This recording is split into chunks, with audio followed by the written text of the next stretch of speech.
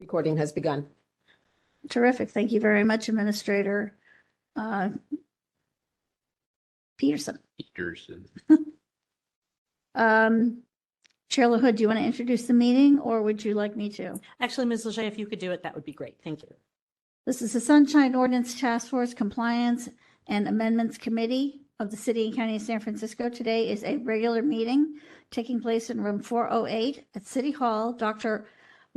Carlton B. Goodlett Place, San Francisco, 94102. This is a regular meeting. Today's date is February 27, 2024, and the time is 4:36. Remote access and or in-person participation. The Sunshine Ordinance Task Force and its committees convene hybrid meetings that allow in-person attendance, in-person public comment, remote access for petitioners and respondents, and remote public comment via teleconference.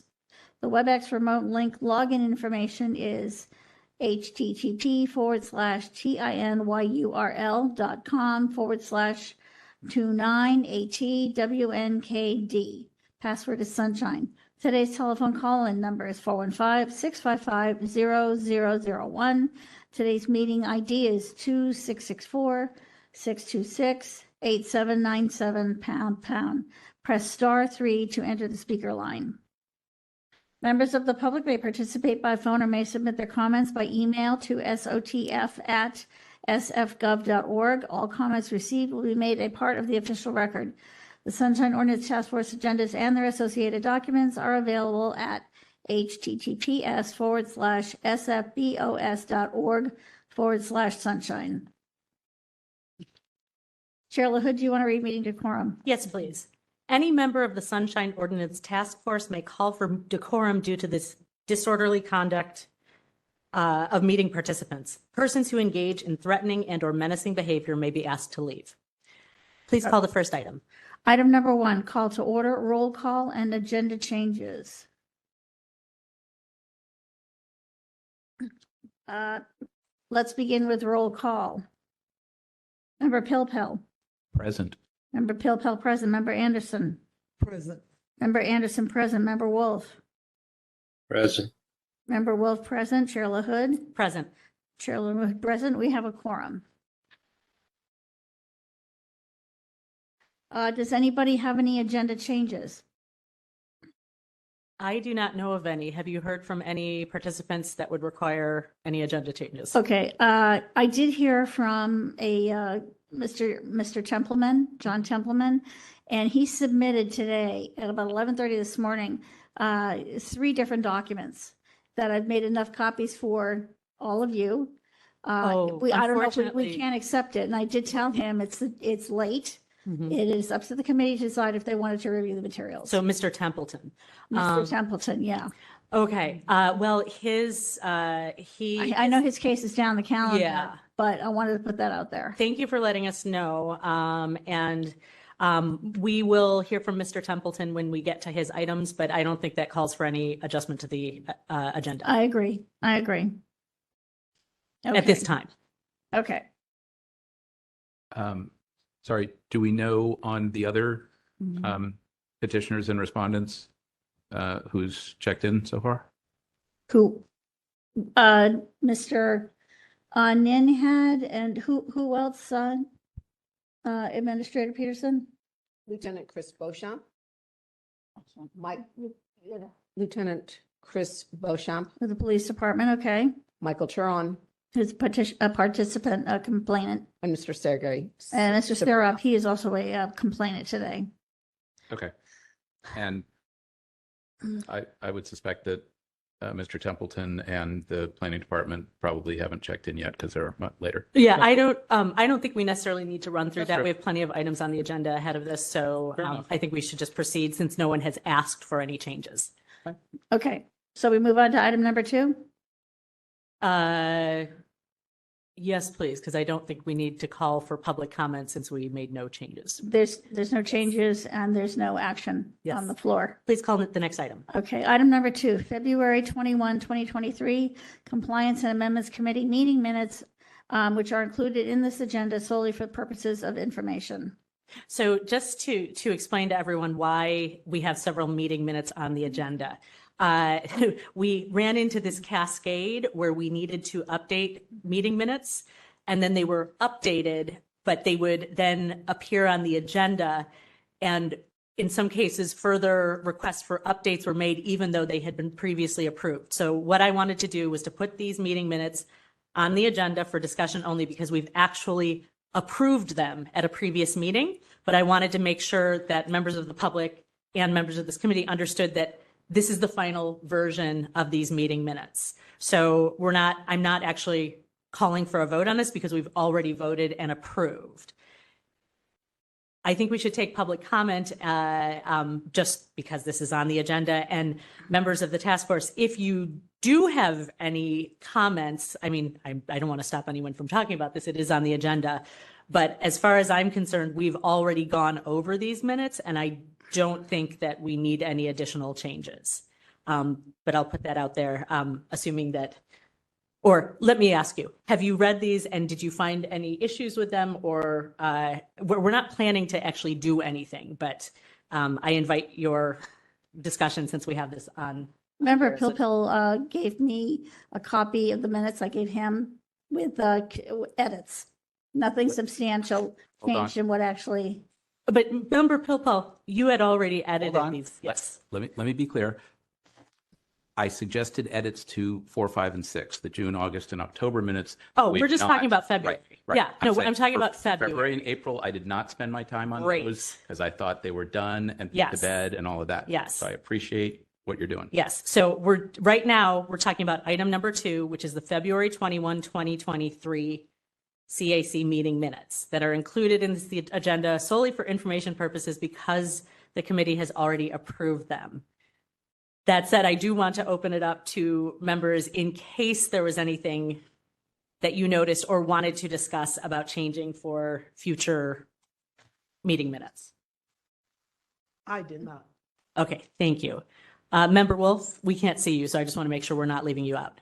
No, I'm I'm just curious about this, but it's on the agenda. It's marked for discussion and action, which means that you have to open it up to public comment.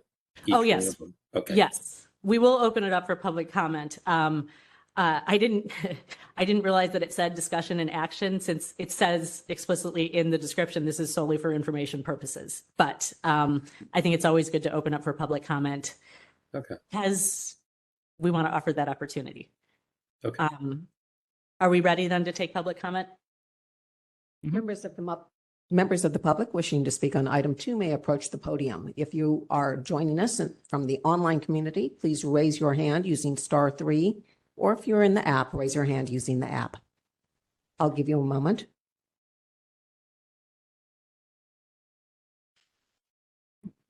Charla Hood, there are no members of the public wishing to speak, and there are no hands raised in the online queue. Thank you, Ms. Peterson. Please call the next item. Item number 3, the April 25, 2023 Compliance and Amendments Committee meeting minutes, which are included in this agenda solely for the purposes of information. So this item is essentially it's the same situation as the previous one. We have gone over this. Suggestions were for changes were made. The updates were made as requested, and we approved pending those changes. I've reviewed these very closely. The changes were made. Again, I'd like to offer members a chance to discuss the April 25, 2023 CAC meeting minutes in the event that you notice something that seemed out of order. But otherwise, we're putting these out there just to make sure that members of the public know that this is the final version of the minutes, which will then be posted on the website. That's correct, Ms. Leger? Yeah. Do we have anything from members of this committee? Okay. Ms. Peterson, let's open this up, or excuse me, Ms. Leger, I don't know who I asked. We'd like to open this up for public comment. Members of the public wishing to speak on this item 3 may approach the podium. If you're in the online community, please raise your hand using *3 or use the app to raise your hand. I'll give you a moment. We have no members of the public in the room, and we have no callers with their hand raised. Thank you. Ms. Leger, please call the next item. Item number 4, approval of the June 27, 2023 Compliance and Amendments Committee meeting minutes, which are included in this agenda solely for the purposes of information. Okay, this is the third one that is on sort of under the same circumstances where we actually approved with changes the August. No, we approved the June 27, 2023 minutes at the August 22, 2023 meeting. But I see Member Pilpel raising his hand. No. No. My notes indicate that we had these on at the August meeting and there was confusion about the content. And so in both cases, we continued the June and August Excuse me. minutes. It's what the note on here is not entirely correct.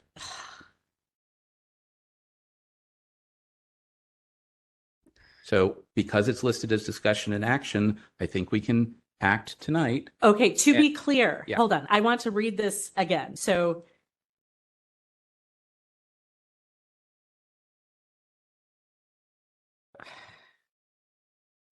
are you sure that it's just not the dates that are incorrect on the agenda? Because now I'm reading that and that you're right. That's because we can't have had the June minutes could not have been approved at the April meeting. Is it that the dates got transposed? Hold on a second.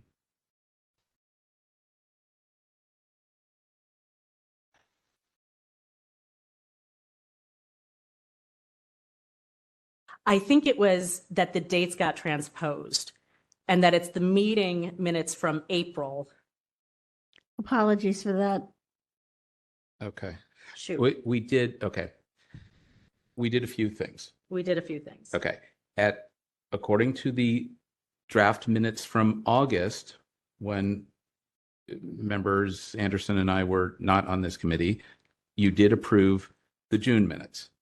That's good. Mm-hmm. According to the minutes from the August meeting, the June minutes were back on for approval, Mm-hmm. and there were issues with the content, and so we acted to continue those minutes to the next meeting. So the answer is both, and yes, and no, and all of the above. I think to the extent that these are an amended version or the latest and greatest, that Yes. we could act to amend if they were approved, and if they weren't approved, to approve them now and get this done if we're good to go. Okay. Does that so, help? Yes. Okay. To be clear, we are looking at the June minutes. Those are the minutes I intended for us to approve. And I apologize because this might have been my typo because it might have been copied from the previous item where it says with amendments suggested at the April 25th meeting, which would not have made sense for this set of minutes. That might have just gotten transposed from the previous item. But since you bring this up, did you have any changes on these minutes? I did. Were they significant or are they typographical? A little of both. Can I run through quickly the non-typographical? Why don't you let's have all of them so that we know what's out there. Got it. A number of commas. Can you just go in order down so we can just follow you Yep. down the agenda? Sure. Yep. Okay. So on page 1, moving the regular meeting block up above the location. Member Pilpel is asking that it's a regular meeting above the location of where the meeting is. Which is generally how we've Mhm. done that. Okay. Adding a line for the staff present. I was Okay. trying to do that so that To be the consistent. Yep. So Yep. the record is clear. I think the header for item 2 says approval of the minutes from the so I Mhm. would end it with meeting period, so it doesn't say minutes twice. Mm-hmm. On page 2, this is really just typographical or style. Throughout I was trying to not refer to the task force as SOTF, but to spell out task force so it's more clear. These are style issues. I'm not going to dwell on that. On the action on the bottom of page 2, I thought it would read better to say had complied with the order of determination and to close the matter, period. Okay. On the next page, really just style.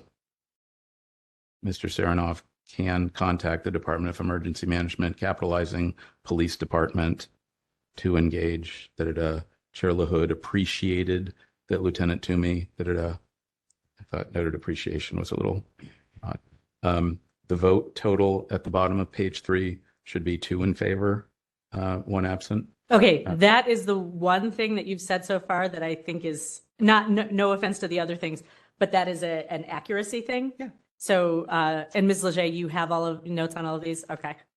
Yeah, right here. I'm Okay. following it. Top of page 4, the first reference to Sergeant Lobsinger, I think, should have his first name. And same thing with Lieutenant Toomey. In advance. I thought on the action on item 6, contact Sergeant Lobsinger as to why there was no police department representative. I'm not sure that the action talked about the person most knowledgeable. I think just having someone was good. Whatever, not a big deal. Again, on the vote total, 2-0 with 1 absent. Mm-hmm. I thought it was better to read the meeting was in recess from 7:21 p.m. to 7:30 p.m. Recess was called. Sounds like the kids are out playing ball. I don't know. On the next page, item 8, I frankly didn't understand the caption, and I was trying to take out a line so that it would read in the middle, 67.7A, comma, by failing to notice the hearing 72 hours in advance, semicolon, and 67.7B, comma, by failing to provide meaningful descriptions of agenda items that are sufficiently clear, because that whole line in the middle there, I thought was surplusage. I don't care that much. Where, when, consent calendar instead of consent agenda. I already discussed with Cheryl. It wasn't Deborah Lynch. It was either Deborah Dwyer or Laura Lynch. She's going to sort that out. I reduced some of the verbiage, particularly my comments on page 7, without losing any of the substance. I can read through the rewrite if you want, but Yes, please, because I want to have this stuff in the record. Absolutely. Okay, so starting on the bottom of 6, I'll just read very quickly. Allison Washburn is a former chair of the task force and currently chair of San Franciscans for Sunshine. Ms. Washburn provided in detail that since 2016, the task force should move forward with some of the suggested amendments and correct original drafting You errors. can't since 2016. That's since. Well, okay. Something needs to be fixed there. It didn't make sense the way it reads. That's all. That's fine. Maxine Anderson. No change to the member Anderson paragraph. David Pilpel stated that he is more interested in the difference that still exists between charter boards and commissions and other policy bodies as set up in city codes, period. Next page. Chair LaHood opened the dialogue with the, I said possibly, should say with the possibility of changing the task force to a commission. I didn't understand with the changing of, anyway, I was just trying to edit it a little. Allison Washburn spoke in favor of a Sunshine Commission, period. Ms. Washburn also asked what a passive meeting body means and what is the responsibility of those at the meeting, period. No change to the member Anderson paragraph. David Pilpel stated that he has been thinking about this since 2005, still has those edits, and that a lot of those edits still make sense today, period. Member Wolf stated that he thinks going through section by section would be helpful and make it a more robust discussion, period. Member Wolf wants to be cognizant of the 2024 ballot and the need to hear it once it is out of the committee, period. The Chair LaHood and Member Wong paragraph, I just ended it with more detail, period. I didn't think the potentially helped. Public comment on insert the word sections, 67.4, 5, and 6, blah, blah, blah. Just made meetings on the first line. The third graph, David Pilpel stated that section 67.6 regarding meetings can be discussed on another night, comma, as well as what takes place before, during, and after, and the specific requirements that should apply to meetings, period. Maxine Anderson stated the importance of establishing consistency for policy bodies, comma, and to have consistency in what makes sense. Otherwise, no change to the rest of that graph. David Pilpel noted that sometimes you can have too much process, struck a whole bunch of language, and then ended with Mr. Pilpel noted that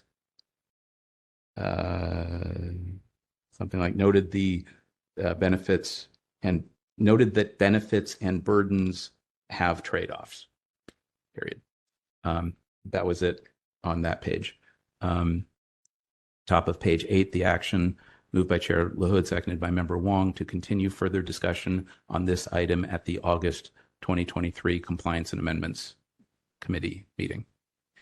The rest is, oh, and there's no vote block there. There should The be no action. vote block there. Oh, action. Well, it's to the call of the chair. I mean, Right. Continue. But it was moved and seconded. There was a vote to do that. If there was a motion and a second, then there necessarily was a vote. So I'm just adding the vote block. Did you listen to the audio? I did not.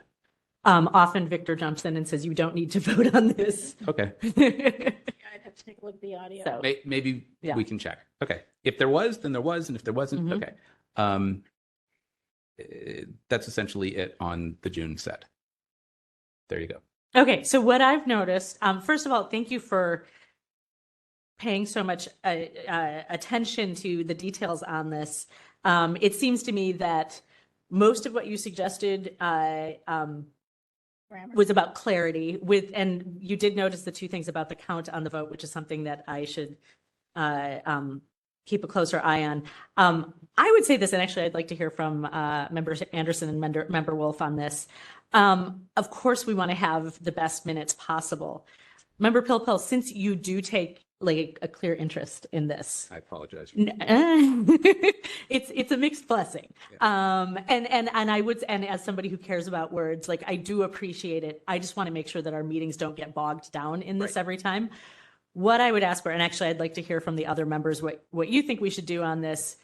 If we were, I would, knowing that you take a close interest in this, I would almost,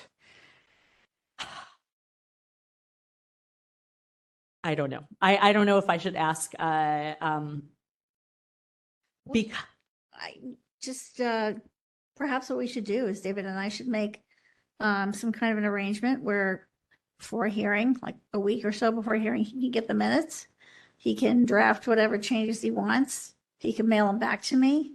You know, I will get them before the committee meeting starts and probably would be able to edit and incorporate the changes so that they're complete by the time I actually have to upload the minutes for the following meeting. That's my thought. So here's a question on that.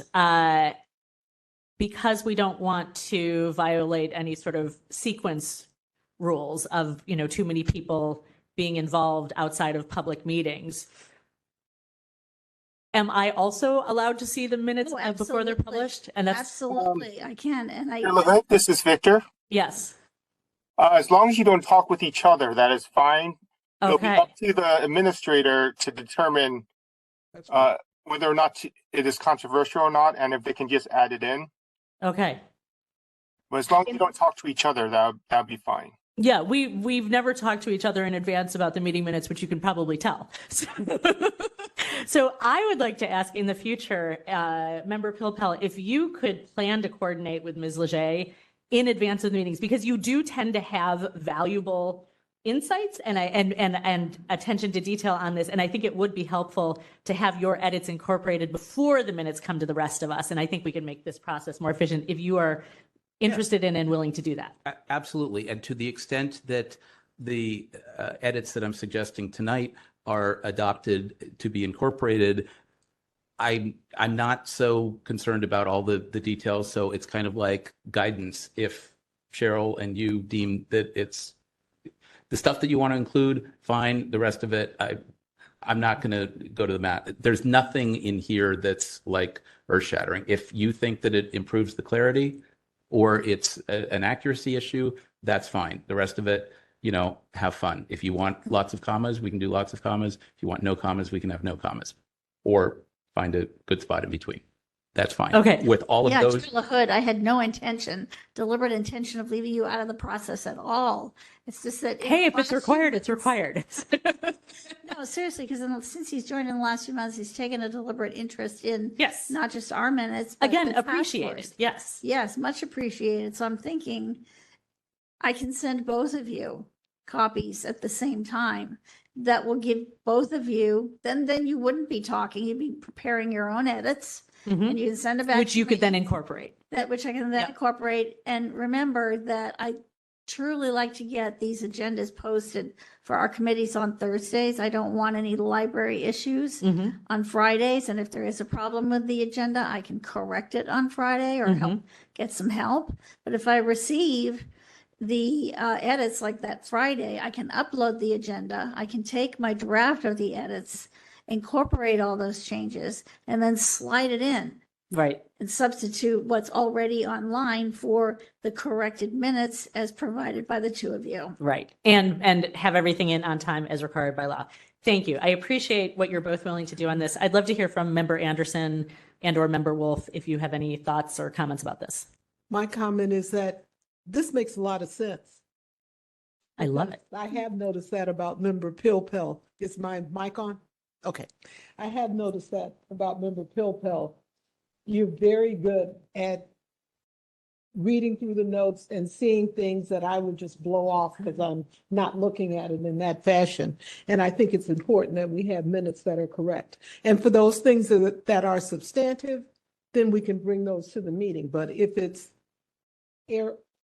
styles questions or style issues, then I think this makes a lot of sense to have the minutes be correct, and then we can just go minutes approved based on what we know. Mm-hmm. Thank you. Member Wolf, do you have anything to add? So yeah, a few things. One is there's another correction, and that there's no notation when I return to the meeting. Oh, did you return? Well, there were 3 votes where I was absent, and then there's a quotation or paraphrasing of my testimony in Oh, yeah. the last item. But I don't know if you noticed at the very bottom, and this is something that we added.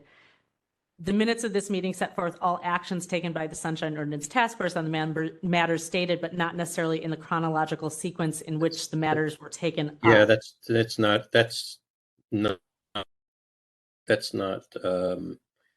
doesn't matter. That has to do with the content Right. We still and the need to know. information.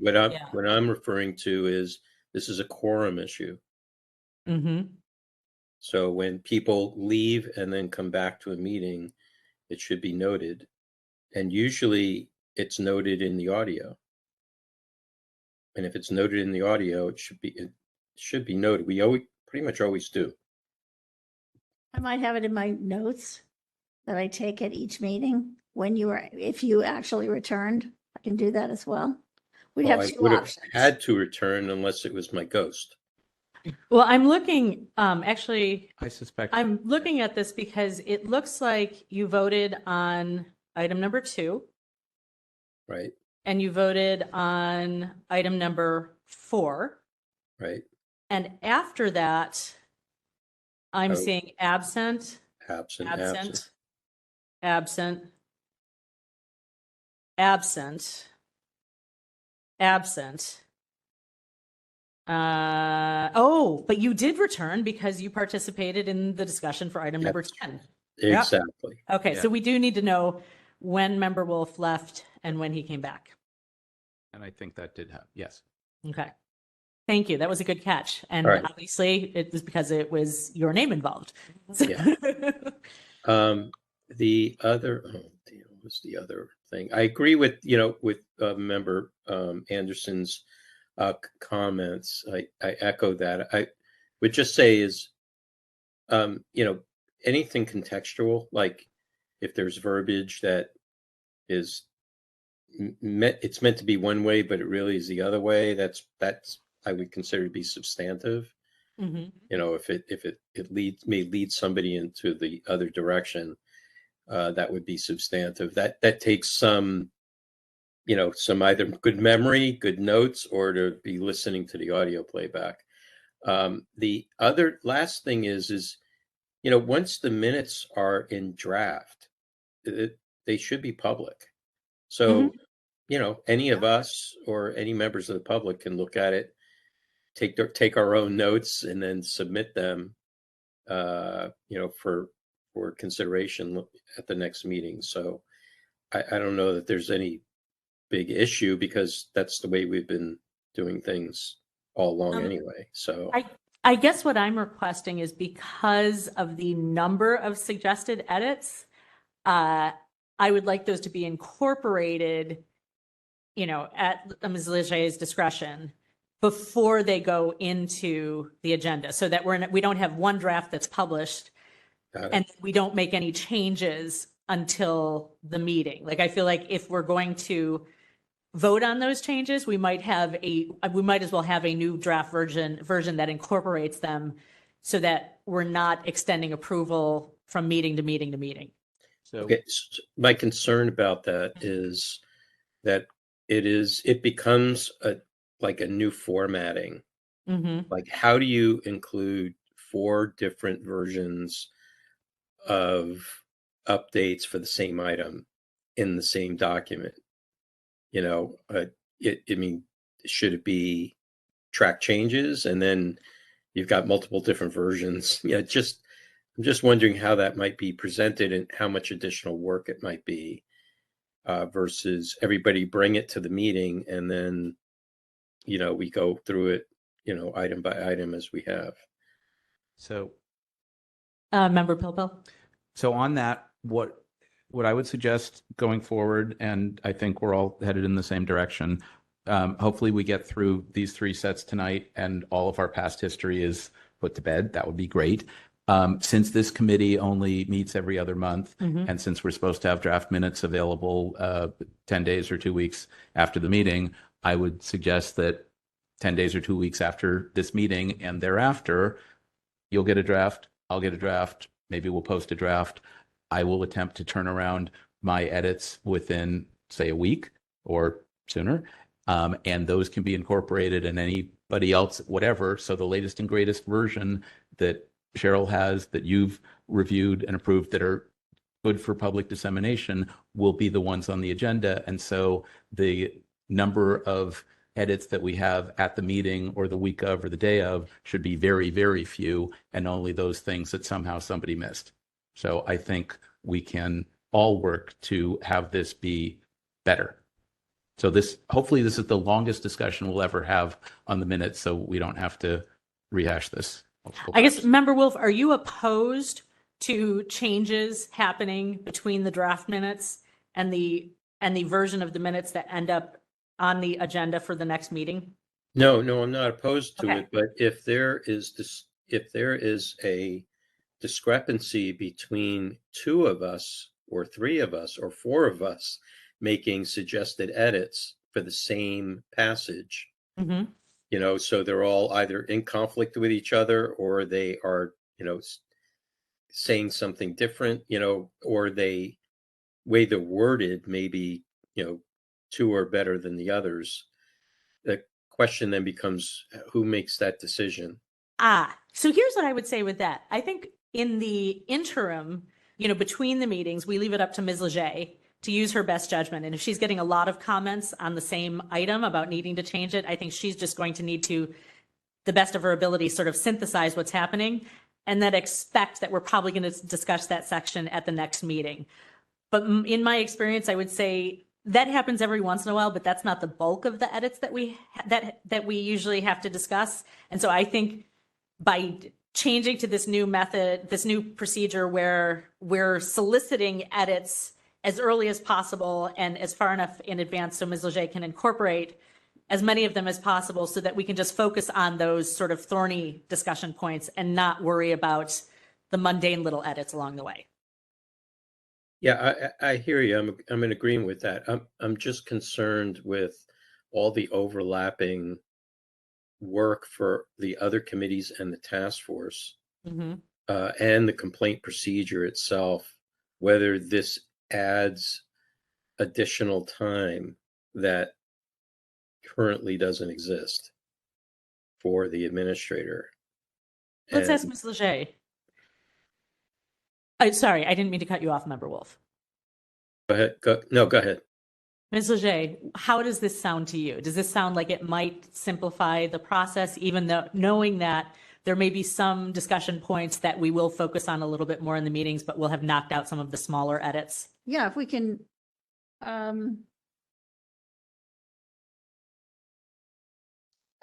grammatical error edits, adding the word section or saying as well as, sometimes words like importance, those are things that I think are basic changes that the committee could agree on. But if I run into, say, some sort of conclusory paragraph on what somebody has said, I want to get the right edits, but if this requires the committee looking at it together, then I would, let Chair LaHood know that, and then she can decide if this is something that I'm approaching it the correct way, or if she has another idea on how I should be drafting the minutes. So that's what I would do. That's part of the reason why I would send you what I have so that you could see it.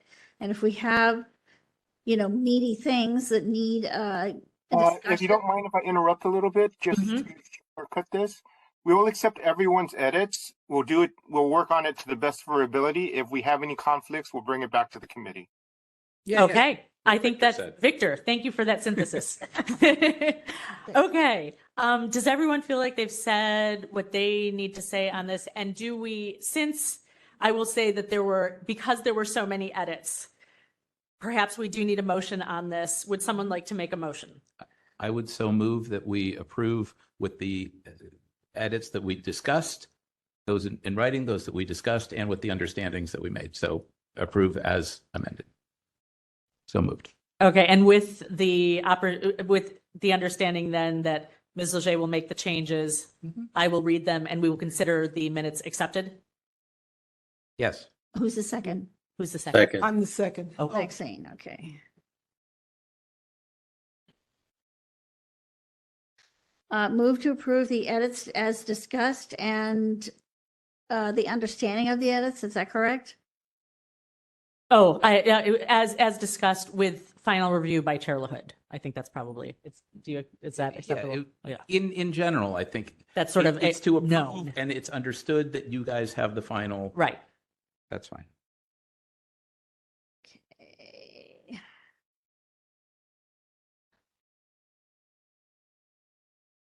Oh, okay. I think we're good. Now, do we have a public comment? Time for public? Yes, please. Please open this up for public comment. Members of the public wishing to speak on item 4 may approach the podium. If you are a member of the online community and would like to speak on item 4, please raise your hand using *3. Or if you're in the app, raise your hand. I'll give you a moment.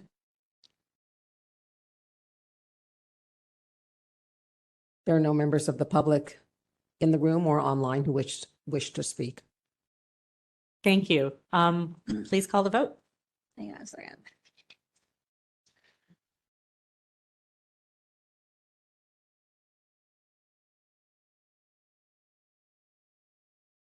These are the June minutes, is that it that we're voting on? Yes, this is item number 4.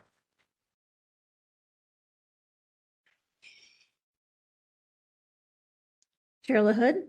Aye. Chair LaHood, aye. Member Anderson? Aye. Member Anderson, aye. Member Pilpel? Aye. Member Pilpel, aye. Member Wolf? Aye. Member Wolf, aye. We have 4 in favor. Thank you.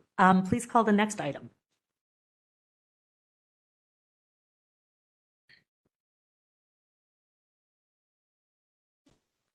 Excuse me. Item number 5, approval of the August 22, 2023 Compliance and Amendments Committee meeting minutes.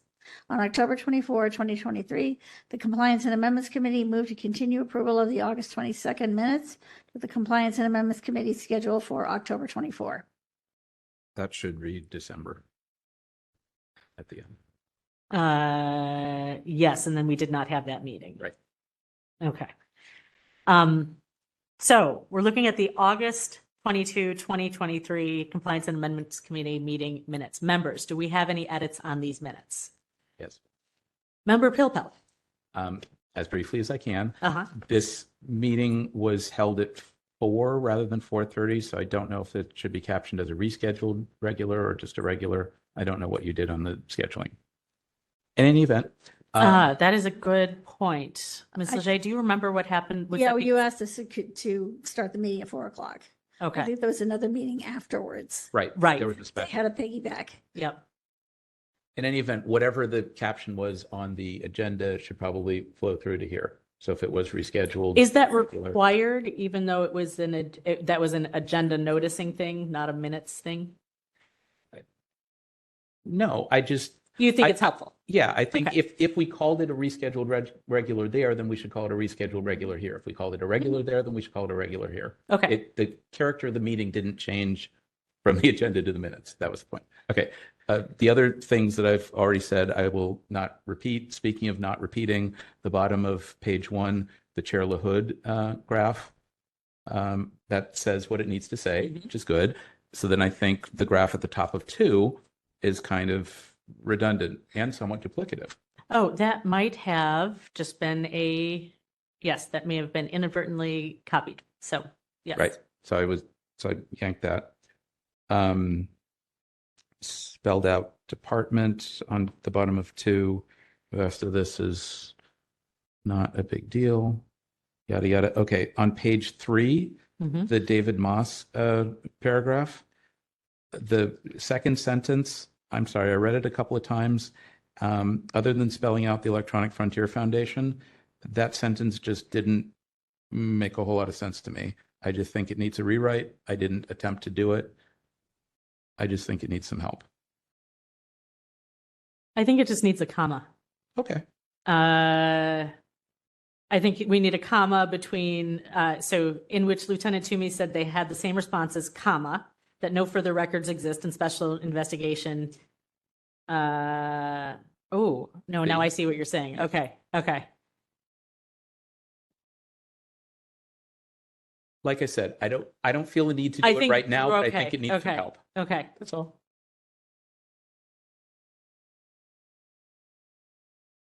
That's all for everything? No, that's Oh, all on okay. that graph. Okay.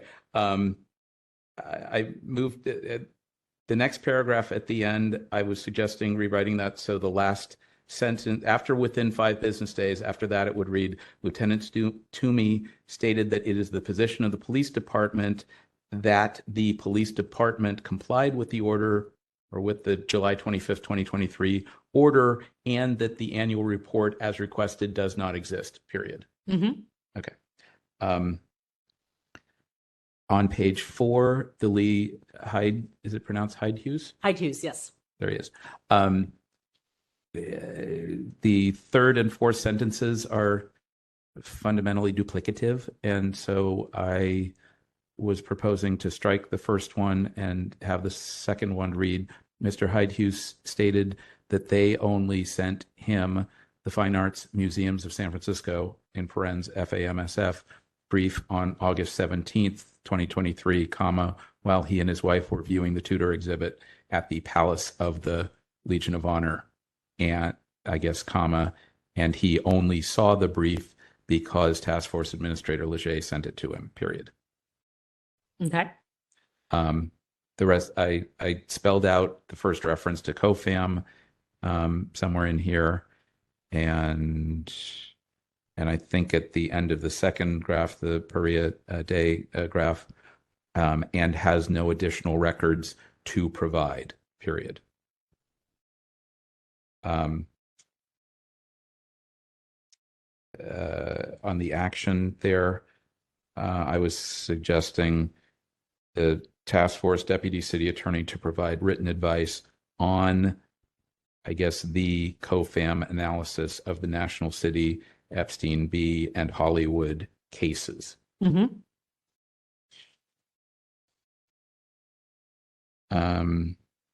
And then on page 5, item 7, Chair LaHood stated that the Compliance and Amendments Committee has been reviewing the text of the ordinance, period. She stated that this item was not on the committee agenda today because the meeting had to be short, but will continue to discuss this item at the October Compliance and Amendments Committee meeting.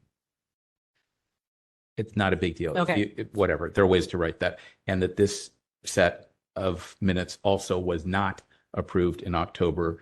This would be the action to approve tonight. This is not an amendment. We, again, continued these last time. Anyway, with that understanding, with any other discussion we have, I would so move to approve with those edits and yada, yada, blah, blah, blah. Member Anderson, Member Wolf, do you have any edits or comments on these minutes? No. Member Anderson saying No, Okay. that's fine. But I see those same myself. That's fine. Okay. So, Member Pilpel, you made a motion to approve with those suggested changes. Yes. Do we have a second? Second. Member Anderson. Okay. Let's open this up for public comment. Members of the public wishing to speak on item 5 can approach the podium. If you're online and would like to speak on item 5, please raise your hand using *3, or if you're in the app, raise your hand. I'll give you a moment. We have no members of the public or in the online community who wish to speak. Okay, please call the vote.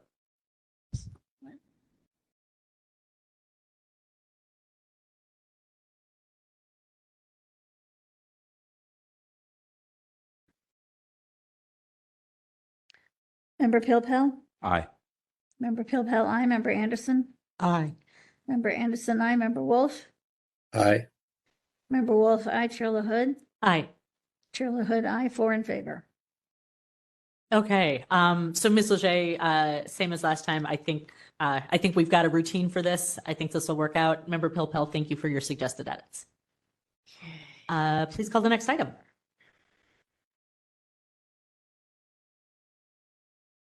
On item number 6. Item number 6, approval of the October 24, 2023 Compliance and Amendments Committee meeting minutes. Okay. Do we have comments on the October minutes? If you. Member Pilpel. Okay, I have a question, and yes. maybe Administrator Young can address this. Member Pilpel is suggesting that when we do roll call, that we also include which staff members are present at our hearings. Do you think this is a requirement, or what's your opinion on that? Well, the members involved in the meeting, are you talking about the respondent and the? No. When we were actually discussing item number 1, which is roll call and agenda changes. I guess I think Member Pilpel is asking that the staff members present be recorded on the minutes. Right, and we've never done that. Yes, Mr. Young, what do you think? Staff members Yes, or departmental staff members? SOTF staff members. So that would be I've the never 3 done of that us. before. Since we are not part of the meeting, we are just record keepers. I don't think we should be noted there. We are noted as the clerk of the meeting on the agenda.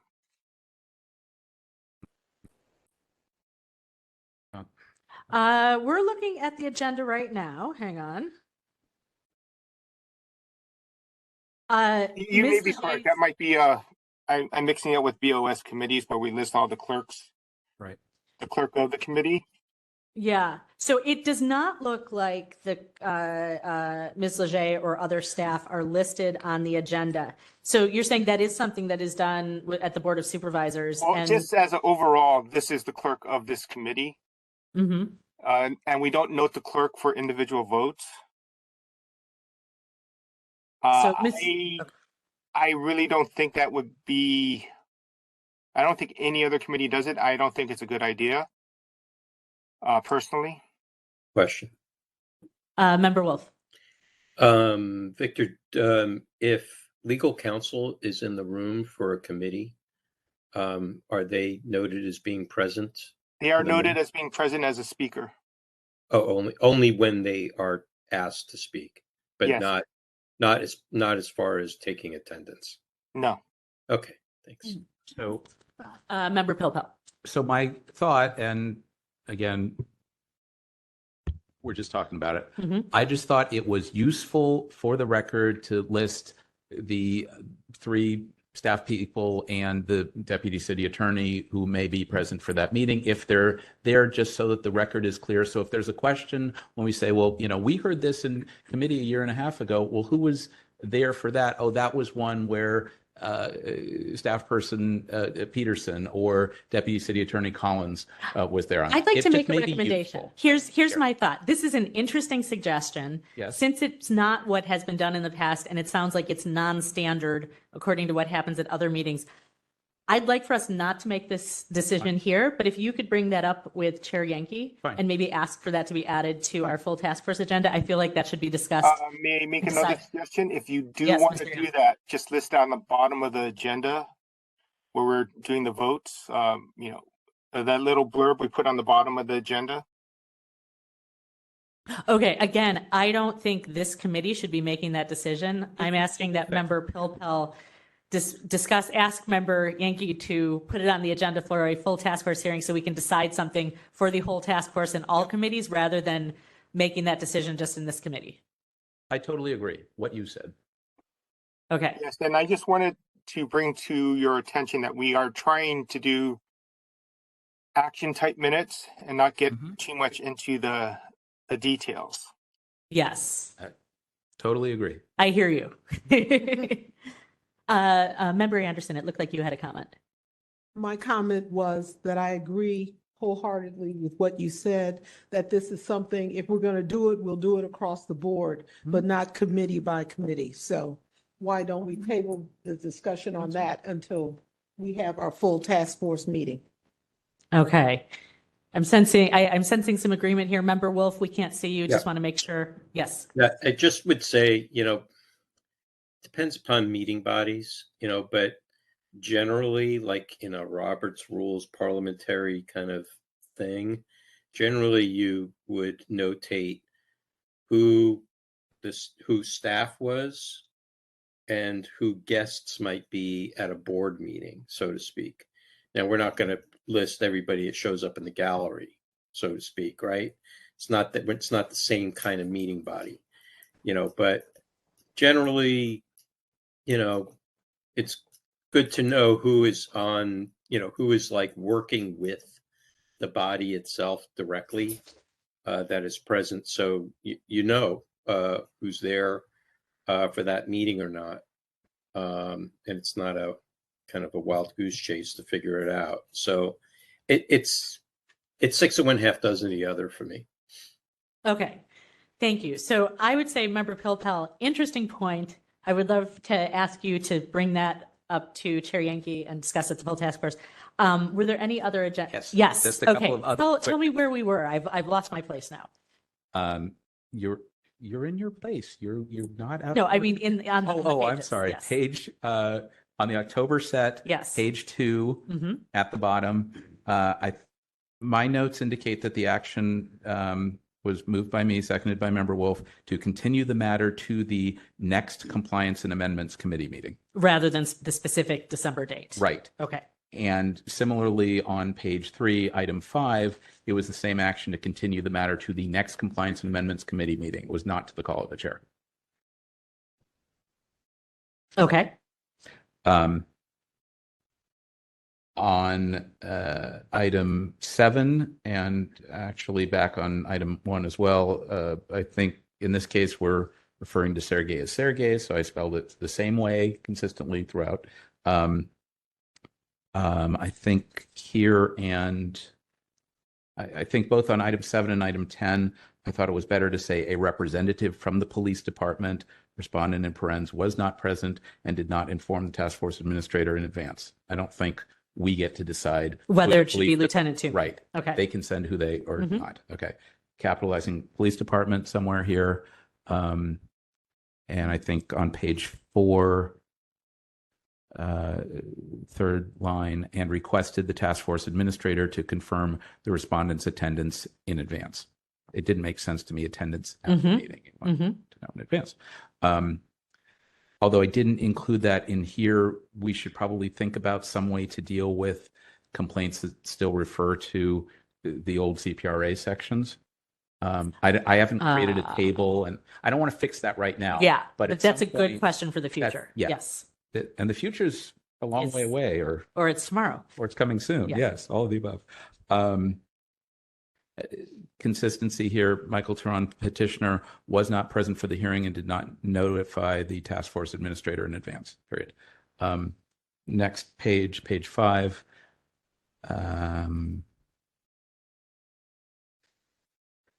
It's just style. I'm not going to go over that. Same thing on there. Same thing. Same thing. Significantly on page 6, the vote on item 10. Member Wong was no longer with us, so that vote should be recorded as ayes Wolf, Pilpel, and LaHood. That is correct. And prior to item 11 and prior to item 12, I was suggesting adding the committee was in recess from 6:40 to 6:52, and the committee was in recess from 8:59 to 9:06. Okay. Because in fact, We were. Sort of Yep. were.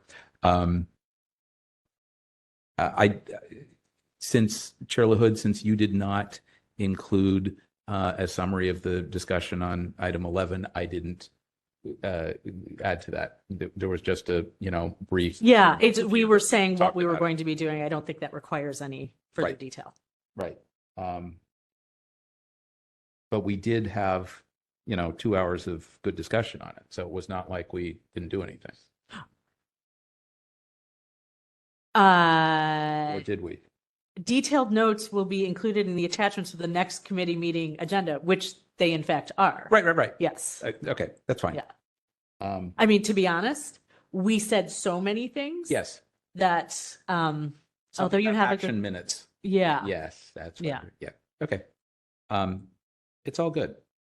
I think that's the substance of it. So for the third and the last time tonight, with all of that understanding. Hold on. Oh, I want to see if Nope, sure. Member Anderson or Member Wolf have any other suggested changes for these minutes. I do not. Member Wolf? Nothing here. Okay. Member Pilpel? All right. So for the third and last time tonight, with all of those understandings and edits, I so move to approve as amended. Do we have a second? Second. Okay. Thank you both. Let's open this up for public comment. Members of the public wishing to speak on this item can approach the podium. If you're in the online audience, please raise your hand using *3, or if you're in the app, raise your hand. I'll give you a moment.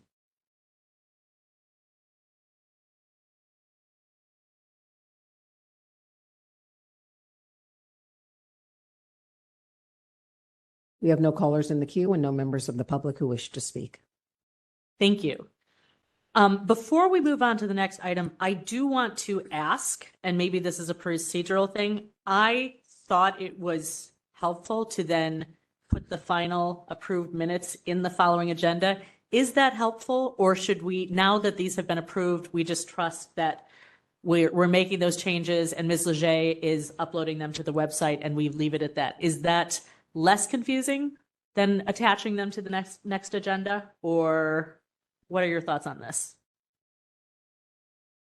Personally, I think if we've authorized it and if it happens with your magic wand and the tiara and all that, and it gets posted online, that's fine. I Okay. don't feel a need to see it yet Okay. again. Okay, Member Wolf, would you agree? Yeah, no, I'm fine with that. As long as the originals are curated, they still exist. So that way, if anyone has any questions or concerns about the original to the amended, they both exist. Okay, Like, well, I'll tell you. they exist here today. right? So they're connected to this agenda. Yeah. So- I mean, we, as far as I know, Ms. Leger, these past agendas and attachments to past agendas exist in perpetuity. So anyone could obviously go back to a previous agenda, look at earlier versions, even though those aren't the versions that are attached to the meetings on our website. Is that correct? That is correct. Okay. What's attached to our meeting websites are the final approved versions approved by the committee itself. Yeah.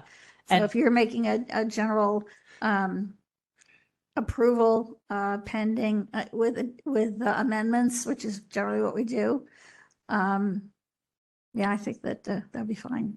And I also keep a hard copy of, I keep the edits, I keep the original agenda, you know, not the one with all the attachments, but the one we started out with or ended up with. And then whatever edits are included, I keep those edits and upload the final version of the minutes to the agenda.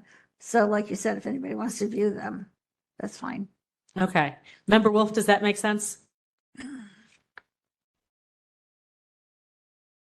Sorry, fumbling with the mute button. Yes, that's fine. You know, Okay. it's just as long as the originals are curated somewhere. Okay. And Member Pilpel. And when they're approved, then the final version says approved with the date and with the committee, and that's the version Yes. that's uploaded. So Yes. there is version control. I think we are fine. I think Okay. we have done all kinds of great things with minutes. Okay. This is awesome. Let's move on. Please call the next item. We need to vote. Oh, sorry. I'm Let's take a moving too vote. fast. Please call the vote. Member Pilpel? Aye. Member Pilpel, aye. Member Anderson? Aye. Member Anderson, aye. Member Wolf? Aye. Member Wolf, aye. Chair LaHood? Aye. Chair LaHood, aye. 4 in favor. Okay. Thank you all. Next item, please. Item number 8, file number 22020, complaint. No. We have general public comment. Sorry about that. Please accept my apologies.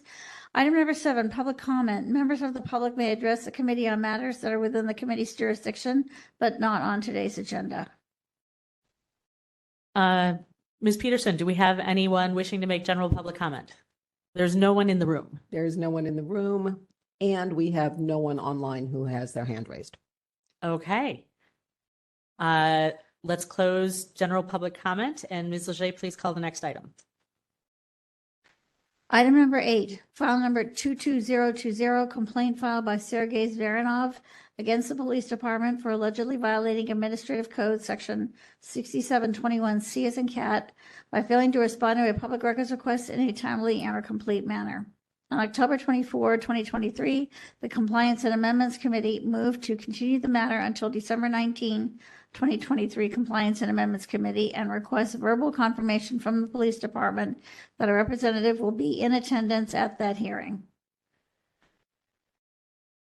Mr. Severinoff and Lieutenant Beauchamp, you have both been added as panelists, and you may mute and unmute as well. Okay, so great. So we have the petitioner and a representative for the respondent here. Mr. Zveranov, obviously this has been ongoing compliance. We appreciate you being back here with us this evening. I'd like to give you a few minutes to give us an update of where things stand, and then we'll turn to, and forgive me, you said it was Lieutenant Beauchamp? Should be Chris Bush. For some comments as well. But Ms. Peterson, could you make sure that Mr. Sveranov's microphone is open? And we'd like to give him a few minutes to speak. We're not going to set a timer, but we just ask that you make your comments brief and concise. Thank you. Before we speak, I'd like to address a logistical organizational issue or preparation issue. For the October meeting, which I was present, I have submitted to the committee a packet of my documents that included the memorandum, that included 27 emails from SFPD, and that included also document from SFPD website regarding the treatment of the police reports as public information. So when I submitted them, I did this by the deadline of that meeting, which was set for October 18. And then I received the agenda for that meeting then without any attachments to my file. I did send an email to Victor Young, who responded to me, and I have a copy of his email in front of me saying that my materials will be added to the agenda materials, to the agenda packet. Then during the hearing that was done on October 24th, my understanding that the committee members had my materials, in particular when I referred to those 27 emails from SFPD and from the website of the police department, there was an understanding that everybody was familiar with those emails are. But in this today's agenda packet, these materials are not included. So for me, this is shocking. Although it's not as shocking as the incompetence of this committee, which has been actually canceled once in December, for the reason that is stated for me as some sort of omission by the committee. So where are my materials? That's the question that I want to ask you. That's the question that I want to ask clerks. And without these materials, without the 27 emails from SFPD, which are documentary evidence that they keep and conceal my responsive records from me, I don't see how we can continue today. Ms. Leger, can you address Mr. Zvernov's concerns about what has been attached or not attached to the agenda? I thought I had put everything together. Let me ask Mr. Zvernov, I mean, I do see quite a bit of material here. So you're saying in addition to what is attached, there's further information that you sent that was not attached? Specifically, the materials that I emailed to the committee, to SOT clerks on October 18 as a zip folder with 27 emails from police department, my memorandum describing what those 27 emails are. These were the things that I emailed on October 18. I had a email discussion with Victor Young about them. He assured me that they will be added, and that's not in the packet today. He assured me they will be added to that old packet from October 18, which I don't think now were added.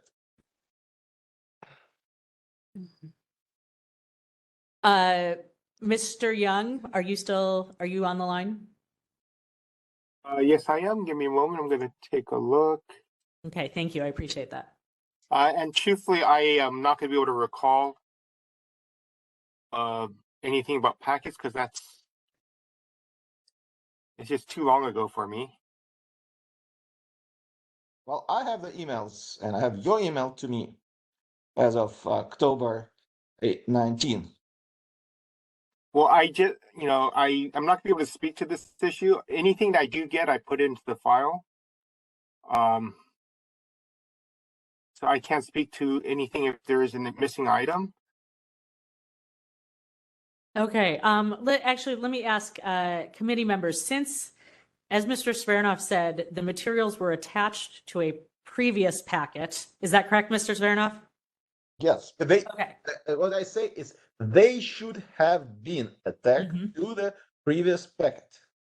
The matter was substandard and unusual that there was a deadline given of October 18 for the committee meeting of October 24th. Then, a couple of days before October 18, the clerk sent an agenda packet, to which I said, well, why is I emailed stating, objecting to that, objecting to the early preparation of the agenda packet, because the deadline has not passed yet. So by the deadline of the 18th, I send the materials. Then I send an email to Victor Young requested that specifically that these materials that I sent on October 18 would be included. And he responded on October 19, have an email that I actually just forwarded at about an hour and a half ago to Victor Young when I looked at today's agenda packet. I forwarded that email back to Victor Young with the question why my materials are not there. And these materials include my memorandum that I prepared for October hearing and the 27 emails from the police department. 27. The police department has been bombarding me with emails. They sent 27 to me in July, and all those emails are actually admission of the fact that they have my responsive records.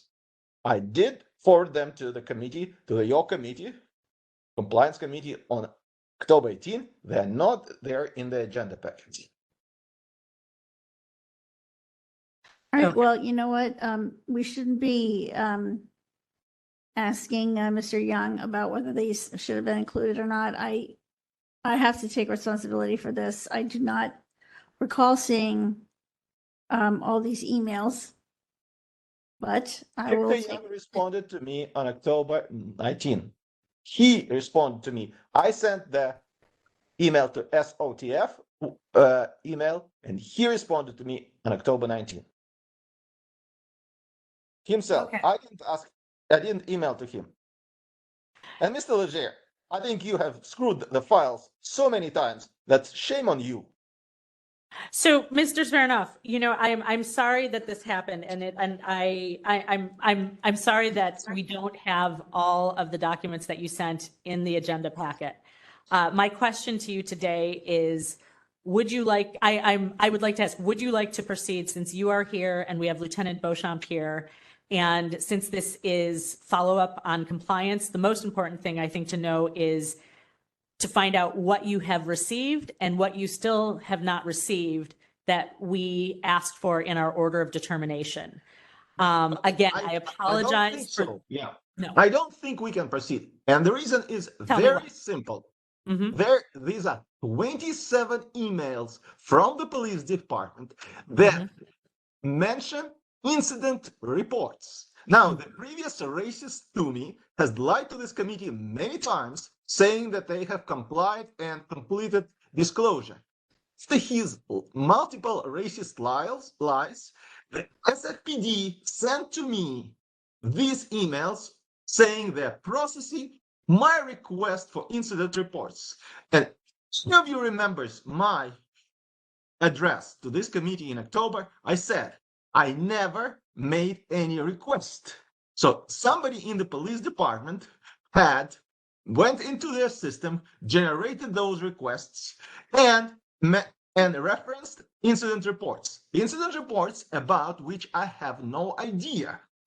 And in these 27 emails, there are numbers of these incident reports. I can quote you one, but there are 14 incident reports that I mentioned, starting from 09/09/43909. That's the first. Why am I giving it to you? Just as a confirmation that this is documentary evidence that there are real incident reports that SFPD inadvertently, by their racist stupidity, has released. They wanted to conceal them, but they cannot because they're stupid racists. And now, this is now a confirmation of the fact that they are concealing reports from me. Now, without those emails, without this committee being able to look at those emails and to see with their own eyes that what I'm saying is not as really empty words, that they are real anti-immigrant racist policies of the SFPD of concealing the information from me, I don't see how we can continue. Those emails are there for you to see things with your own eyes. Okay, Mr. Mr. Yeah. Yes, Madam Chair, may I interject temporarily? yes. As this matter was heard by the full task force and referred to the Compliance Amendments Committee, the instructions to the CAC was to request the SFPD provide copies of all documents provided and list other categories of responsive documents that they may have under their jurisdiction and provide as follow-up process in order the SFPD to turn over body cam footage. We should be concentrating on that issue and not rehearing this case from the beginning. We should be concentrating on the order from the full task force. Thank you, Mr. Young. That is helpful. Thank you. I appreciate that. Mr. Zvernov, again, I'm sorry that we did not include those emails and documents that you sent, but I agree with what Mr. Young said. I think we should proceed with seeing to what degree the police department has or has not complied with our specific order of determination. Since we have a representative here today, I would like to hear from Lieutenant Beauchamp. I will come back to you again, but I do think because this is a compliance issue and not an initial hearing, even though I am sorry that we don't have all of those records in front of us, I do think we should proceed with this discussion. So I'd like to ask Lieutenant yes. This goes to the matter of compliance. The issue here is whether the SFPD has provided responsive records. And what I'm telling you is that SFPD has been claiming that they are doing this, but their own emails actually contradict themselves. Okay. So it's evidence that they themselves have provided that inadvertently that shows that they've been lying through the teeth. So I will say this. Thank you for bringing this to our attention. And we will stick with this as long as we need to. But I do want to see if we can make some headway today. And since we have a representative here who we can ask to discuss where they think they are and that we can ask questions of, I'd like to see where we can get today. So don't worry, Mr. Zvernov, I will come back to you. But I'd like to ask Lieutenant Beauchamp to speak and let us know where you think the police department is in terms of complying with our order of determination. And if you could tell me what additional records have been turned over to Mr. Zvernov, and the police department was to provide copies of documents to us and a list of all additional possible documents and to turn over the body cam footage. Can you tell us where you are in this process? Yes, thank you, Task Force Member. I believe I stand by Lieutenant Toomey's final response that we've provided all documentation. Regarding body-worn camera footage, our records show that we've provided all BWC broken up over a series of dates. According to our records, it appears that we provided some of the requests for BWC in May of 2023, October of 2023, as well as in, one second, large file, July of 2023 and June of 2023. So according to our records, I believe we've turned over all applicable BWC that was requested. Okay. Mr. Zvernov, do you have the body-worn camera footage from May, October, June, and July 2023? Have not received anything in October. And since the summer, there has not been any disclosure. I have received some footage from in April and some footage in June or July. Not in October, nothing. Okay. And again, I want to say, these are the incident reports that exist: 0909 43 909. The second number is 0500 307 28. Third number 05095 4281. Fourth number 166 034 137. Fifth number 18039 6664. Next number 2006 03814. Next number 1304 111 93. The following number 1508 07 817. Next number 018-011-444. Next number 0509-71912. Next number 07045-1336. Next number and last number 17010-4900.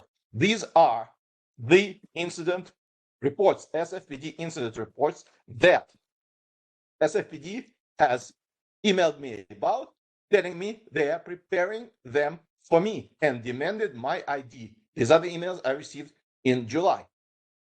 Their request for my ID is illegal. I did not provide them my ID.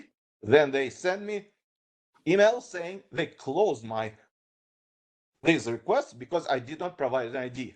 They continue to thumb noses and violate the law. They have admitted in those emails that they have those incident reports, but they will only release them if I come to them again and show my ID. Completely illegal mockery of the law. Mr. Zvernov, thank you. Lieutenant Beauchamp, can you, so Mr. Zvernov says he does not have the body worn camera footage from October. Could you, since that, even though you believe that the department previously sent that, could you please send that to Mr. Zvernov? Sure. I may have misspoke. It's been a very long day.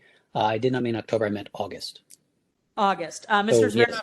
Yes. So May, June, July, and August. Okay. Mr. Zvernov, do you have the footage from August? I do not believe I received anything since the meeting that was in the summer. So I don't believe I received any. There was two disclosures of body worn cameras in the summer. So that racist representative from the police department doesn't know what he was talking. Okay. Here, I know what he is talking. I just asked you a question about what you had or had not received. I had not received 3 releases in the summer. Okay. He doesn't know what he is talking about, which months. He is confused. He is confused racist. That's who he is. Okay. Task force member, yes. I'm happy to have our unit recompile all those links and send them again. If you could recompile the links, send them all again, and that would be appreciated. And then if you could email our administrator and let us know that that has been done. Or send us a copy. I don't know that we... Just a copy. Send us a copy of the communication. We don't need the files, but we need to know that they've been delivered. Yeah. Okay, we will attempt to CC you. It'll have the link to the files, but it won't have the files themselves. Okay, that would be great. Thank you. And then as far as this list of incident reports, can you explain why the police department was, and sorry, I've just been diving in with the questions and I will hand this over to other task force members, but can you explain why there was a request for Mr. Zvernov's ID when we asked that this information be turned over to him? So that I can't speak to at this moment. Going through our records, it appears that there are 34 separate requests naming the requester. Some of them went directly to our records division, who is the primary point of contact for releasing police reports, and some of them have come directly up to our legal unit, which is in charge of all other public records requests. Mm-hmm. So I would have to research the ones that went directly to the CISU unit. But I can get back to you on that. Okay. I think most importantly, since Mr. Zvernov has provided detailed numbers of the incident reports that he's looking for, if those could be, I think we would like to have those provided directly to him, and then we would like to receive confirmation that those have been provided to him. No problem. I know he said them out loud, but he was very quick. If there was a way I could get a copy of his, the numbers he provided, I can double check those against our records. Okay. Member Pilpel, you had something to add there? Yeah, a few things if I yes, please. So on the sequence here, I don't know when this was filed. This was at the full task force in June of 23. I wasn't on it. There was an order on that date. It was back at this committee in June of 23. It was continued to October. At the October meeting, the police department was not present, and we continued it to today. So this is now the third time at the committee post order. So the order asked for a few specific things. Victor related that. I'm seeing in the file a letter from the police department dated June 21st that appears to me on its face to respond to the task force requests and includes, as far as I can tell, all of those specific CAD numbers that you made a list of, Yes. Mr. Smirnoff related. And in most cases, it appears from the police department's response that those records were provided in November of 22 or December of 22. In a couple of cases, Mr. Smirnoff was not a party to the record, doesn't have authorized access, or he was advised how to contact DEM if it was a CAD number and not a case number. And this also references the body-worn camera footage locate on item 20, located and provided on June 9th, 2023, which appears, again, on its face, to be responsive to the task force order. If this is an issue of not being able to find things or need it to be resent or something, that's fine. I'm not sure if there's anything new since the task force order that wasn't provided, and if there's a dispute about the police department's letter or response that they say they did, he says they did. I don't know if there is a live dispute at this point, post order of the task force, and that's what I'm interested in, because I would like to resolve this tonight and not continue the matter further and close it out with whatever we need to do on it, if that's possible. If it's not, then so be it. But that was my hope, a fervent hope. Yes. Well, it sounds like, and just to make sure that I'm looking at you're looking at the letter dated June 21st, 2023. Is that correct? Which is in our packet. So, which is in our packet. And just to help those who are following along online, in item number 8 in the packet, I'm seeing this as, it appears on page 83. Is that what, Member Anderson, is that how it shows up for you as well? And it would be really good in the future if we paginated these things, because we did, but tonight we didn't. So, oh, you're right. Yes, we don't have but the anyway, yeah. key number at the bottom.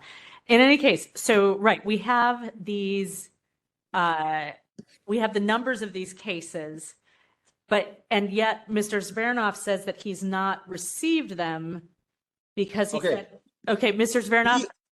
Yes. Yeah.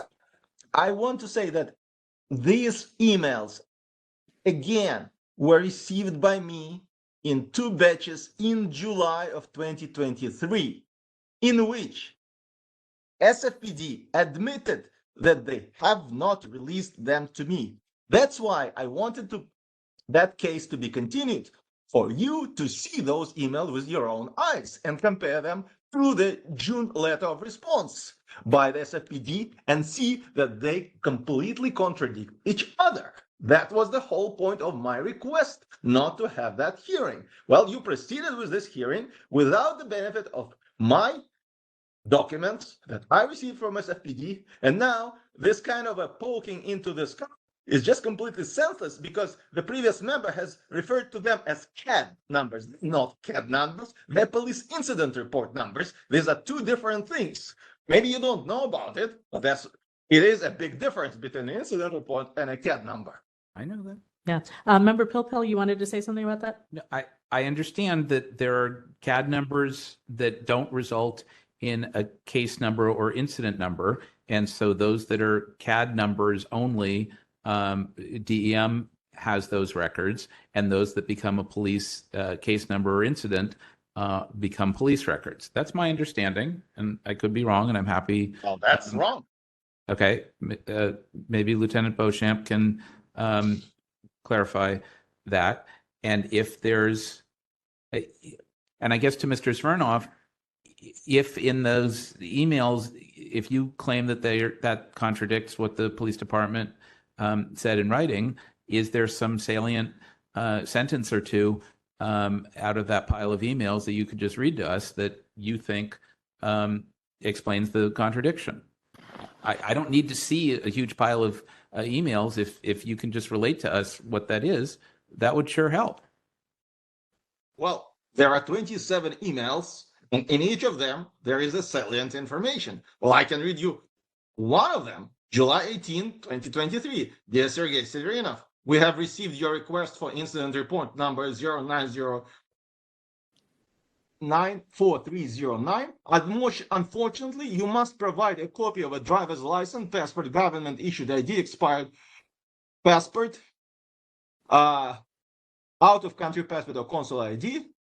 Upon receipt of the above items, your request will be processed. Okay. Yes.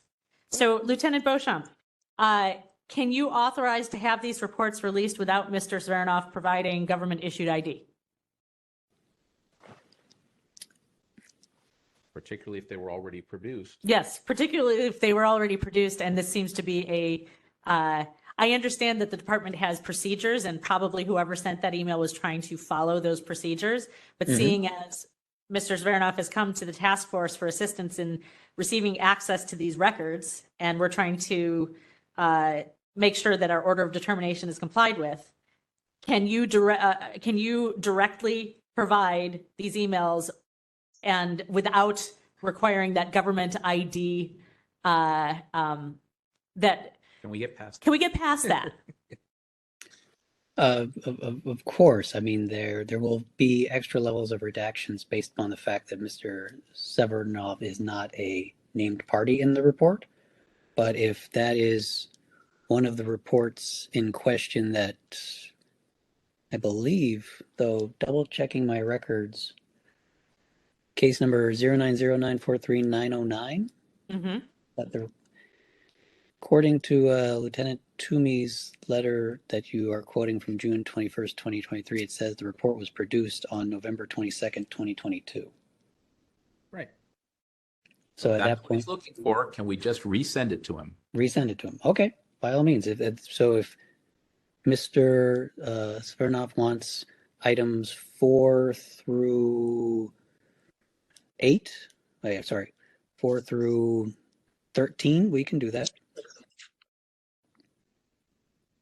Okay, and Mr. Zverinov, I'm looking at these 1, 2, 3, 4, 5. Actually, I see one duplicated on here, set of numbers, 6, 7, 8, 9, 10. And I'm looking at 1, 2, 3, 4, 5, 6, 7, 8, 9, 10, 11, 12. Mr. Zverinov, you actually gave us 12 case numbers. Oh, actually, I think we're, Mr. Zverinov, the numbers that you read to me, were those the numbers for items 1 through 14, recognizing that one of those, there's one duplicate number? Yes, there was a duplicate number because that's how the police department does it. They obfuscate, they want to put the wool over the ears, they send emails, 27 emails. And here's the thing.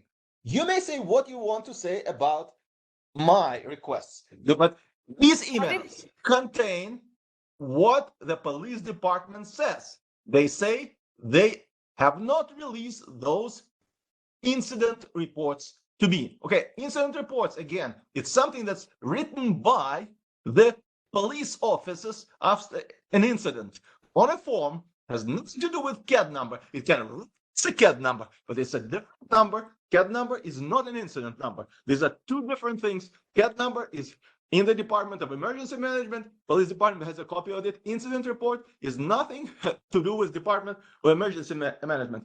Police department has them. I have a copy of their policy in which they admit it's public information. And these are the things that they have admitted they have not released to me in those emails. They have admitted. Thank you. So, Lieutenant Beauchamp, I would like to ask, are you able to release all of the items referred to in from this letter in section 6A, Roman numerals 1 through 14, recognizing that there's one duplication in there, but can you provide all of those records to Mr. Zverinov without requiring that he provide ID, understanding that if he, why would you need to redact if he does not provide ID? So Not a party. If quickly, he's not a one, party. Okay. so we request ID to see if the individual making the request is a party to the action, either civilly or directly named, so that that information doesn't have to be redacted.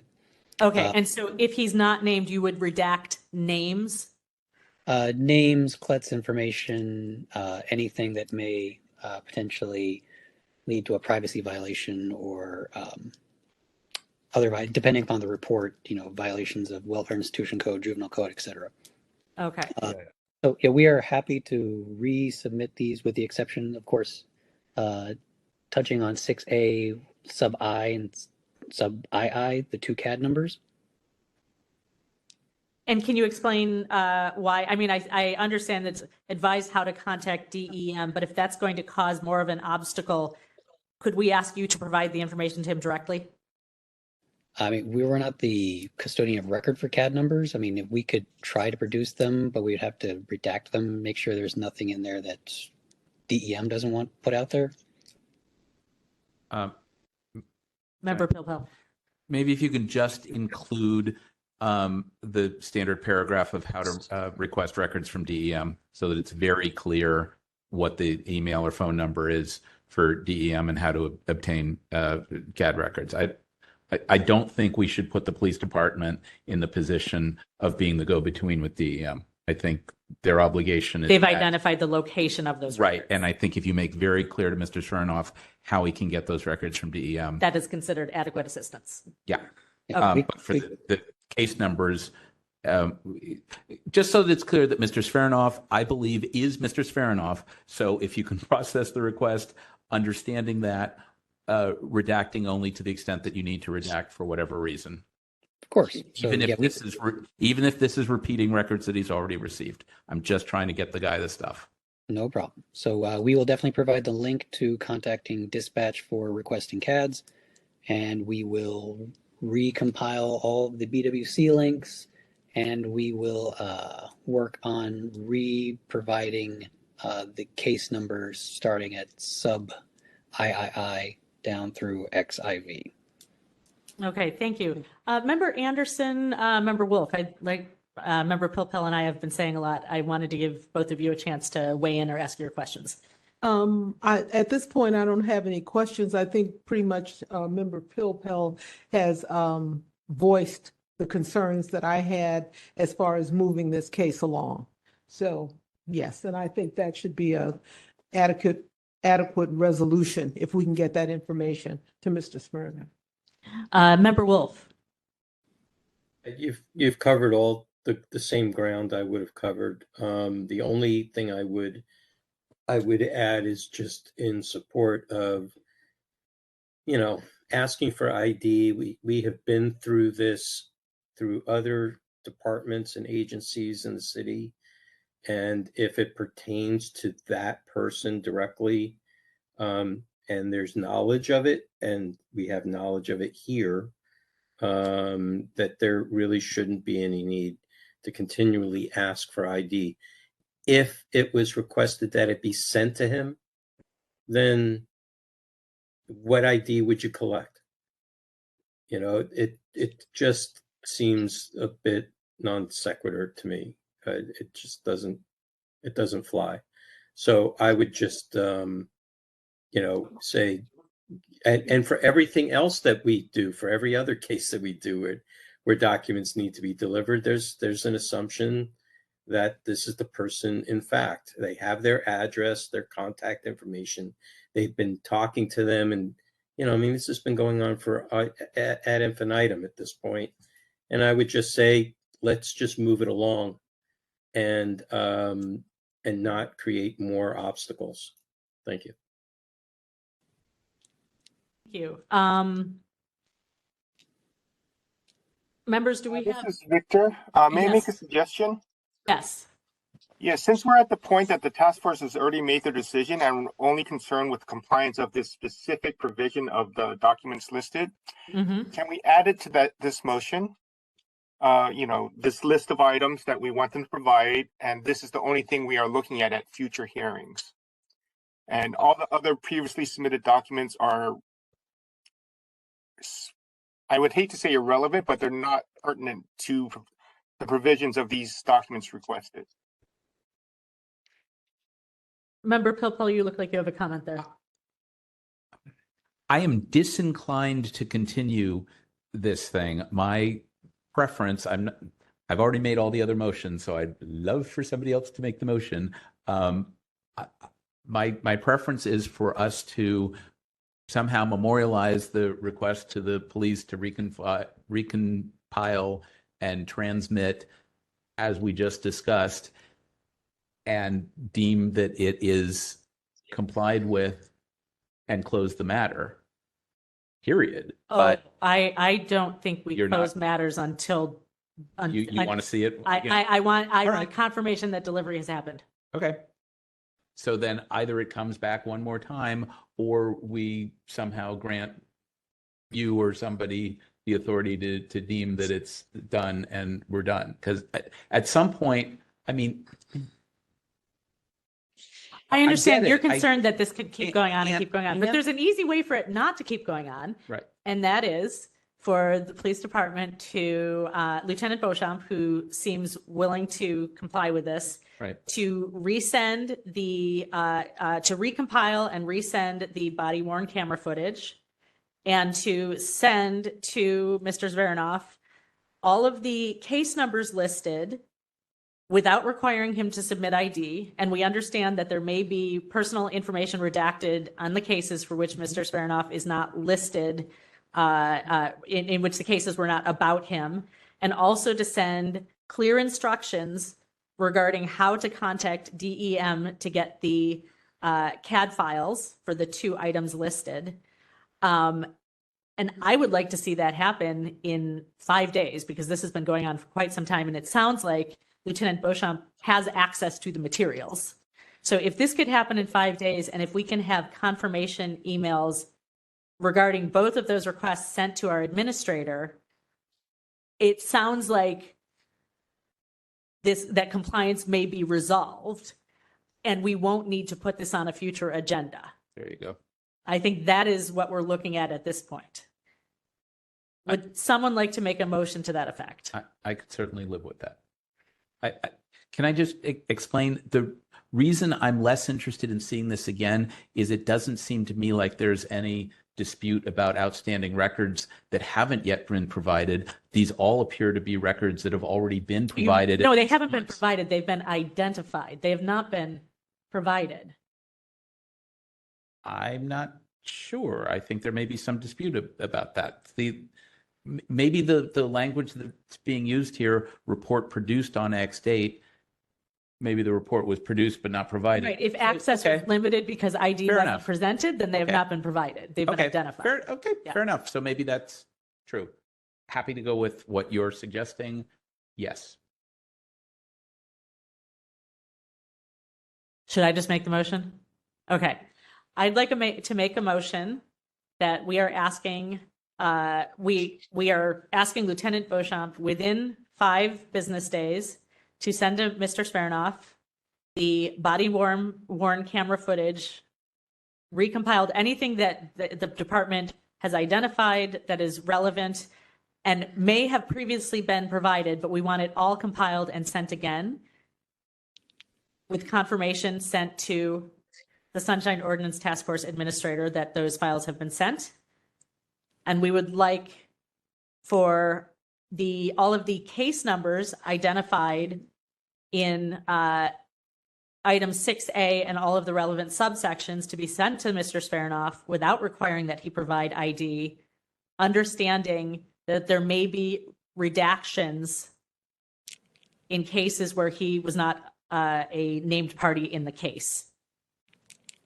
And we would like confirmation that those have been sent to be sent to our administrator at SOTF at BOS. SFGov. At SFGov, SOTF at sfgov.org. Thank you. A second. And I think you were saying, and Oh. upon receiving that, if you deem that it's been complied? No? I think I would like to leave the order at Okay, at just that. leave it at Just that. leave it Okay, at that. That's fine. Member Wolf, were you seconding? Yes, I second that. Okay. Okay. Members, any other comments or, yes, Ms. Leger? I just want to make sure I've got the motion correctly. Okay. You move that we are asking Lieutenant Beauchamp to produce within 5 business days to Mr. Smirnov the body cam footage and whatever has been identified by the committee. I would like for all the case numbers in item 6A to be sent to Mr. Smirnov, that there may be redactions, and would like confirmation of this exchange sent to the administrator. And I would like to say all of the incident reports associated with the case numbers. We already have the case numbers. We need the incident reports associated with the case numbers.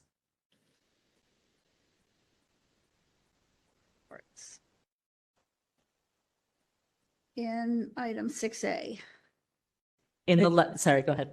Oh, and I would just add that maybe we should indicate it's in the June 21, 2023 letter, Yes, so that it's identified where 6A is. yes. It's From Lieutenant William Toomey. dated June 21, you said? Correct. 2023.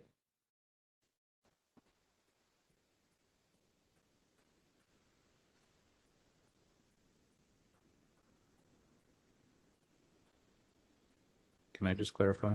Mr. Pelpel, yes.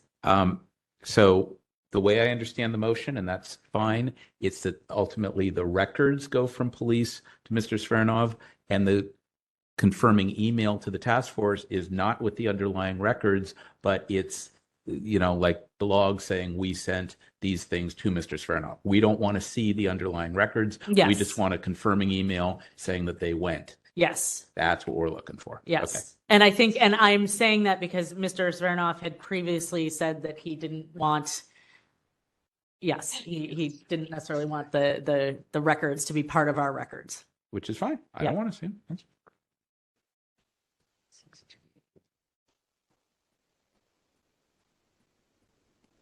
Shall we read it again, just to make sure? I was, well, you were talking, I was trying to make sure that it was clear here. Chair LaHood moves that we are asking Lieutenant Beauchamp to provide within 5 business days to Mr. Smirnov the body cam footage of whatever has been identified by the committee.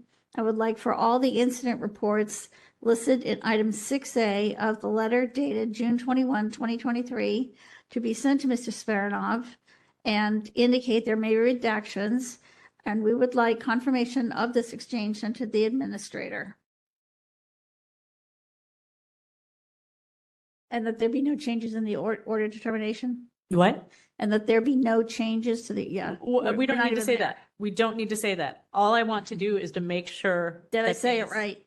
Yeah. Did I think so. Member Wolf, does that sound like what you signed down for? Yes.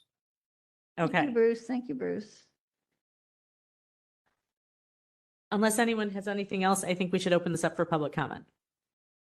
Yes. If there are members of the public who'd like to speak on this item, please approach the podium. If you're a member of the online community and would like to speak on this item, please raise your hand using *3, or if you're in the app, raise your hand. I'll give you a moment. We have no members of the public or in the online community who wish to speak. So Okay. are the incident reports that I read to you included in this motion or not? Yes. Yes. Where do we want to put that?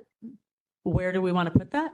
It's in- They're identified. Body cam footage, incident reports, and whatever may be identified by the committee? No, It's there. It's in the motion. It's in the motion. it's in the motion. It's It in the is. motion and we, Mr. Smirnov, I just read it. It's incident case reports on item 6A as an apple of the letter dated June 21, 2023. It's in the motion. But those incident reports that I quoted to you, they're not in that letter. No, okay, I'm going to pause here 1 second. Mr. Pilpel, you were following when Mr. Smirnov read them in, and I was writing them down as well. You were following along that these were all the ones that were in this list? I'm pretty sure because what I heard him saying, what I saw you Okay. typing, I'm- if I'm- we need to reconcile that, we can do that. You know what? Let's reconcile that right now. So I see 0909-43909. I see that in this list. I'm looking for 0500-30728. I see that in this list. I'm looking for 0509-54281. I see that in this list. I'm looking for 166034137. I see that in this list. I'm looking for 180396664. I see that in this list. I'm looking for 200-603814. I see that at the very bottom of the list. I'm looking for 130-41119. Do you see that one? 3. Oh, excuse me. 193. Yes. Yeah. And you see that? I'm looking for 150-807-817. Yep. I'm looking for 018-011-444. We have a little discrepancy Oh. there. I may have had a typo Okay. because I was typing quickly. Can the two parties make clear it's listed in the letter as 081? Is it I think that was 081 my or 01? transposition. That was certainly my transposition. I was typing quickly. Well, if you're going to take that position of transposition. Okay. I'm looking for 0509-71912. I don't see that one on the list. Okay. I don't see that one on the list either. So let's hold on to that one. The other ones I see are 070451336. Yes. Do you see that one? Yep. Okay. And then 170104900. Yeah. Yep. Okay, so the one that there's a discrepancy, and perhaps this was because of my mistyping, I had said 050971912. Mr. Zvernoff, was that a number that you gave me, or did I Yes. type that one Yes, incorrect? that's correct. 050971 Yes. Okay, do we see that anywhere in this list? We do not, but maybe we can request that be. Maybe that's the one that isn't on the list, and they should go Okay. find that. And Mr. Zvernoff, do you? I know your list of numbers was very good because it matched up almost identically here. Do you happen to know where that one came from, and did that come from a different source, or do you think that one was just inadvertently left off of this list? Okay.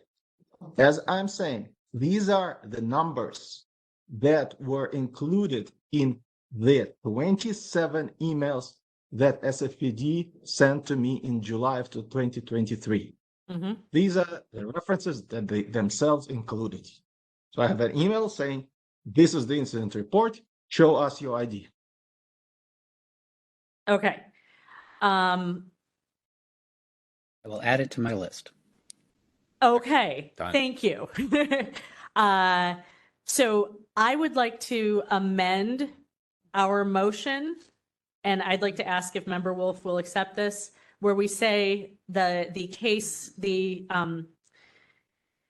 incident reports associated with the case numbers listed in that letter.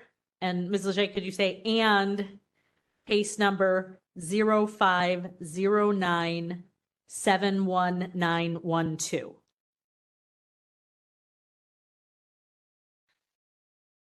agree. Sorry, go ahead. 0509-79192. No, 71912. 719.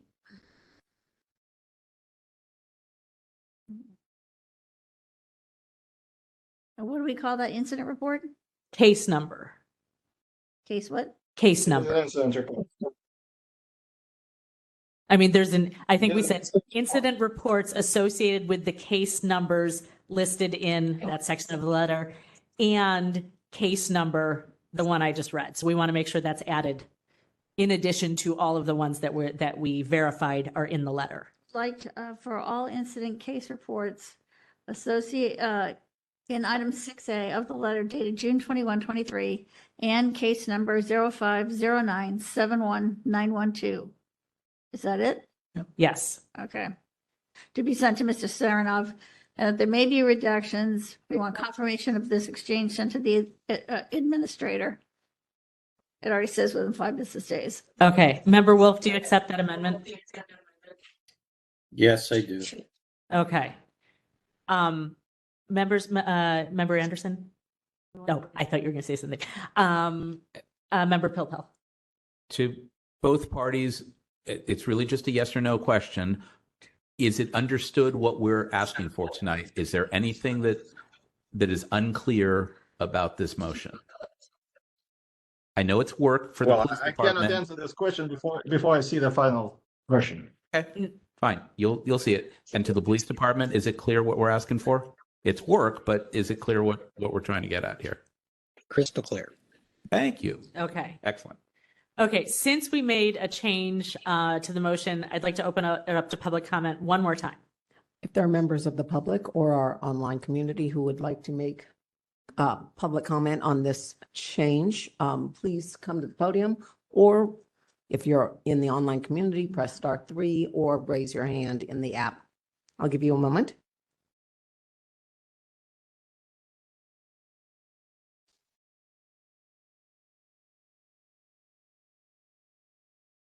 There are no members of the public or callers who would like to speak.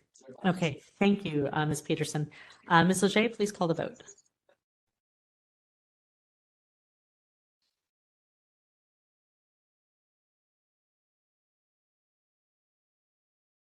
Chair LaHood? Aye. Chair LaHood, aye. Member Wolf? Aye. Member Wolf, aye. Member Pilpel? Aye. Member Pilpel, aye. Member Anderson? Aye. Member Anderson, aye. All in favor. Okay.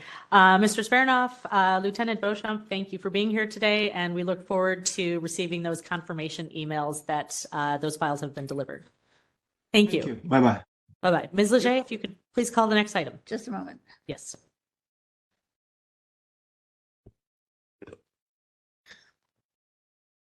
Item number 9, file number 23030, complaint filed by Michael Turon against the Assessor Recorder's Office for allegedly violating Administrative Code Section 6725 by failing to respond to an immediate disclosure request in a timely and a complete manner.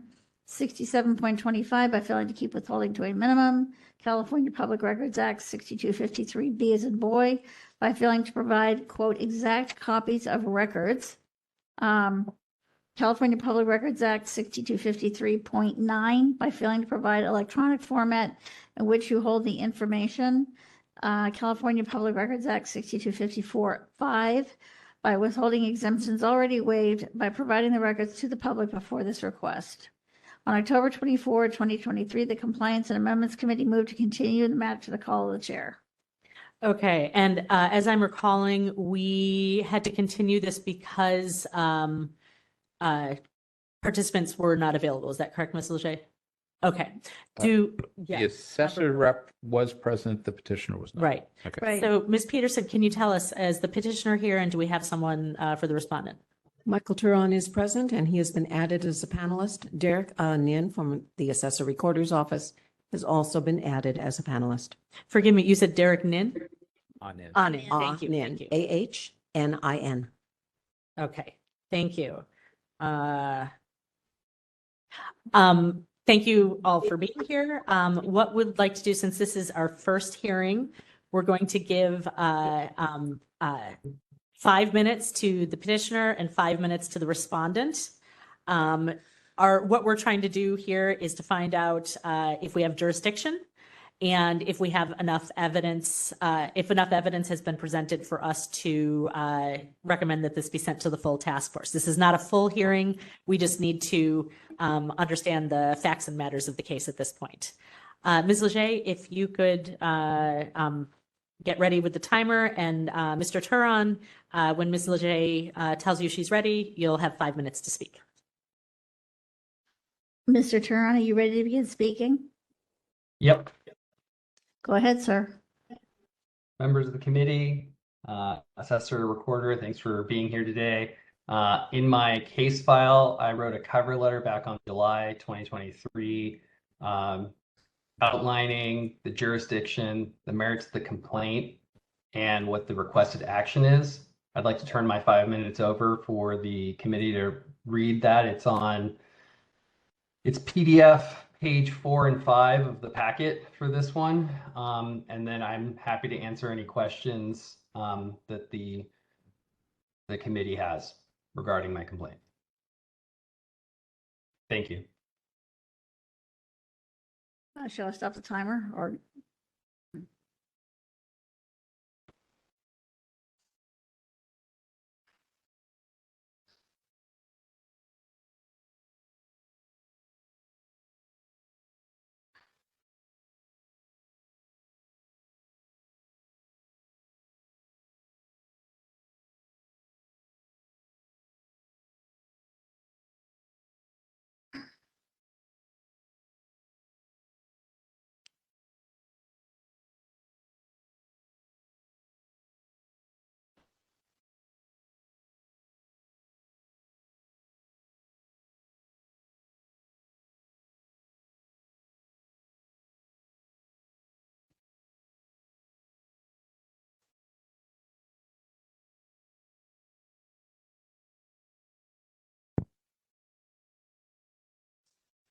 Did I lose audio? No, we were just taking a close look at the letter. And Ms. Leger, I guess you had stopped the timer. I guess we'll move on to the assessor recorder's office and give them 5 minutes, although I don't know. I think Member Anderson stepped out, perhaps thinking that we were going to use the full 5 minutes. Madam Chair? Yes. Which letter are we referring to? Oh, we are referring to in the on page 4 in item 9 in the yes. So Okay. this is the July 11th letter from Mr. Turan to the task force summarizing his case. Got it. Okay. Which part of me wanted to ask for it to be read into the record, but since it's attached to the file, I didn't ask for that. So it is available to members of the public. And I don't know that there are any members of the public who are actually listening to this meeting, since none of them have spoken up yet. Member Pilpel. We will ask some questions later. My only question to Mr. Turan is, other than us reading the letter, is there anything else you wanted to add as part of your opening statement? No, I believe because this is trying to understand, I think my understanding of the purpose of this meeting is if the committee members have jurisdiction, merits on the complaint, and requested action. And so based on my understanding of the purpose of this meeting, I tried to outline it in a very succinct manner in that brief opening letter. Got it. You did. Okay, thanks. Thank you. I'm just going to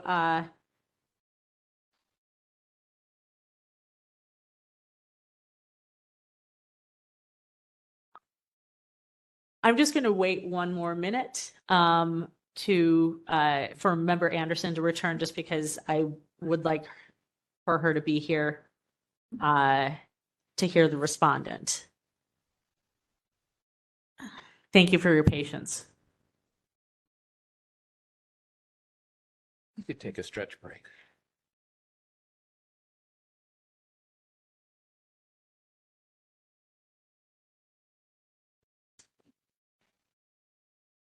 Stretch accomplished.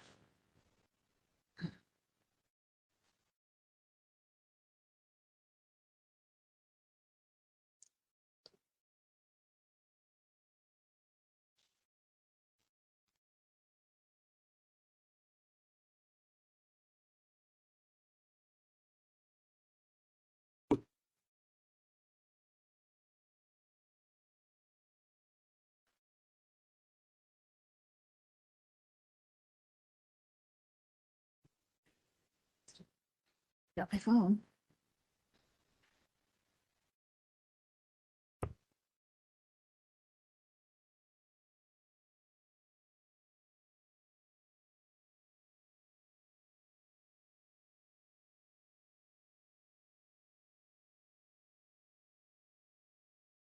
And just in case anyone has joined, we're just waiting a brief moment for one of our members to return.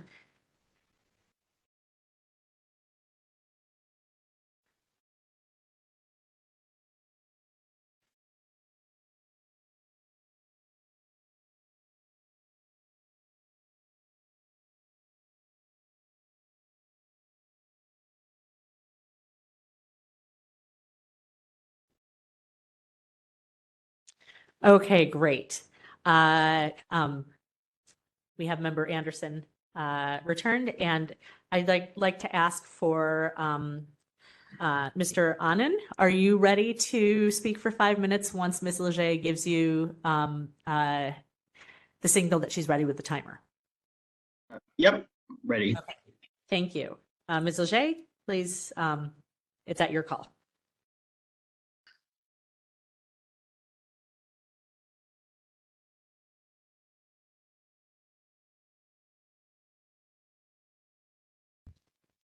Mr. Anand, are you ready to begin speaking? Yes, I'm ready. Go ahead, sir. Okay. Well, good evening, everyone, members of the task force, Mr. Turan. So I'll start. So kind of on this, on the start of this complaint for failing to respond to the IDR in a timely and/or complete manner. So on November 18th of 2022, we received Mr. Turan's immediate disclosure request, which was on a Friday. I did receive and got a chance to do my initial review on that Monday. I confirmed that the records exist, and I did reply directly to Mr. Turan, giving him a confirmation response acknowledging that the records exist and also acknowledging his request for a rolling response. That was sent on a Tuesday, and that was sent via email. Our initial date for our production for the rolling response was going to be on December 9th. And we also communicated the next steps to Mr. Turan via email as evidence in our response packet. We did make an attempt with Mr. Turan to identify the responsive records because in his initial request, he's requesting any and all. We did reach out in good faith so we can ID these records that Mr. Turan is seeking to avoid any delays in the production. I then connected with my staff to help Mr. Turan with this task. But on December 20th, Mr. Turan did not want to modify his request, so we accepted his request as is, in addition to his request for our assessor recorder employee expense and travel policies. On December 23, we accepted as is, but we did request an extension due to the volume of records in his request that we needed to locate, review, and produce. On January 13th, of 2023. That was our first production. We did produce 2 policy and operational records for Mr. Turan via email. And shortly after, on January 22 of 2023, Mr. Turan, in addition, wanted to request our ASR employee handbook and our ASR code of professional conduct. So we quickly began, we continued our production, which led to our next production, which is production 2 and 3, which occurred on March 10th of 2023, and again on March 13th, 2023. The reason it was a split production is because the next set of records, it was the volume was too big to send via email, so we actually had to send records via secure share to Mr. Turan. So for this set, we provided an additional 87 policy and operational records, along with the employee expense and travel policies that Mr. Turan requested.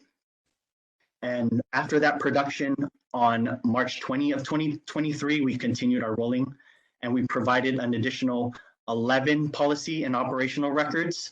And on this production, we also included our assessor recorder employee handbook and our code of professional conduct in this set of records. Once that production was completed, 2 days later, on March 22, 2023, our 5th production, we actually produced 1 updated record for our original response, but we also, we let Mr. Turan know that we've located an additional 94 records, but we are withholding these assessor records under California Revenue and Taxation Code 408A and Government Code section 7927.705. From that production, Mr. Turan did reply he wanted us to confirm that we have never released those 92 records that we are withholding to the public. I did confirm that those records have, we've never produced those records to the public, and I didn't hear anything after that production. So we can, I think that's where our response packet ends, but we continue to provide records to Mr. Turan. We did provide one last production, which is basically covers any and all records that we have. And that was on October 24th of 2023. For this production, we produced a total of 30 additional records. 6 were produced with no redactions, but 24 records, there were redactions, and there was additional 5 documents that were withheld because, again, they were exempt from disclosure under official information privilege under Evidence Code 1040, California Government Code 7927.705, and there was also one Time additional. is up, sir. Oh, okay. Sorry about. Okay. Thank you. We may follow up with additional questions. Okay. Members, I'd like to, who has questions about this? Who'd like to start?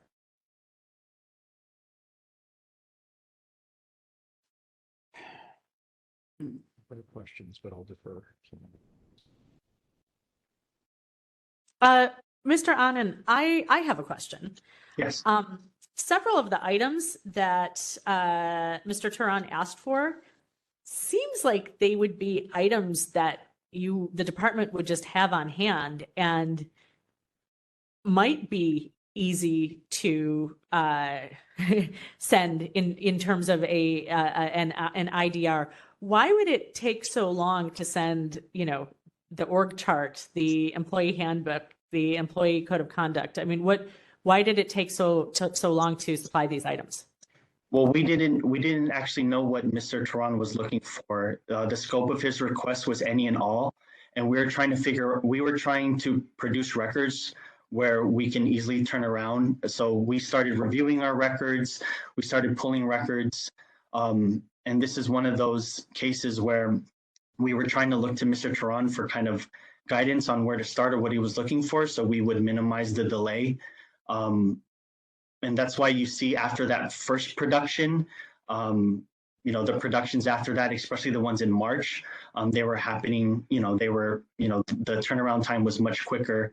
In addition to these production files, Mr. Turan was also corresponding with us, letting us know like, if he felt like he was missing something, and then we were turning around additional records that we've already provided, to kind of close the loop on those items that he's bringing back up.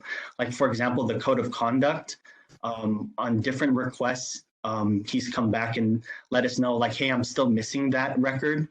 But then what we do is then, we quickly respond back, say, okay, to better assist you, here's that record again. And just to let you know, we've already produced this on March 2021, or we gave them all the dates that we've already produced that record. So that's we're doing the best we can, especially with the large scope of this. And also we have to go through every page. We have to see if there's any items on here where there's redactions, but we're just doing the best that we can. Okay, I'm looking at his initial request, and I do see that it is broad, but he gave examples, he said examples including but not limited to, and I could understand how that you might interpret that quite broadly, but he was specific about, he said organization charts, functional charts, department directories, employee handbook, and understanding obviously those change over time, but it would seem that well, you know what? I don't want to go back and forth on this. I'm looking at the original email, which I'm seeing members sort of in the cascade of emails, but I'm looking at page 24 of it appears to be page 24 of 109 on the PDF. I'd like to hand it off to, do others have questions? I have a question. Member Wolf. To the respondent, Mr. Unnen, when an employee, new employee comes and you do onboarding, what do you provide them with? Yeah, so when they first come on board, we provide them with, with our ASR employee handbook, that code of conduct doc that we provided. There's other HR documents that we provide in the packet. In addition, depending on where they, on the division or their tasks, they can be handed other resource materials, which we've actually provided in this set of production to Mr. Toronto as well. So we have like a standard like HR packet that new employees get, where it kind of, it tells them the different, the different, when they're onboarding, and then when they actually go to their assigned unit, they have other resources that they're provided to as well. Is this the same set of documents that you would provide, say, management level, not rank and file employee? Well, everyone has access to the same resources. That's not my question. Okay, what what I'm trying to identify is, it's kind of being very specific what he's asking for.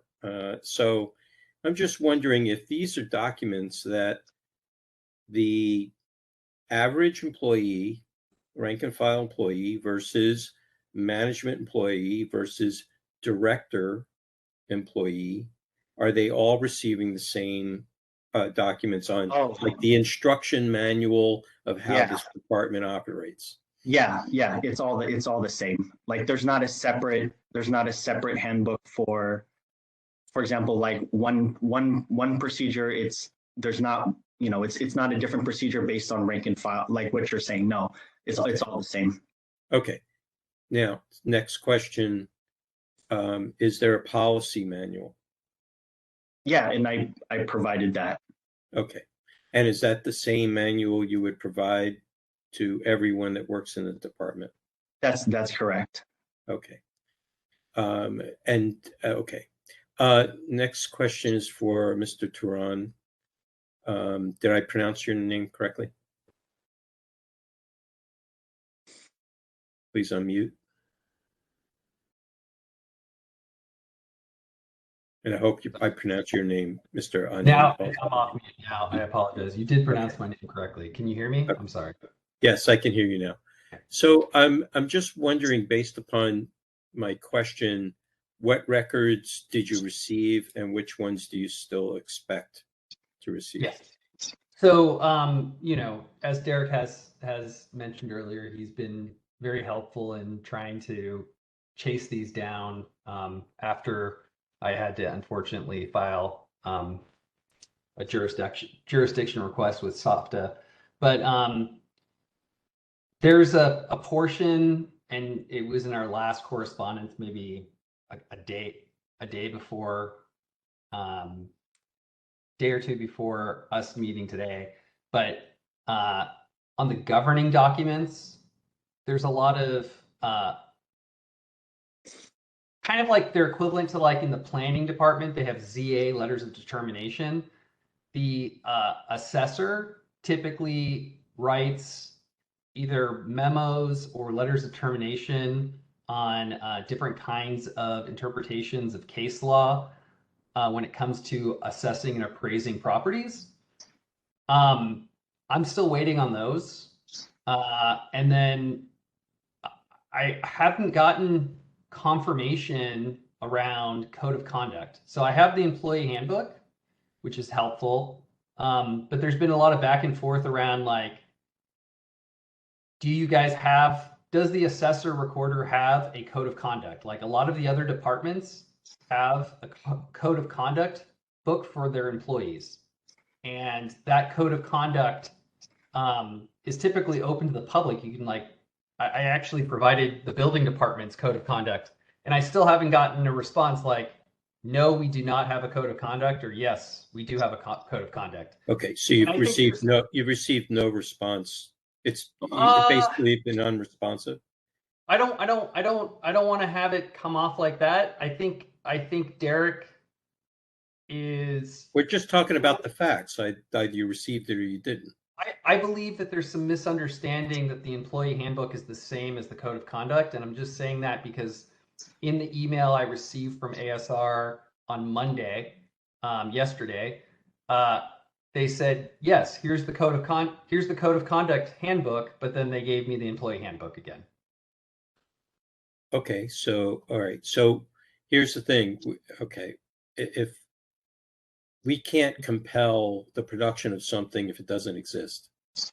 I understand that. Your supposition or thought that because other departments may have one, in fact, that all departments have one, may not No, be the that's case. not that. I'm sorry to cut you off, committee member. I actually just said, do you not have a code of conduct for your department? That I've asked that question directly, and no one's ever said no or yes.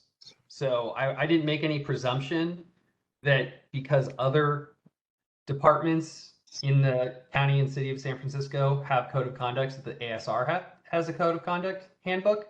I just asked the question, do you not have a code of conduct? And if the answer is no, then I can't ask them to produce that. I totally understand that. So then it's unresponsive.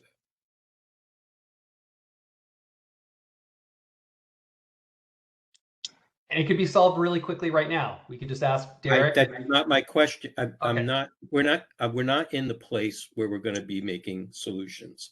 We're in the Okay. place of us asking you questions to try and ascertain some facts. Understood. Okay. Understood. I asked you if you received the code. I asked you if whatever you received. You said you didn't receive the code of conduct. You asked them if they have a code of conduct.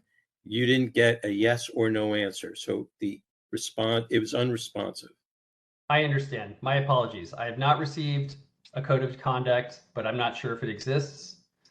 Also within my request, my initial request, I asked about governing documents, interpretations of the code and the law, specifically as it pertains to the assessor handbook and the tax revenue code, and I have received nothing on that. Okay, and so I'll take the question that I asked about code of conduct is their response was unresponsive. As far as governing documents are concerned, did they refer you to anyone? No. Okay, and Mr. Anin? Yes. Yes, sir. Do you have such documents called governing documents that are part of kind of the description? Yes. Go ahead. And that was our response on 322, where we reported to Mr. Turan that we are withholding 94 documents under the California Revenue Taxation Code 408A and Government Code 7927.705. And then on my response. Hold on. Before you go on. And for what reason, based upon those statutes, are you withholding? Okay, so we're withholding because for assessor records that are not required by law to be kept or prepared by the assessor, they're treated as confidential under that code. In addition, both assessor and recorder tax records are considered official information and confidential under that evidence code 1040. So there's other, my last response on October, there was additional records that we withheld.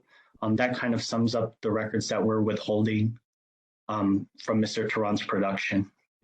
I be honest with you, I haven't checked that section of the law. I wanted us to be very clear as to whether they are exempt from disclosure or whether the information on them is exempt from disclosure, which means the document would be disclosable, but they would have to be redacted. So I'm not asking you to answer that question right now. think we'll take that up later. Okay, I'll stop there to give others an opportunity to ask more questions.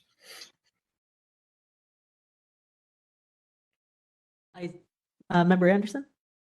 Member Pilpel? Okay, so now is the time when we ask questions. So let me try to hold opinions until later. Okay, great. Okay, Yes. but hold on. But on Okay. questions, and let me just be clear. We have talked with Mr. Onin on other cases. I actually looked for him in the office today, and he wasn't in. We've talked offline about other matters not related to this case. So, I know him a little bit. I don't know Mr. Turan at all.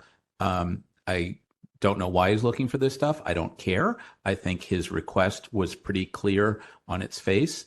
And so my question first to Mr. Onin and the Assessor Recorder's Office, if you said you recently communicated and were asserting a privilege or not disclosing 94 records, and that was very recent, it sounds like the original request was in November of 22. So we're like 15 months in, and you're still like doing some back and forth here on what seems on its face to be like just basic office policy and procedure stuff, some of which is on the website, some of which is annual reports, some of which is buried in the budget and org charts and all that.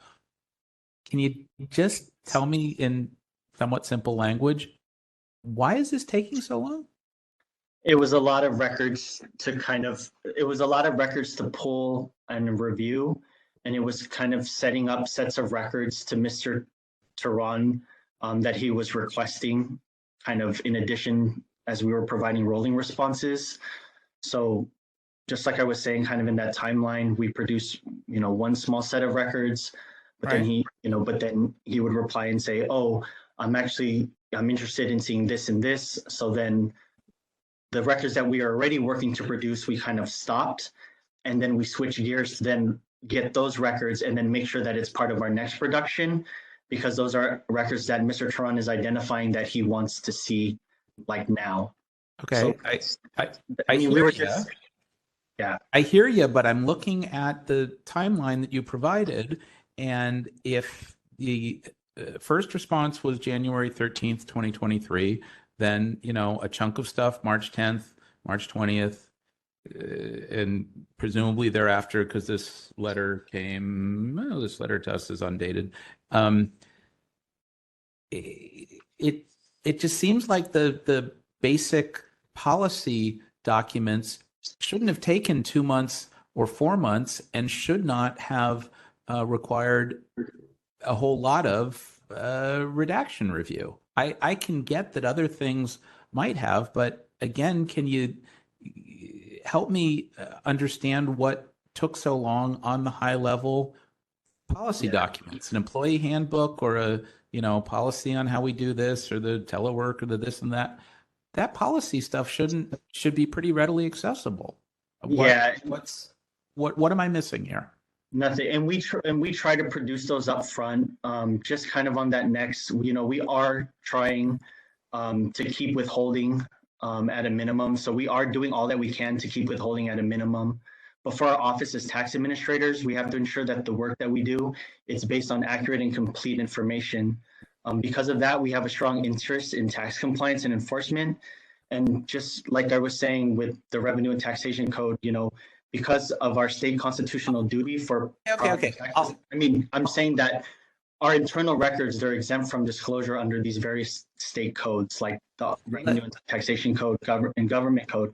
So let me come back to that in a second. But on the high level policy documents, if anyone were to walk into your office tomorrow, send you an email, give you a call, whatever, and ask for these same high level policies and procedures, would you have to go through this same lengthy, detailed exemption and redaction review and back and forth and whatnot? Or would you just say, hey, we've already gone through this. There's nothing in this policy document or employee handbook or whatever that's confidential or privileged. Here you go. Have at it. Have fun. Yes, actually, I can answer that. Mr. Turan did request us to send everything in one file recently, and just pretending if that was a new request, we would now be able to easily produce these records within a day.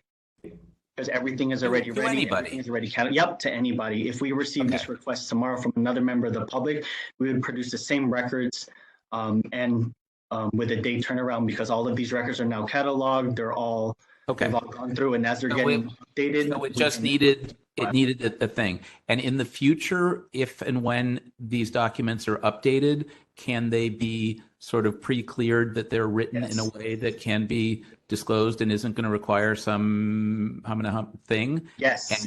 And might you think about those documents, probably not everything, but some of these documents posting on your website, if it's, helpful, if maybe more than one person asks for it, yada, yada. Again, not everything, but Of course. to make clear that you have policies in these areas and they are available on request, something like that. Yeah, I can take that feedback back and see what we can do better. But I know kind of in that response, if, like I said, this is the first request that we receive for any and all of our policy docs. But if we were to get one tomorrow, we can turn this around. It wouldn't be the same timeline as Mr. Tron's request.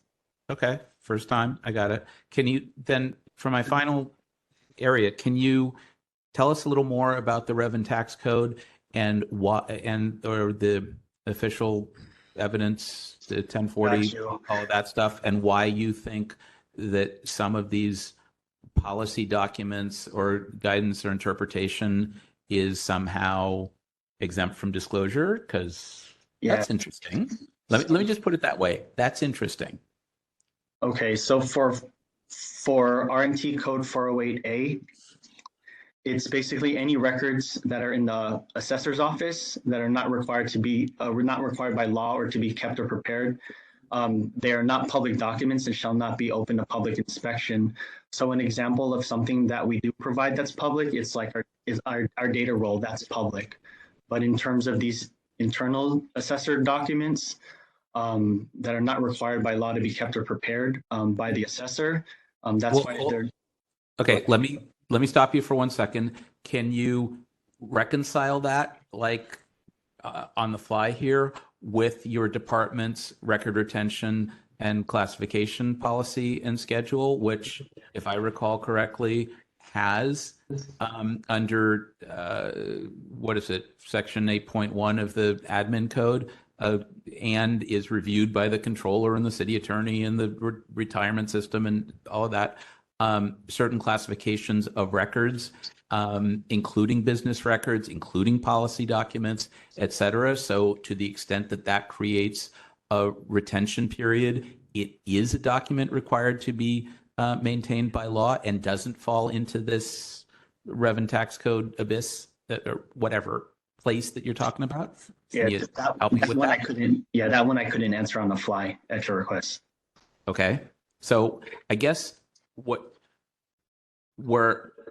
I'm trying to get at is if it's a document that somehow would give the public some meaningful insight into how the work gets done in the office, period, that seems to me to be a public record subject to disclosure. If it's, on the other hand, some how to avoid taxation of your real or personal property by hiding it in some way, and this is how our appraisers and assessors ferret out fraud and try to, improve our tax collection, I can see maybe not disclosing that or disclosing that in a more limited way. Maybe. But the general policy of, who comes to work and how you're supposed to deal with the public and how you do, the assessment standard stuff and how appraisers work and here's how you check out a building or, personal property or whatever, all the various, how the recorder functions, whatever, all of that, how the office works. I don't see a whole lot of, I see that that's important stuff. And it seems to me like it's pretty much subject to disclosure and shouldn't have taken this long. I get that you were saying it's the first time out on some of this, but I'm having trouble seeing why it took that long even to go through that kind of a review. I So- think there's a question in there somewhere. I was going to say, Member Pilpel, this all sounds really interesting. I think Okay. we might be getting into some of the details of the case. I apologize. No, it's okay. It's interesting. It's interesting. I think there also may be a discrepancy between what we view, what the Sunshine Ordinance views as public records and what the Assessor Recorder's Office views as public records. And I think it would make for a very interesting discussion. Okay, maybe what I'm suggesting, among other things, is presuming this is going to get out of committee and will be at the full task force at some point, is for the assessor's office to have a more robust response talking about these different records and why things took so long to provide, and for those things that you're asserting an exemption or are partially redacted, some very specific examples of why, and some case law that supports that. I think you're suggesting that the department policies need to line up with the Sunshine Ordinance and the California Public Records Act. I think I'm And, doing that. right, yes. And that if there are exemptions, they need to be clear legal exemptions, not just sort of a department decision. And if if records are deemed public and they need to be redacted for very specific reasons, we need to know the very specific reasons, and they can't just be withheld in their entirety unless they fall under specific exemptions. But Member Anderson, Member Wolf, do you have any additional, any thoughts you'd like to share, or do you feel ready to make a recommendation at this point? I have no further questions and am ready. Okay, Member Yeah. Anderson. I believe all the issues I may have raised have been raised and addressed. So, no, I'm ready. Okay. Members, how would we like to proceed? Do we do rebuttals or not here? Sure. You know what? I mean, I don't, sure, we can do a rebuttal, even though this is, a preliminary hearing, but perhaps that would be useful. So we'll give Mr. Anand 3 minutes to speak if he has anything else to add, and then we'll give Mr. Turan 3 minutes to speak if he has anything to add before we make a motion, even though I don't know that we technically need to do this, but why not? Ms. Leger, are you ready with the timer? Okay. Mr. Anand, when Ms. Leger is ready, she'll let you know. Derek, are you ready? Yeah, I'm ready. Go ahead.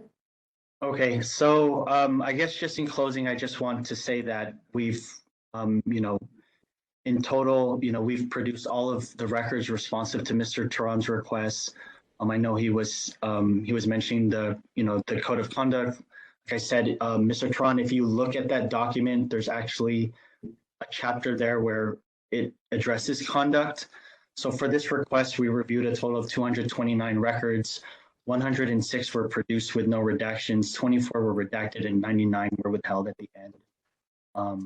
And yeah, we have no other documents to produce in response to Mr. Turan's requests. So yeah, that's it. Okay, thank you. Mr. Turan, Ms. Leger will let you know when she's ready with the timer.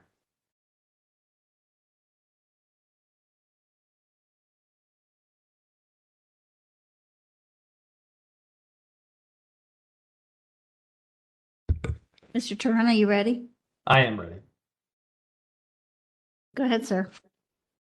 So thank you again for the assessor recorder working with me and the committee members hearing this. I think the committee members have really focused in on one really key thing, which is these 99 documents that are being withheld.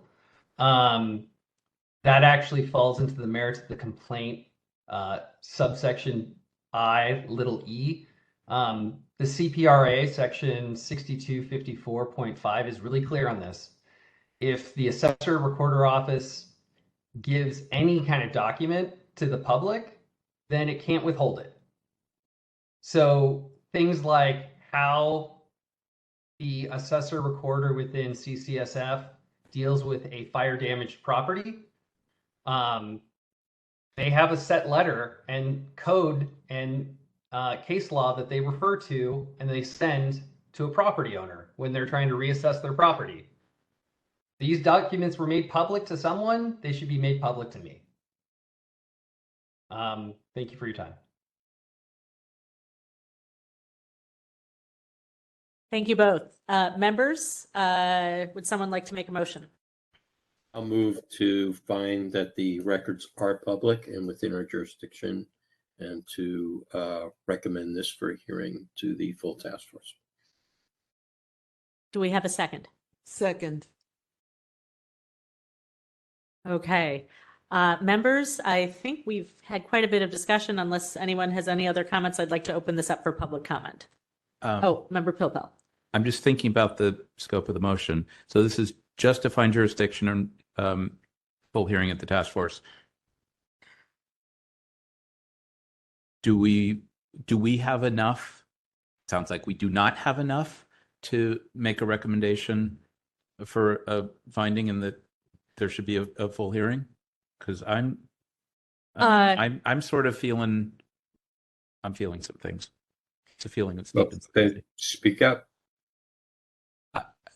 I mean, it seems to me from what we've heard so far that it shouldn't have taken this long. 15 months seems like too much for this level of thing, even if there's been back and forth, et cetera, et cetera.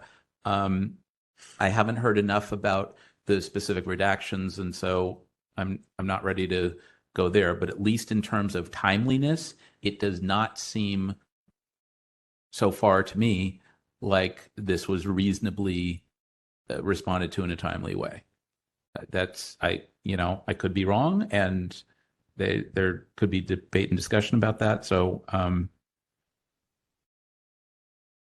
don't know what others feel. If there's enough of a feeling that we should make a recommendation for at least a timeliness violation, then we could add that. And if not, then we can just say without recommendation, No, I agree. And for violation of keeping withholding to a minimum, because it's based on the descriptions from both parties of the documents that were withheld. I'm not convinced that all of those should have been withheld.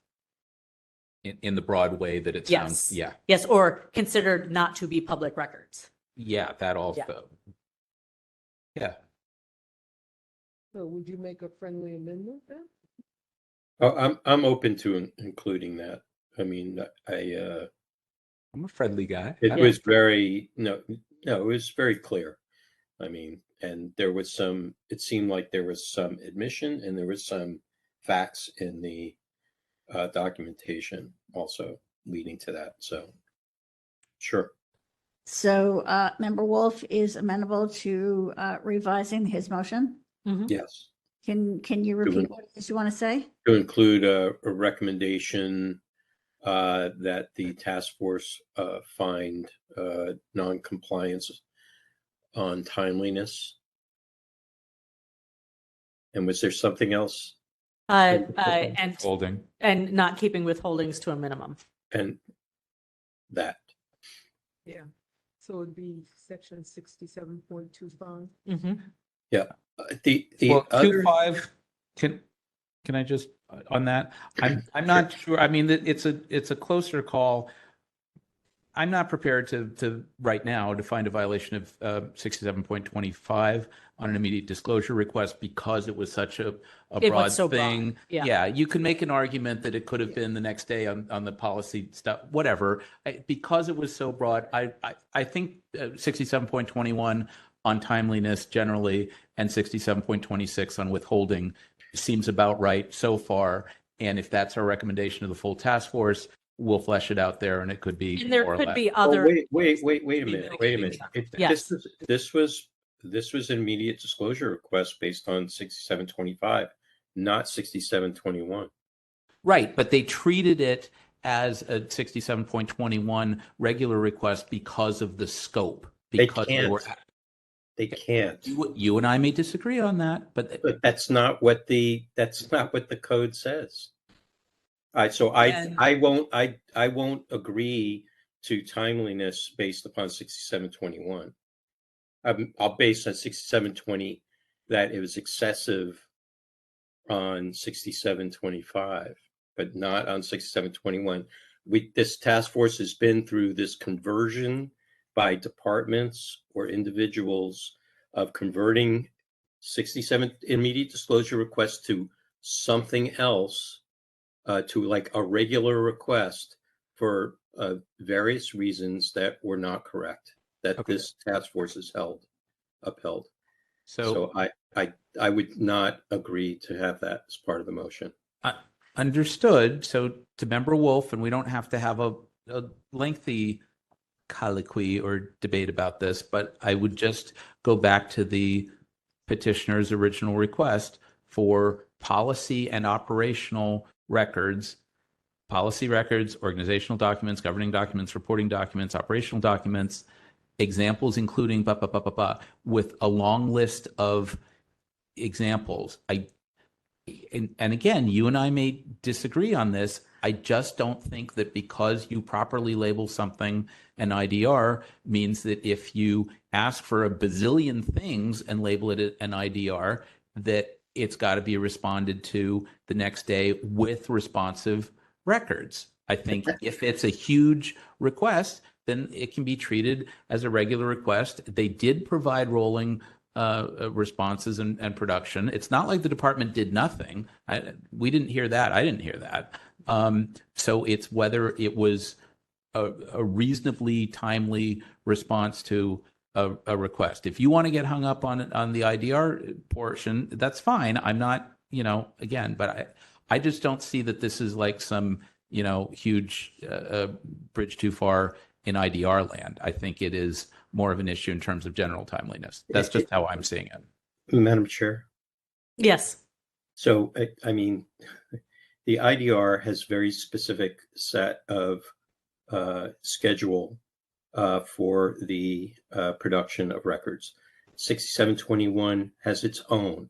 They are two different animals. The 6725 does not require production of documents that are not readily available by the end of the next business day, not even 24 hours. That's why it provides the option to invoke a 10-day extension, and even beyond that, to provide any additional documents that are not available on a rolling basis. That is not contained in 6721. I mean, this is the purpose. 6725 is for purposes, let's say, for a court proceeding where they need the documents faster than a 6721 might be able to provide. So I'm not in agreement with we are in disagreement with how this is interpreted. I would prefer the task force take this issue up and it not then be part of our recommendation. So I'm going to say, I think you both bring up interesting points. I agree that we should decide at the task force, and perhaps we can, Member Wolf, if you could state it with as much specificity as you're comfortable with while leaving the decision up to the task force on that front. But I think we can still be specific about failure to keep withholding to a minimum. So if you could restate your motion in such a way where we can get agreement on this and then have understanding within the committee. And there are other points that are raised here. I think there's enough to send this to the full task force. There are other points that I think we will get to once we are able to have a full hearing and ask more questions. But I don't know that we should have a full hearing here, but there seems to be enough evidence to show that we should be sending this to the full task force. Member Anderson? Oh. I would agree that, yes, this is something that should come before the full task force. And therefore, any motion we can make that moves it in that direction is the motion we ought to make. And Member Wolf, I'm sure you can compose a motion that will do exactly that. To Member Wolf, might I suggest that maybe we recommend a timeliness violation of either or both 67.21 or 67.25 and a withholding not kept to a minimum violation of 67.26. That's our recommendation from the committee, and we'll sort of flesh that out at the full task force. So we're making known that we see a timeliness issue and a withholding issue, at least tonight. Can you live with that? I would just prefer, only because the complaint specifies Section 6725, it does not specify 6721. And for making that recommendation here today would mean that we are making some form of determination. And I'm not comfortable with that. I think that needs to be debated. I think if there, we can say that we are observing either or both. I don't think it's worthwhile mentioning the specific code section at this point because we have some disagreement. If we say that we find that there is a timeliness issue in general, then the rest of the task force can determine at that point, based on debate, which section it applies to or not.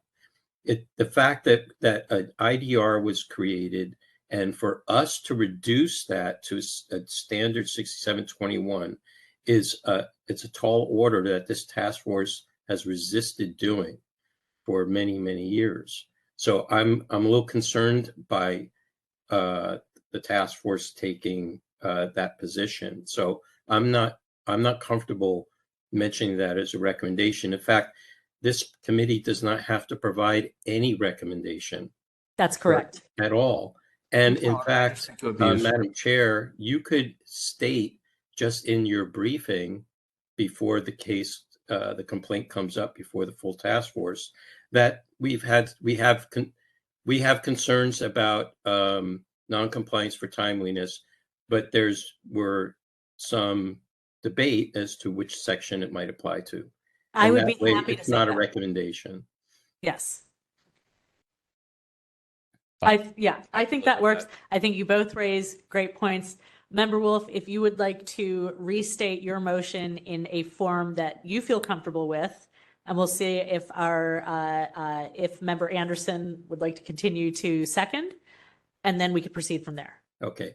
I would just simply like it for it to be that the committee here finds that the records are public and that the matter is within the jurisdiction of the Sunshine Ordinance and that it be referred to the full task force for a hearing.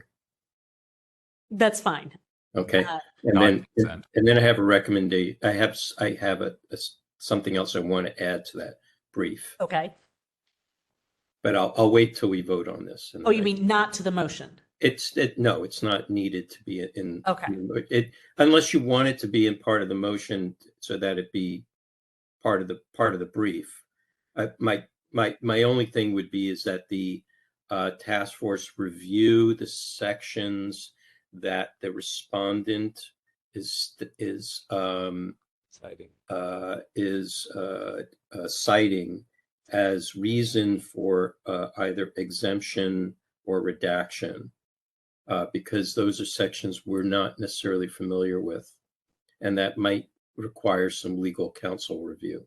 And I am going to recommend that you do include that in your motion, because that way it gives members a heads up ahead of the meeting, because I won't offer my comments until we're at the meeting.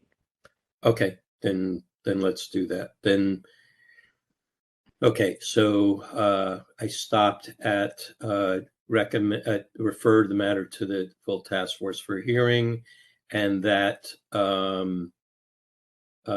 task force members be, what's the word? What would be advised? You could say that task force members, and recommend that task force members review the CPRA and Sunshine Ordinance sections. It's the Revenue and Tax Code. Excuse me, the Revenue and Tax Code sections. Could I also suggest that it's not really the task force members, it's really requesting the parties to address why they think whatever code sections apply or don't apply, and then we'll see that. So it's kind of that's a good way of putting it. Yeah. That's a good way. Brief that, and then we'll see that. There we go. Okay. But I just wanted to make task force members aware that they should at least be aware of that. So we're not going down some big rabbit hole during the task force hearing. Okay, Member Wolf, if you could restate that one more time for Ms. Leger, just to make sure that she has the text that she needs. Okay, so that we recommend that task force members review or be aware of, review and be aware of, and I'm looking for this. These, I just want to see what the code sections are, because they were very specific on the code sections, and those are the ones that would be. I didn't see that in the briefing so far, so it's whatever they're going in the respondents. No, I didn't. Member Wolf, I didn't see. I heard it tonight, but I didn't see it in any of the packet material. So it's. I understand it to be evidence, California Evidence Code and California Revenue and Taxation Code sections that a respondent may be attempting to rely on.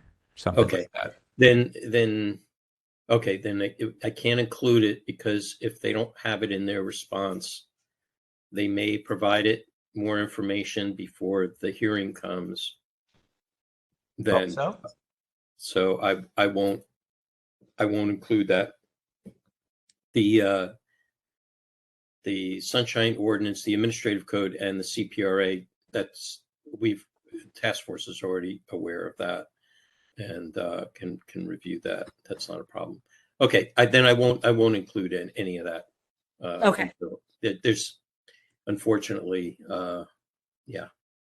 I think All the right, parties so heard it. let me just make sure I understand this motion.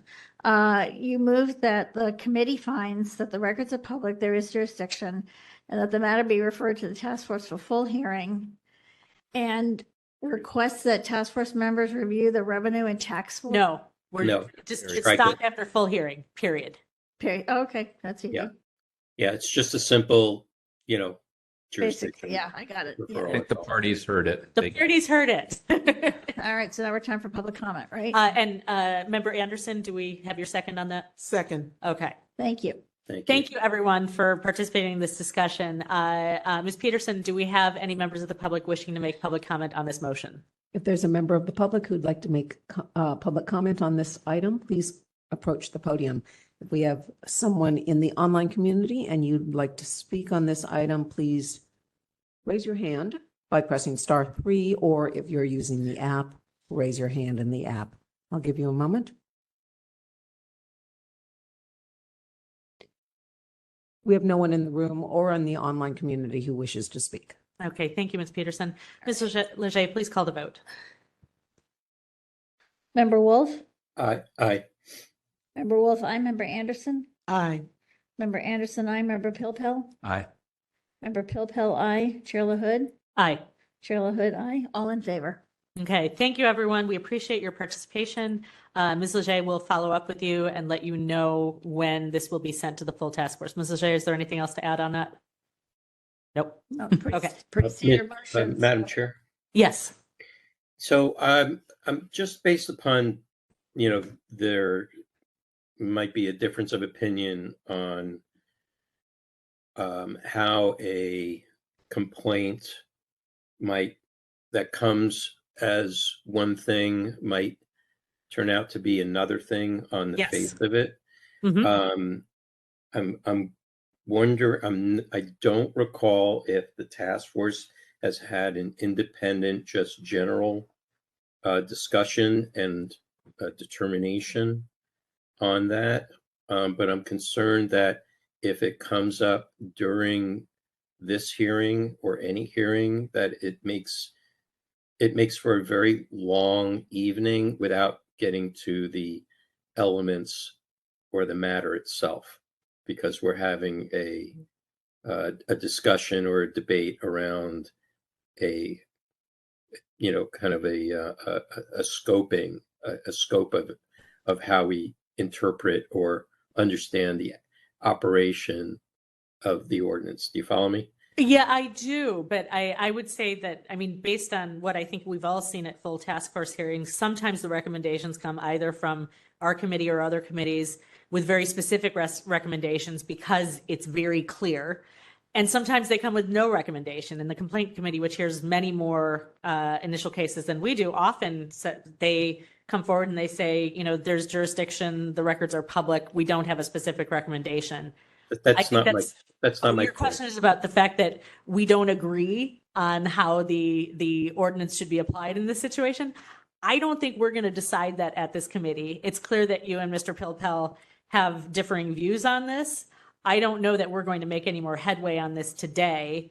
I think you're both aware of where you stand and can present those arguments in front of the full task force. I don't know that there's anything more to be said on this today.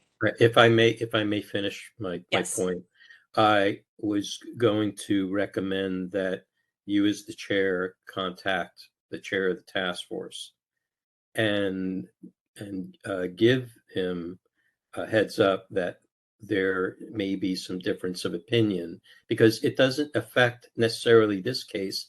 It may affect all cases, because if there is, I'm anticipating from hearing this that there might be some determination by that the task force needs to take so that it doesn't wrongly classify or a complaint in a certain way. I would be happy to give him a heads up. I don't know that that is going to change the nature of the discussion. No, I'd be happy. I'm not saying that. I'm usually the chair likes to know when those kinds of issues come up, because if it means that it's going to affect an upcoming hearing or not, that might want to have a discussion about it before. Yeah. You know what I can do? Maybe the easiest thing would be that I recommend that he listen to the audio from this case, which I think is quite extensive, and I think we should move on. Okay. Member Pilpel, if you could say it quickly, because we need to move on. Yes, just very briefly. I am not interested in setting some global standard or some precedent on this. I'm actually, frankly, more interested when we get to the hearing or in briefing between now and then. I'm interested in hearing from Mr. Turon on what's the most important thing to him. Maybe he thinks that this is an IDR and they screwed it up and it's a timeliness issue on the IDR. Maybe he thinks that it's the withholding not kept to amendment. I'd like to hear more from him on what's important to him. That's and really we'll hear that interesting. later. You're going to hear that later. We're not That's going to discuss that So now. that's what I'm saying. Yes. Let's. Okay. I would like to say thank you to Mr. Turon and Mr. Anand. You will be hearing from Ms. Leger at some point in the future about when this will be scheduled. And I think that's it for now. Thanks, everyone. Please, I'm sorry? Are we looking for an April date? That's 2 months. That's up to you and Chair Yankee. I have no control over how things are scheduled. That's fine. But if you're throwing that out there as a possibility, I think it's helpful to the parties if that feels like it's within range. But I know that you need to discuss that with Chair Yankee. I do. All right. Thank you. Thank you, everyone. Please. Shall we take like a 5-minute bathroom break? Would you like to take a break? Let's take a 5-minute break. It is 7:38. Why don't we make it a full 7 minutes? Let's come back at 7:45. If you could please turn off the microphones. Yes. And anyone who's online will be back in 7.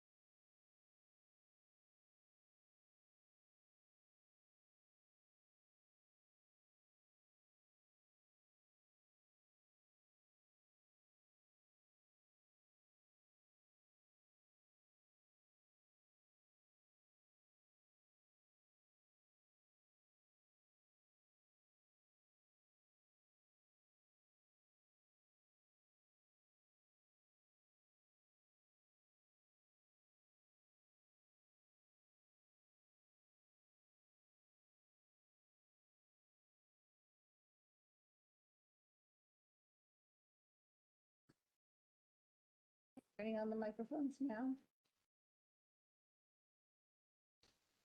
Our microphones are back up?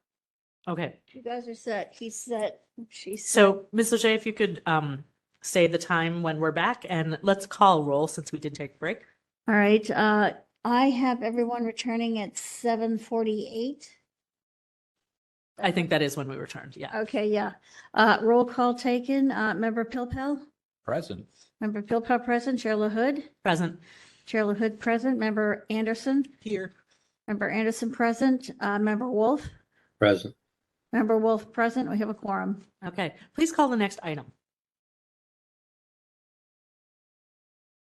Item number 10, file number 22027, hearing on the status of the order of determination, complaint filed by John Templeton against the Planning Department for allegedly violating Administrative Code Section 67.7, 67.21, and 67.29-7 by failing to post an agenda containing a meaningful description of each item of business to be transacted or discussed at the meeting, failing to respond to a request for public records in a timely and or complete manner, and failing to maintain and preserve all documents in a professional manner.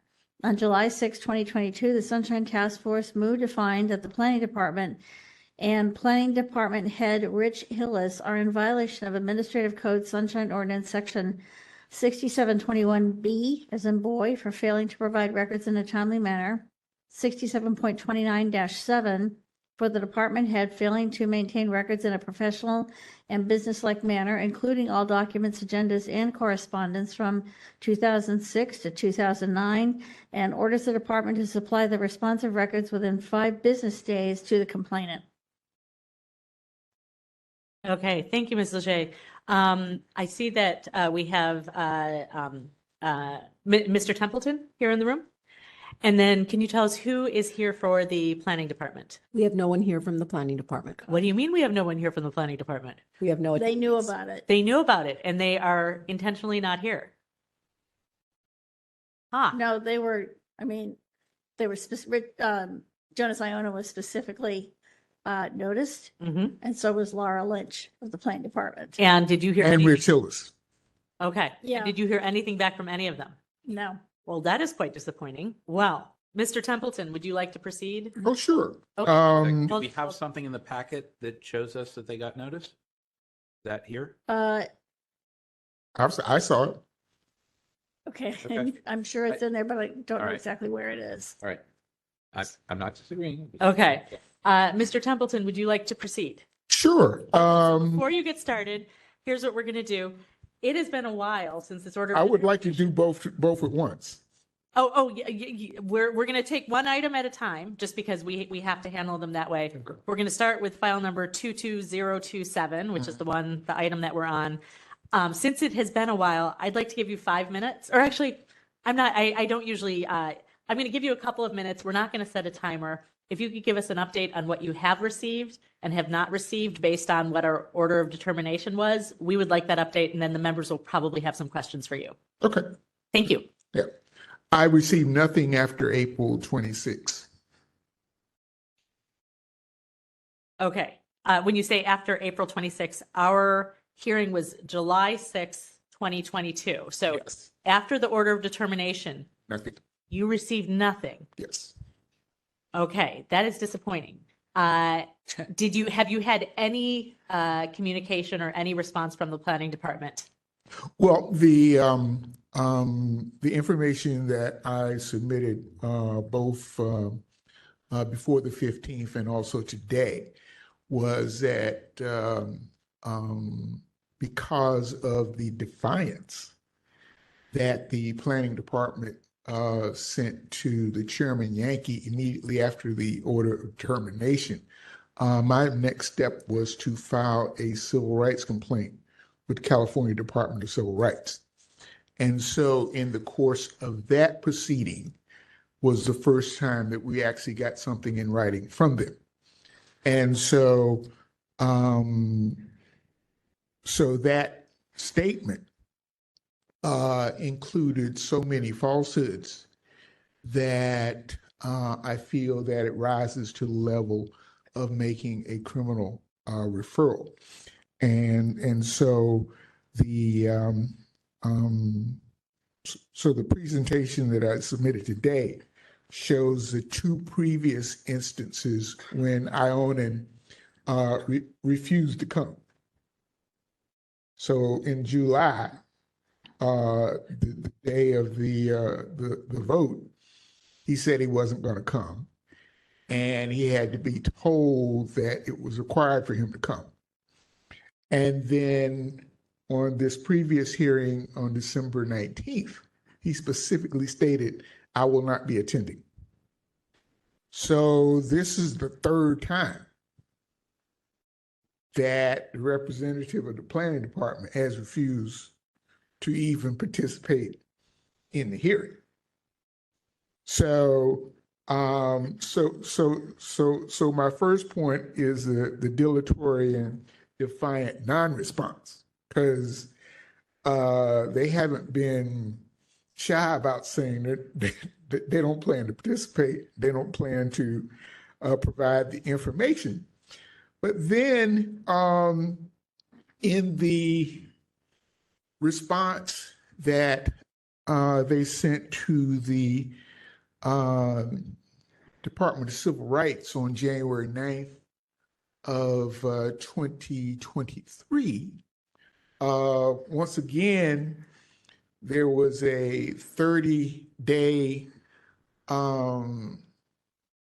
requirement for them to respond to the complaint I filed in October. They asked for a continuance. So it was actually 90 days before they even responded to the state. And so because of the way that the Civil Rights Department works, it's essentially a mediation agency. So when you file a complaint, you don't get to see the response, right? So I actually had to withdraw from the complaint and then file a public records request to see what they had said.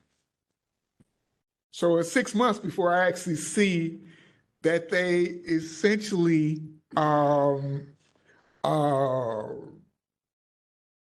misstated every fact. So, for instance, if you have today's testimony, they cite the Sunshine Ordinance, chapter and verse, and never mention that they were unanimously found in violation of it. So the complaint that I filed with the Civil Rights Department, I copied the order of determination, emailed it to the state, and clicked the box that I'm a protected class. I didn't add anything to that except say, okay, this is what 10 uninterested people who didn't know me, who had no stake in it, this is what they found. So the response from the planning department then comes back and says, this has no merit. So the city is saying that the city has no merit.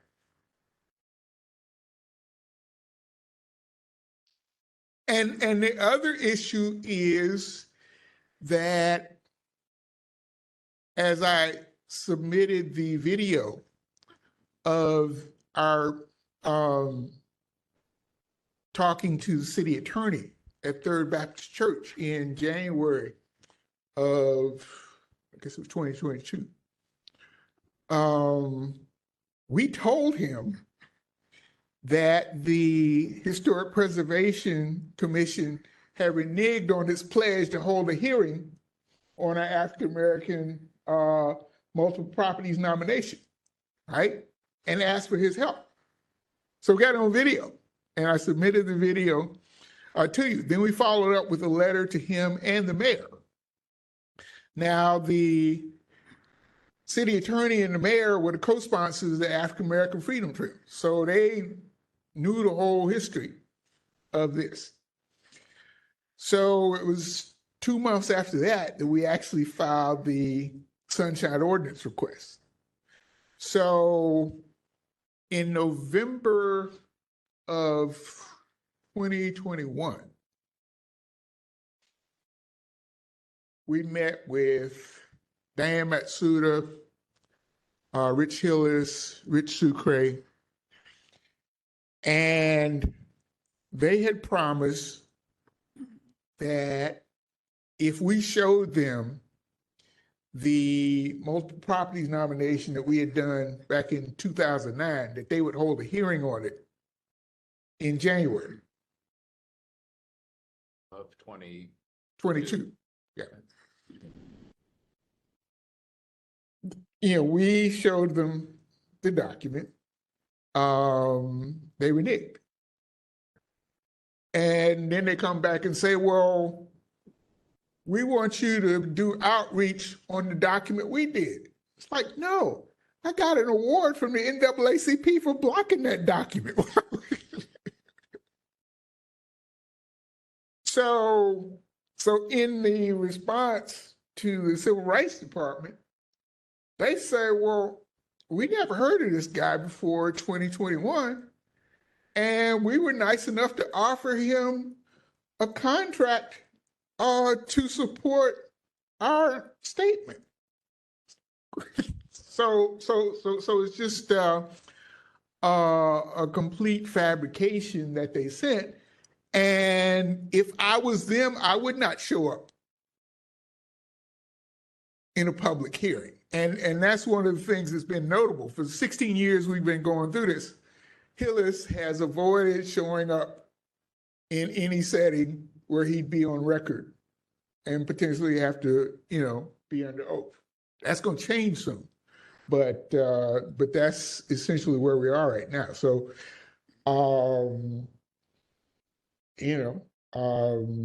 so not only is the department out of compliance, but the city attorney seems to be helping. Okay. Mr. Templeton, thank you. Members, what questions do you have? I have a question for our staff. Member Pilpel, go ahead. Okay, so I'm sorry, it's all coming back to me in a way. When we have cases like this that are compliance from a task force order, do we have a standard request that we send to both the petitioner and the respondent, or is it just a notice of hearing? We send a notice of hearing. Well, you know the process. We have our complaints that go through. Right. But Committee. specifically at this point in the, Are you asking whether they knew how important it was for them to show up? Yes. It was put in bold letters on the second notice. Yeah. So on the December hearing was just a standard thing. In the hearing for today, I noticed that it was specifically stated that the department had to send a representative. I'm not disputing that. I guess what I'm getting at is, rather than this whole pile for this item, some of which was fantastic and interesting history, I would really hope that when we have these compliance hearings, that we send a specific notice both to the petitioner and the respondent that say, here's the order, right? This committee would like to hear from each of you as to what has happened since the order, in particular on complying with the order. Well, it says on when we send out these notices, the initial notice of a hearing, as it says in the first sentence, hearing on the status of the order determination. Okay. That's the bolder we can make, and maybe we should just attach the previous order so they can't say, well, I don't know which case and I don't know where the order is, because I really wanted to. My contention is that all the evidence, including, and I asked Ms. Legier to go back to the 2007, because this is the same case that started in 2007. right. Yeah, and I can't remember if I was. And they didn't comply with that order either. Hold on, I'm going to jump in. Member Pilpel, you asked a very specific question. Yeah. I am looking at my email. So this is the notice of appearance Okay. that was sent to Mr. Ionin? Ionin, Jonas. yes, Jonas Ionin, Okay. Rich Hillis, and it mentions both file number 22027 and 22028, Okay. both of the cases with Mr. Templeton. And it says that it's for the Compliance and Amendments Committee. Okay. You know, without going into, you're receiving this, Maybe I just didn't see that email in the packet. I'm sure it went out. Mhm. I'm not questioning that. What I'm getting at is it was really important for them to be here, and apparently they're not. And B, that the two violations that the task force found on the 027 case were 67.21B for failing to provide records, but in some ways, more importantly, 67.29-7 for failing to maintain records in a business-like manner. And so having a response from them that, we got it, here's what we've done to change our business processes, we heard you, blah, blah, blah, or we're just doing whatever we're doing. I wanted to see some response to that. Well, the response that Ionin gave was, what did he say? I consider this over. I don't know. And if there was an email to that end, that's what I was also looking for. He we're not giving did. you the He time did again. respond. Okay. Well, I didn't again. He is that specifically is that in our responded packet and tonight? said, and he copied it me like, I think this is over, like it was supposed to intimidate me. Okay, to be clear, Member Pilpel. Yeah.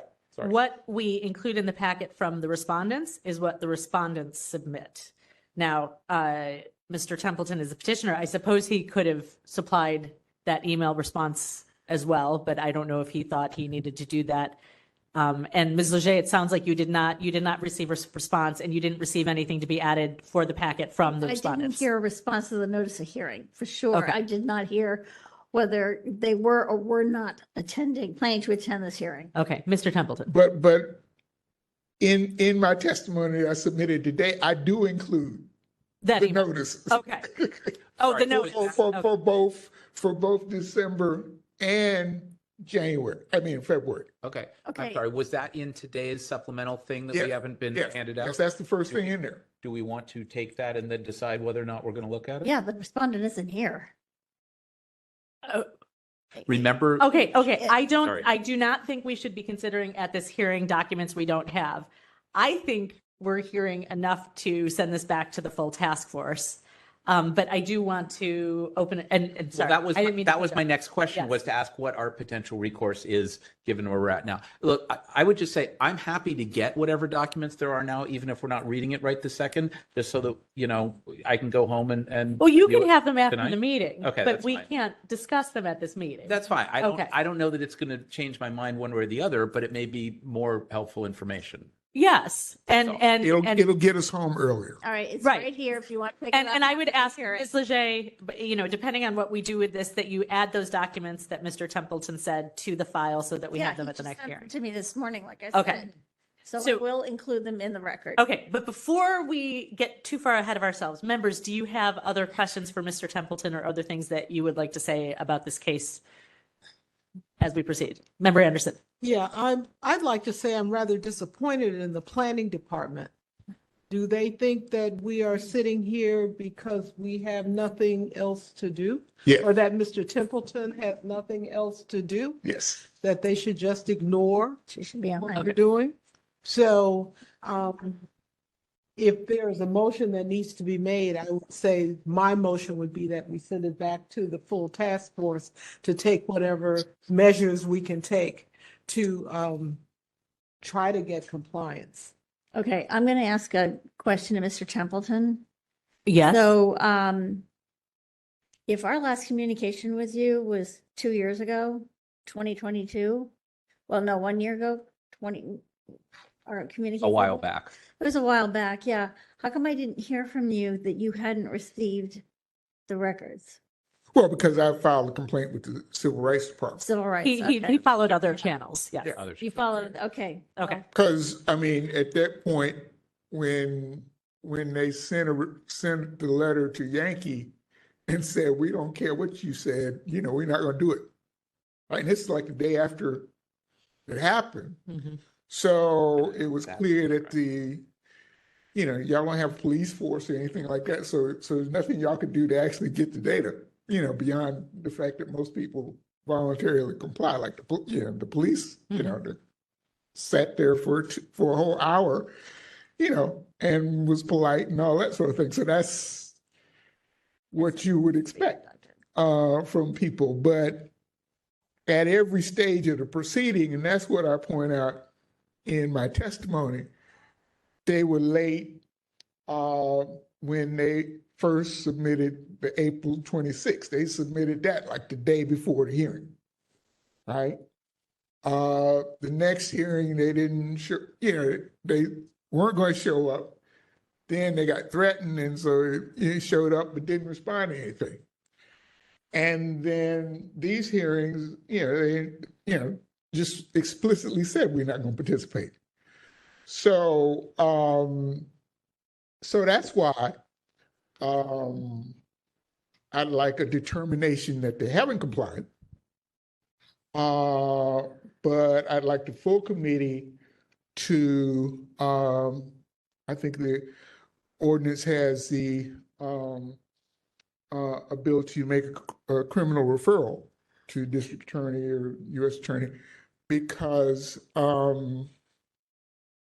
there are about 10 instances in the statement that they gave to the state that directly contradict information that's in the record of this hearing.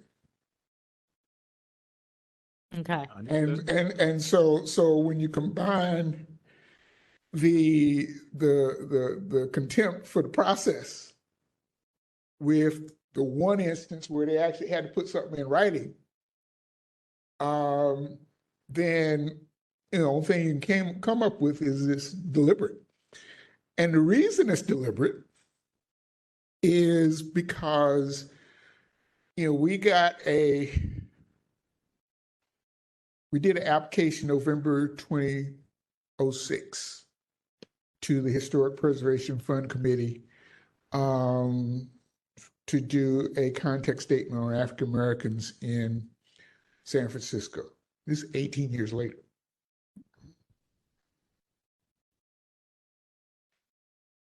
I was 51 when I did that application. I'm 69 now. And the consequence, the Board of Supervisors just, earlier today apologized for decades of racism. And when I was talking with Reverend Townsend, we were both saying, forget slavery, just focus on the last 20 years here. So the record shows the, lynching by red tape that they did. And so there's a pattern that started in 2006 of them moving meetings when we showed up. And that's what they were finding was in 2007. And when Sunshine Ordinance Task Force made a determination then they finally went ahead and issued the grant. But then it took another year to do the grant agreement. So we spent 2 years just to get to the grant agreement. And then once we got the grant agreement, they wouldn't pay us.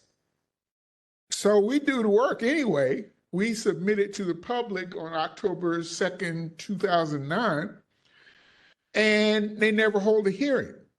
So that's where we were in 2021 when they called me back and say, we'd like you to speak to the planning department about equity.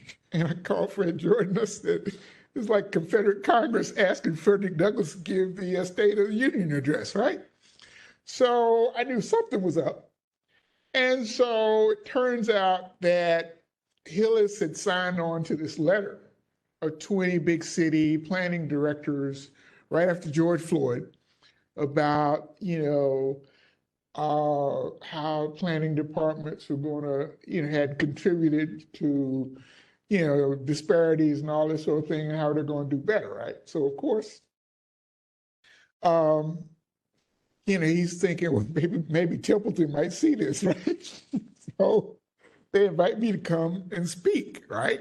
And I say, well, my speaker's fee is $5,000, and they say, well, we don't have a budget for speakers. I said, come on now. I said, you just moved into a 40-story skyscraper.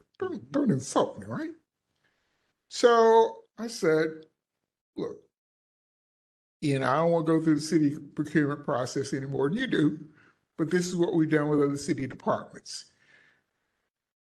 Our process for teaching California Black history always involves tours because the history is so different from what people normally expect that they have to see it. I mean, you can't just sit in a 20-minute lecture and explain that California's named for a Black woman, right? You got to go up to Mark Hopkins Hotel and see the mural, right? So we said, okay, 6 weeks before the presentation, have your people take our tour. Not a single one takes a tour. So then we do the presentation, and I have the Dean of Business of USF and the CEO of a leading environmental justice firm and a National Park Ranger on it. So when we're talking about meaningful engagement, they disrupt the speaker. This is a Cambridge graduate, right? And just generally disrespectful to the whole thing. So, at the next Historic Preservation Commission meeting, I say, look, I go and said, look, this is outrageous. I said, you didn't take a tour. You didn't even listen to what we had to say.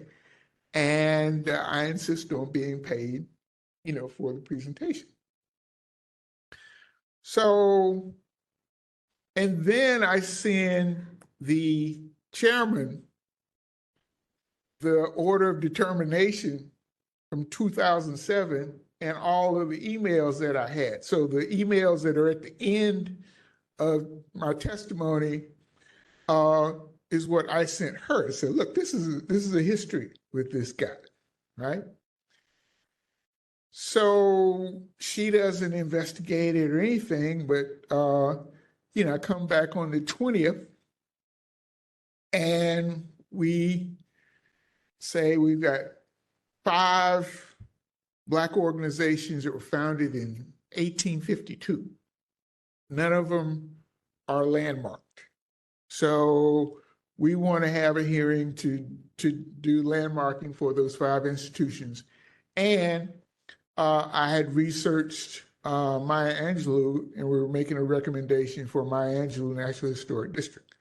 So I'm picking like the softest of softballs for somebody to get behind. It's like, 1852 churches. This is the only 3 cities in the country have 3 Black churches at all. New York, Philadelphia, and San Francisco, right? So on the 20th, I come in and send the testimony in advance like I did today. And there were 4 people who called in. It was still COVID restrictions. So myself, Al Williams, and Dr. Amos Brown testify all the time. So none of the 3 of us get recognized on the phone, but one white person does. So the chances of there being a slip up where it only affects the 3 Black people but doesn't affect the one white person are just incredible. So I'm emailing in real time saying, I'm trying to get on, right?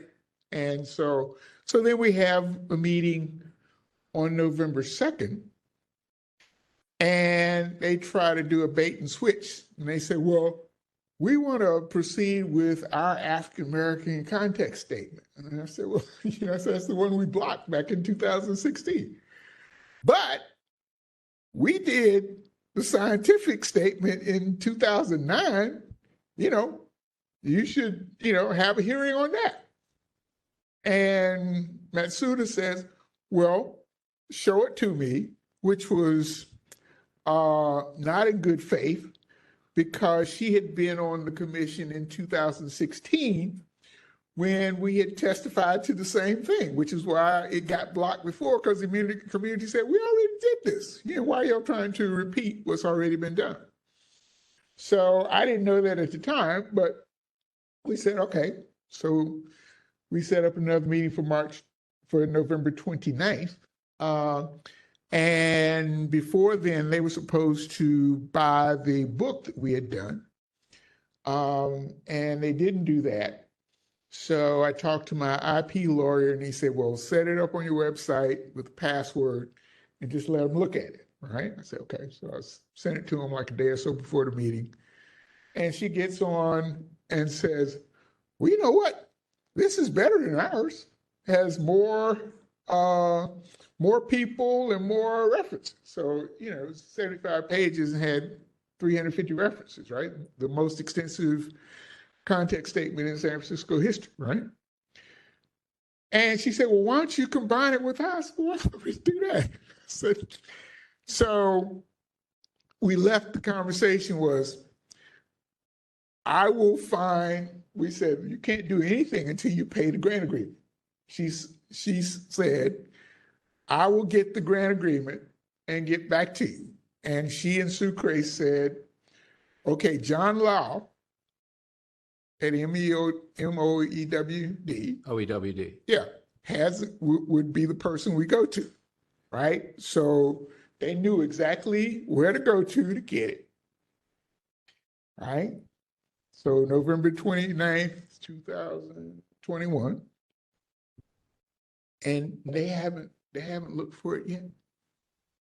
So, Mr. Templeton, thank you for sharing this level of detail with us. I would love to just give the other committee members a chance to ask any final questions. I think we're probably in agreement that this needs to go back to the full task force, but I just want to make sure that everyone has had a chance to ask any questions that they would need to ask so that we can formulate our message back to the full task force. I have no problem sending it back. Member Wolf sorry. first. Member Wolf, because we can't see you, and I don't know how long. Please go ahead. Okay, Mr. Templeton, I have a question with regards to. Now, you don't have to answer this if it is giving up any kind of strategy for you, but is this going to go the judicial route? Oh, absolutely. Okay, and I'm just wondering if it's necessary. Well, as through the Civil Rights Department gave us a 3-year right to sue. Well, but that's not necessarily a judicial route. So I'm more asking about, are there plans to escalate this to court? We don't have any choice because, They have to like I said, exhaust the administrative city, if the city attorney won't make them do it, then Okay, the reason why I ask, because people come to us first to hopefully avoid going to court. Mhm. So, but the Sunshine Ordinance allows anyone to take up the matters in court, and our experience is more times over any a court asks, if there was a local process, and if so, did you exercise it? And if it was exercised, then there was a finding that generally kind of could, for all intents and purposes, end our participation, because there's nothing more that we can do if the responding party is not willing to comply with our order of determination. We have very little authority.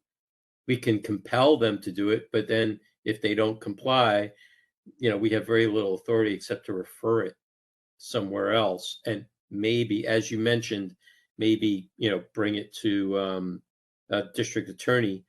We haven't had much luck there because they want us to cite something criminal in a criminal code, and there really isn't anything. We may think that it's criminal, it could be, what have you, but they don't. And we've tried for over many years talking to different DAs. So unless there's something you can offer the task force that might be helpful in that matter, when the hearing, I think we're moving towards sending this back to the task force, that would be good to know. Well, essentially, we would enforce the order. Yeah, I understand that, but if the city isn't going to do it, then that would be our action. I understand, but the question then becomes: is it a civil matter or a criminal matter? Well, and that's the rub. Well, that's two different things. We think, both might apply, but just for the sake of discussion, civil would come first, just because that's the low hanging fruit. Right. So, You told them to do it, and they didn't do it. Member Pilpel, you have a question? Yeah. So 3 things. I thought I heard Mr. Templeton suggest that they may pursue litigation, but that might flow from the civil rights complaint and might subsume and include the sunshine or public records The civil rights violation. complaint was Yeah. that they hadn't complied with. They hadn't complied, and so you may pursue that. Okay, which you're free to do. That's fine. Yeah. So that was number 1. Number 2, I'm still interested in hearing from planning, not the we don't care what you think, but the here's what we're doing as a response to your order, and I haven't heard that. Maybe we'll hear that if we escalate this back to the task force. Maybe we won't. But I just want to also emphasize, presuming that this does go back to the full task force, I really, with due respect, I don't need to see all of this material again. I'm really interested in sort of having a dividing line that post a task force order, I'm interested in the order. I'm interested in anything like the week before the order, if they sent something late, like you suggested. But anything since the order, I'm very interested in seeing at the full task force, if there is anything, whether it's good, bad, or we're blowing you off, whatever. But I'm not particularly interested in the underlying stuff because we already heard that. That's been litigated. And I also find it a little bit ironic that the 2007 case, when both Member Wolf and I were on the task force, we both voted on the other side for whatever reason. I don't remember the specifics of that case and the technical violation of the Historic Fund Committee, but in any event, we are where we are. So I have no problem with sending this back to the full task force with the range of options that we may have there to refer or to deal with the matter, because clearly having it here, due respect, didn't get them to, and you did it, right. Yeah. And they know, you noticed them. I'm Yep. not saying you didn't. Yeah. Anyway, and I would like to see that in the back. So yeah, I'm good. Member Anderson. Thank you. I believe this is a matter that should be sent back to the full task force for any discussions about what steps we take from here. Yeah. Because I don't think sending another notice is going to do anything. No. Then have us all come back. Yeah, at this point, it feels like there's a willful violation and just ignoring our order. Yeah. And let me tell you what's at stake. So the context statements are a gravy train for preservation consultants. Because whoever does the context statement, every structure that's mentioned in the context statement, they make any change in that building, they got to go to that specific person to get a report. To get a as to COA whether- or whatever. Yeah. And so they didn't approve ours after we had an architect go through 900 different properties. So over the last 15 years, we would have been getting revenue from some percentage of those folks. And since most of them were African American, a lot of those folks would have been able to stay in their houses because we would have been able to increase their the value of their houses by being on the National Register and reduce their taxes through the Mills Act. So right now, that's a benefit that only white people get in San Francisco.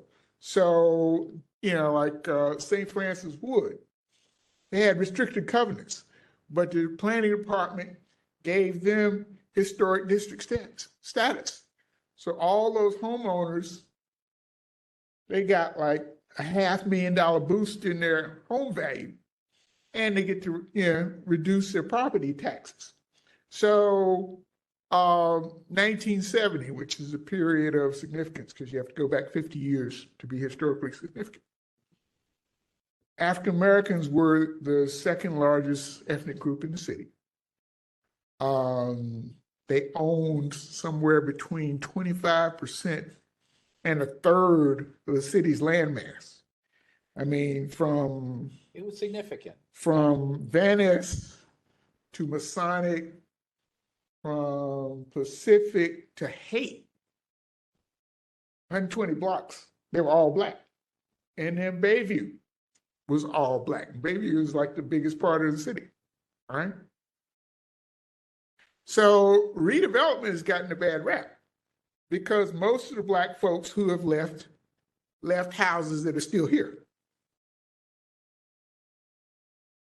And so fortunes have been made from getting those houses like Alamo Square that was all Black in 1980, and folks bought those houses for $25,000. And then flipping it, and that once it becomes a historic district, now they're worth $4 million. Same house they bought for $25,000. So that's the hustle that's going on, and that's basically what they wanted to keep us from being part of, from us, preserving the African American community. I came from Richmond to here, and I was the chair of the project area committee for the Jackson Ward National Historic District in 1979.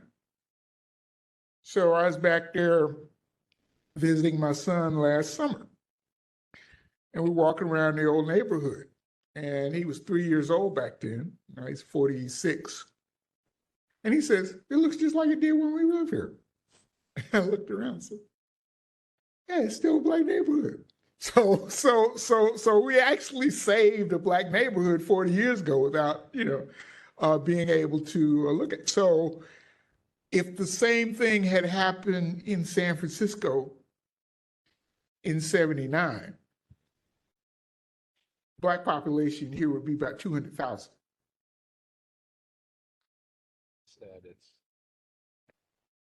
But there isn't a single Black National Register site that's owned by Black property in the city. Not one.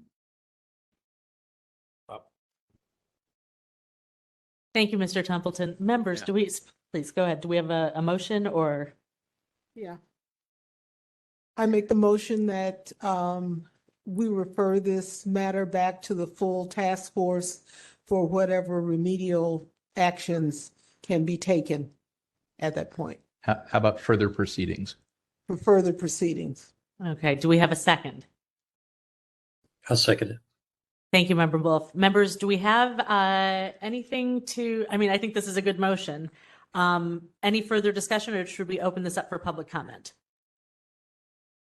Public comment. Let's take public comment. We have no callers in the queue. Okay. Ms. Leger, please call the vote. Hang on a second.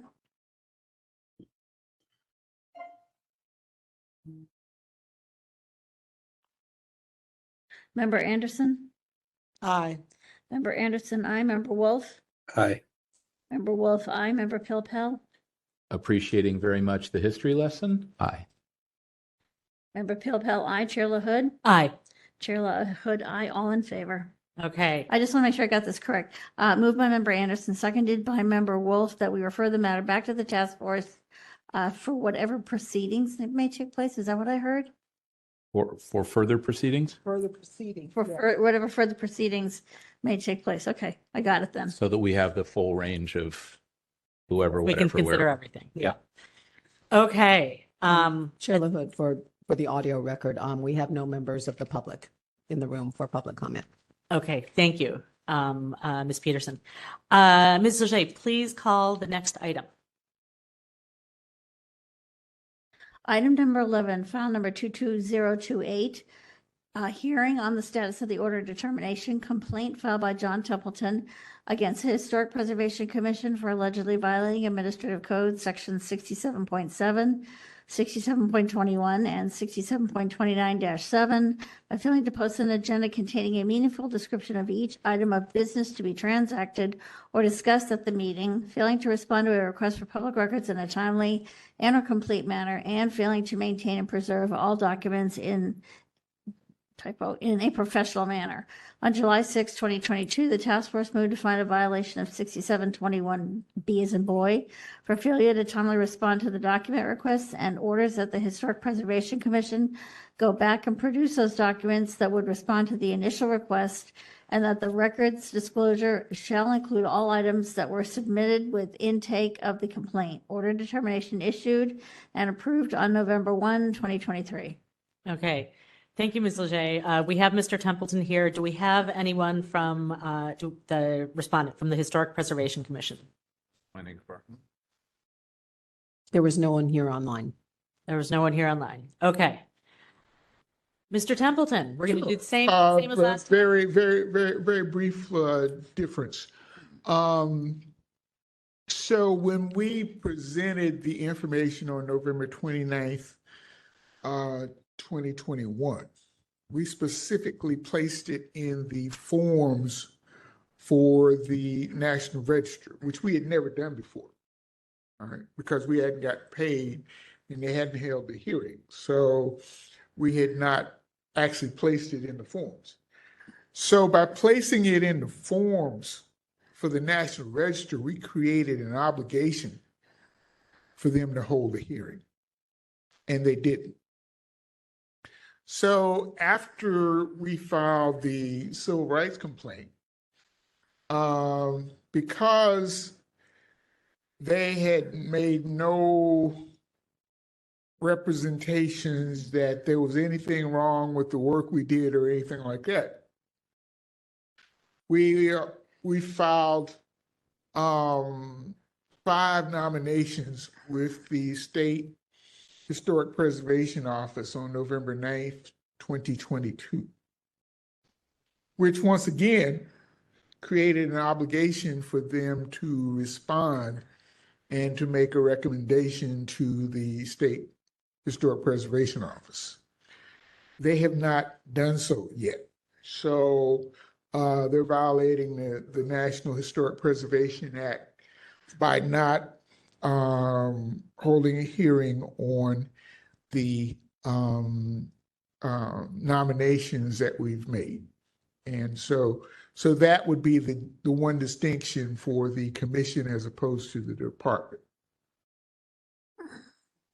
Okay, I have a question here because I'm looking specifically at our order of determination, and the motion that passed said failure to timely respond to the document request and order the Historic Preservation Commission to go back and produce those documents that respond to the initial request, and that the records disclosure shall include all items that were submitted with the intake of the complaint. Have you received any of those documents? Okay. That would be no. Yeah, we need you to say in the No, record. no. Thank you. I didn't even notice that.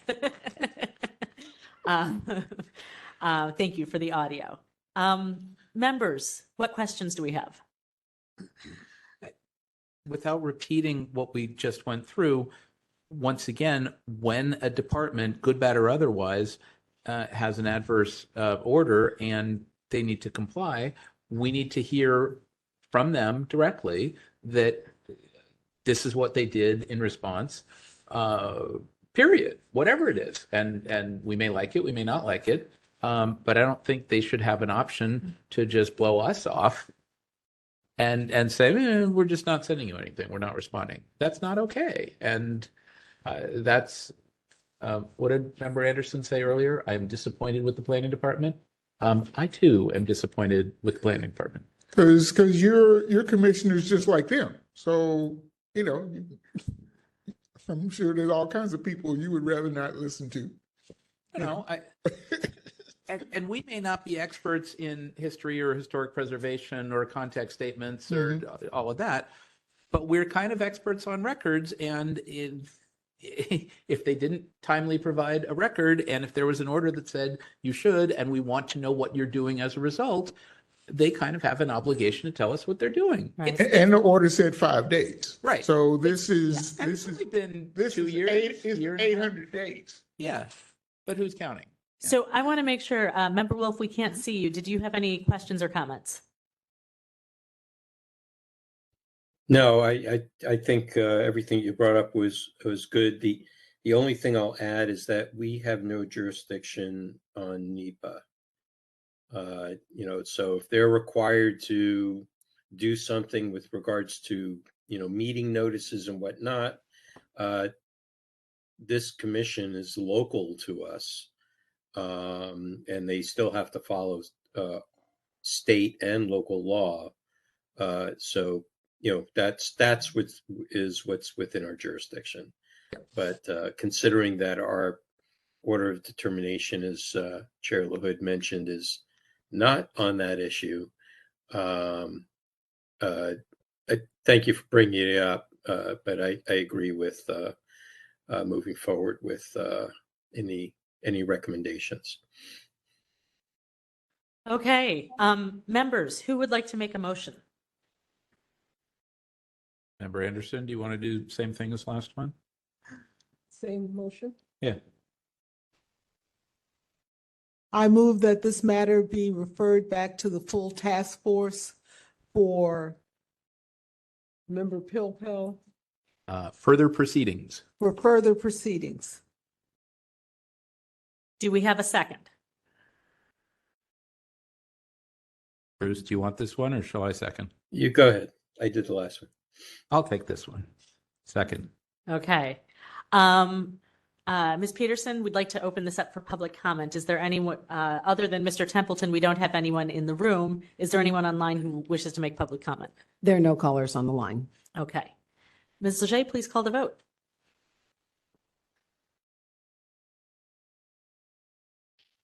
Member Anderson? Aye. Member Anderson, aye. Member Pilpel? Aye. Member Pilpel, aye. Member Wolf? Aye. Member Wolf, aye. Chair LaHood? Aye. Chair LaHood, aye. All in favor. Okay, the motion passes. Mr. Templeton, thank you. Ms. Leger will follow up with you about when this will be scheduled for the full task force. And I don't know if you have any. I'll bring this to Chair Yankee's attention. I'll make sure he sees it. And next time I run into Al Williams in the neighborhood, we'll talk about this. Thank you. Okay, thanks. Thank you so much. Thank you. Okay, next item. Next item, please. Item number 12, committee members will review the Sunshine Ordinance and discuss possible amendments to recommend to the full task force. Recommendations proposed by members of the public at previous committee meetings will be taken into consideration. This is a discussion and proposed action to forward recommendations to the full task force. And we have 2 links that were provided by Chair LaHood. But there are more than 2 links, and actually, I know, and I scanned all those documents in, and they are part of the. yes, they are. But I'm a little bit concerned that people might not have seen that. So the good news is they are linked. If you hover over item number 12, there is a much larger packet than those 2 links. I'd like to ask if there are going to be links like that in the future, if we could have something else linked that shows that, because this is where the depth of information is in hovering over the file. Now, I think members, were you aware of that? Okay. No, I got these 2 things, the marked up thing and the 1-pager. Maxine, just for your information, when we do these, because you've been doing this long with me, how I was trained by Administrator Young was to mark the text of the summary that would describe the case. And almost every single time, unless it says part 2, part 3, that's where any information that is related to one of the cases would be found. So always do that, because you'll find a lot of your information there. Yeah, I did not do that either because I saw the 2 links. Yeah. Well, I mean, the good news is, and for anyone listening to this, and unfortunately it doesn't sound like there's anyone else on the line to discuss with us, I would say the pages I would I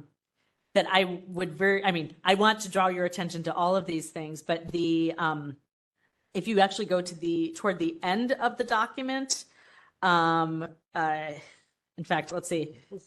Well, now let me find the top of it. Let's see, starting at page 48 of 55. What's the first section? The first section, it's Article 1 in general, so it's the ordinance. And then starting on page 49, we actually have the notes that, and I think actually everyone here was in these discussions. So I was doing track changes on the various points that we were discussing in the ordinance, and wanting to mark specific spots where we had commentary and working our way through. Oh, so, okay, Member Pilpel does have it. Okay. So, I think Bruce was trying to say something. Oh, Sorry, Bruce- Member Wolf, Member you Wolf, trying were to you say saying something? something? No, I wasn't. Oh, okay. I think it was That was just just my phone. All right. Okay, so we had made it through section 67.7.1. And I would like to pick up from there. But another thing that I think, and this has come up before, one of the challenges with this is, we make some progress, but there's a lot to be done. And then at some point, we need to synthesize, our work and other versions of recommendations, that have come in and pull this all together. And I guess the question to Ms. Leger, and I don't know if you can answer this, but, we've been looking for ways to get additional time. Are there and then the question is to members of this committee, are there meetings that start a little bit later than ours where we could actually come in and grab some of the time before the meetings? For example, does one of the committee meetings start at 5:30, and is there a chance that we could come in and just discuss the ordinance from 4 to 5:30? I'd have to ask. I'd have to call the woman, Lori Mazzola. I think she's the one who reserves all the conference rooms for committee. This is Victor. I don't believe that's an issue because we usually reserve the room from 4 to then. That's what I thought. Yeah, it's time for me so I can set up the meeting room and then we can have our meeting. But if they want to come in at 4, that means I would probably need to be here by 3:15, 3:30 to make sure the room is vacant and available for the committee members to be in here. So I do have to check on that. Okay. I guess committee members, and what day is that also on Tuesdays? All right. So on Tuesdays, there's also EOT. They begin at 5:30. Okay. There'll be an EOT meeting this coming March. If you want to piggyback that, like from 3 to 5 or something. Oh, if that's even possible. I mean, if I could, I'm sorry, is there a problem? Just a comment. The EOT meets on the other month in the slot that we're in. Right. So we're on the even months, they're on the odd months, same slot. The way I understand it, complaint is on the third Tuesday, Every and they're every month. So Pat's here to answer questions about that. So I think based on our availability, if what you're ultimately asking is, are we available? I'm available. If others are available, we can be available. And if the staff can find a slot before, after, during, whatever, they'll make that happen. And I'm realizing as I'm having this discussion, even though I think that this is about this, perhaps we should save this. For the full task? No, not for the full task force, for the next hearing. No. For items for future discussion. For what? Okay. Items, whatever the last item is on the agenda. Item 13. For item 13, where we say. Yeah, I mean, but okay. We can talk about this in item 13. Yeah. So in the meantime, we made it through 6771 public notice requirements. I would like to pick up with the next section, unless anyone has any objections to that. Can we pick up from there? That's What fine. page are you on? So I actually clicked through on the American Legal Publishing and went to section 67.8, which is agenda disclosures, closed sessions.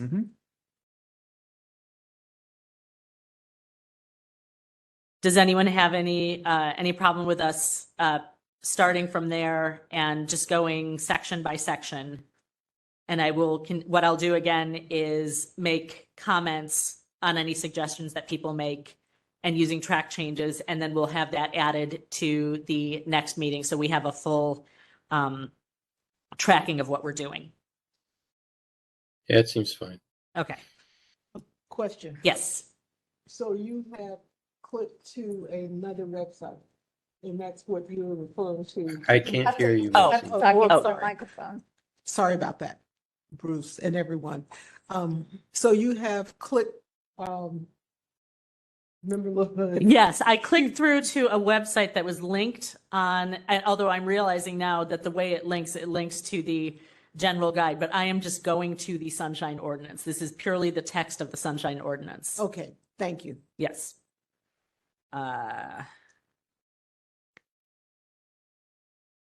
So I have a question. Yes, Member Pilpel. I'm not sure which document this is, the one that has no header. The one that has no header, I believe those are Allison Washburn's. Okay. That's Allison Washburn's documents. And actually, Ms. Leger, here's a question on this. When we submit documents that have headings, but there's no title in the document, that doesn't get captured, does it? So the document has a title, but when it's printed out and added, there's nothing that indicates what that is, unless we have essentially a cover page or a title on the document. So Member Pilpel has a document that starts with Article 1. It doesn't say what it is or who submitted it, Whose version, where it what came date, from, what content. what this is. Is it part of item 12? Yeah. Yes. Yeah. Now, I know I just sent those documents to you and said, can you include these? But it didn't cross my mind that there would not be a description of what they were or some sort of index. So Yeah, we can certainly add that. yeah, I think that would be helpful, and like a clear, especially if we're putting links in the agenda, something clear that shows that there's also a link to these documents. Maybe we need a context statement. Yeah, that was No, that's Member Wolf, please. Yeah, I was just going to say that, just like in regular complaints, there is, on our cover page, the agenda packet contents list, Mm-hmm. where it says other, and there's Yes. check boxes and lines. Usually there is some direction, is like a little bit of a table of contents there. So, here you could have done the same thing to delineate the two different documents or three different documents. Yeah, that would be helpful. Yes, that would be extremely helpful. Whether it's done on that sort of index page, or perhaps I could even write that up and just say, put this on the top of the packet. Yeah. So so it's clear to people why these things are included and where they came from. Yeah. Okay, that's fine. Member Pilpel. If we're past that, I actually have a couple of moments of thought on 67.8. That Great. section. Would that be fun? Should we do that? Yes, okay, so 67.8. Does everyone have that in front of them and ready Whatever to version proceed? they're looking at. Yes. Okay. Member Okay. Pilpel. So 67.8, and I'm sorry I didn't bring a table or find a table of the parallels, and maybe I will look for or create a table that shows what the Brown Act section is, or the CPRA, the Right. old CPRA section, the new CPRA section, and the Sunshine Ordinance. And before you reference. proceed on that, I think we were told that those were supposed to automatically get updated. So I don't know if this is the updated number or the old number. In any event, Yes. I just think we need a table for that. I'll try to do that in my Okay. spare time. But my point is that 67.8, although I guess Allison's version was proposing to strike some of that language, and I'm not sure why. And if she's not here tonight, maybe we can hear from her another time on that. Yeah, this is our first pass through. That's There fine. won't be chances to come back. That's Yes. fine. I think it is important and useful to duplicate what is in the Brown Act with respect to these not weird, but these special notice requirements for different types of closed sessions. I think it is in the old days, you just said, closed session, bang. Okay. That wasn't sufficient. And so the 1994 amendments, I think, to the Brown Act had these, really specific disclosures for each type of closed session. So without disclosing the confidential stuff in closed session, it gives people an idea of what the topic is. So if it's with a real property negotiator, you have to identify the property. If it's about a case that's in litigation, you have to identify the case number. This is useful. And there are some who may say, we could strike this because state law covers that sufficiently. Well, who knows what's going to happen with state law? And there are some particular things in San Francisco, like transit operators and nurses, where it's useful to indicate the type of employee organization. So I am with keeping the framework of 67.8, and I wanted to make that clear. Nevertheless, I'm just sharing with Chair LaHood that I think there are some instances where it refers to government code, where I think it could be more precise to say California government code. Whether it's each item or every item, I think it should be consistent about that. Where's some other stuff? Let me just give you another. Go ahead. Bruce. I just on that. Are you also including 67.8-1? I'm getting to that in a moment.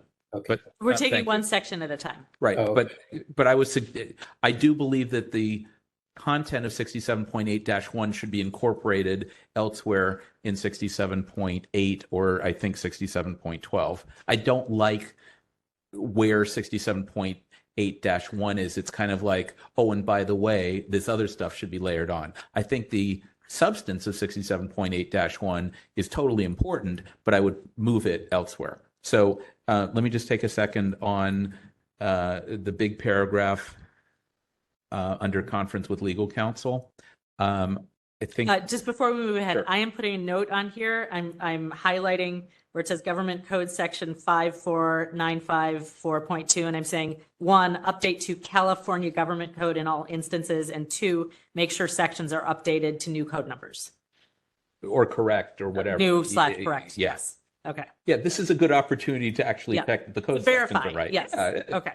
Every few years is Yeah. kind of in every generation. Yeah. Okay. Please proceed. Okay. So there's a big paragraph under conference with legal counsel for yes. anticipated litigation. Yes. So my current version of that, let me just read it out so people can hear it. The space after existing litigation shall be used to specifically identify a case number under discussion pursuant to California Government Code Section 54956.9A. When you say your version, meaning your strike through notes? Yes, from years ago. Okay. So I'm just- Did you submit these? I have not. Okay. But I will at some point. Okay. But I just wanted to read through this for a second, Okay. including the case number, including the case name, court, case number, and date the case was filed. Because that date that it was filed, I think, is in a different section right now. Unless such identification would jeopardize the city's ability to effectuate service of process upon one or more unserved parties, or would jeopardize the city's ability to conclude existing settlement negotiations to its advantage, in which instance the appropriate parenthetical language shall be substituted.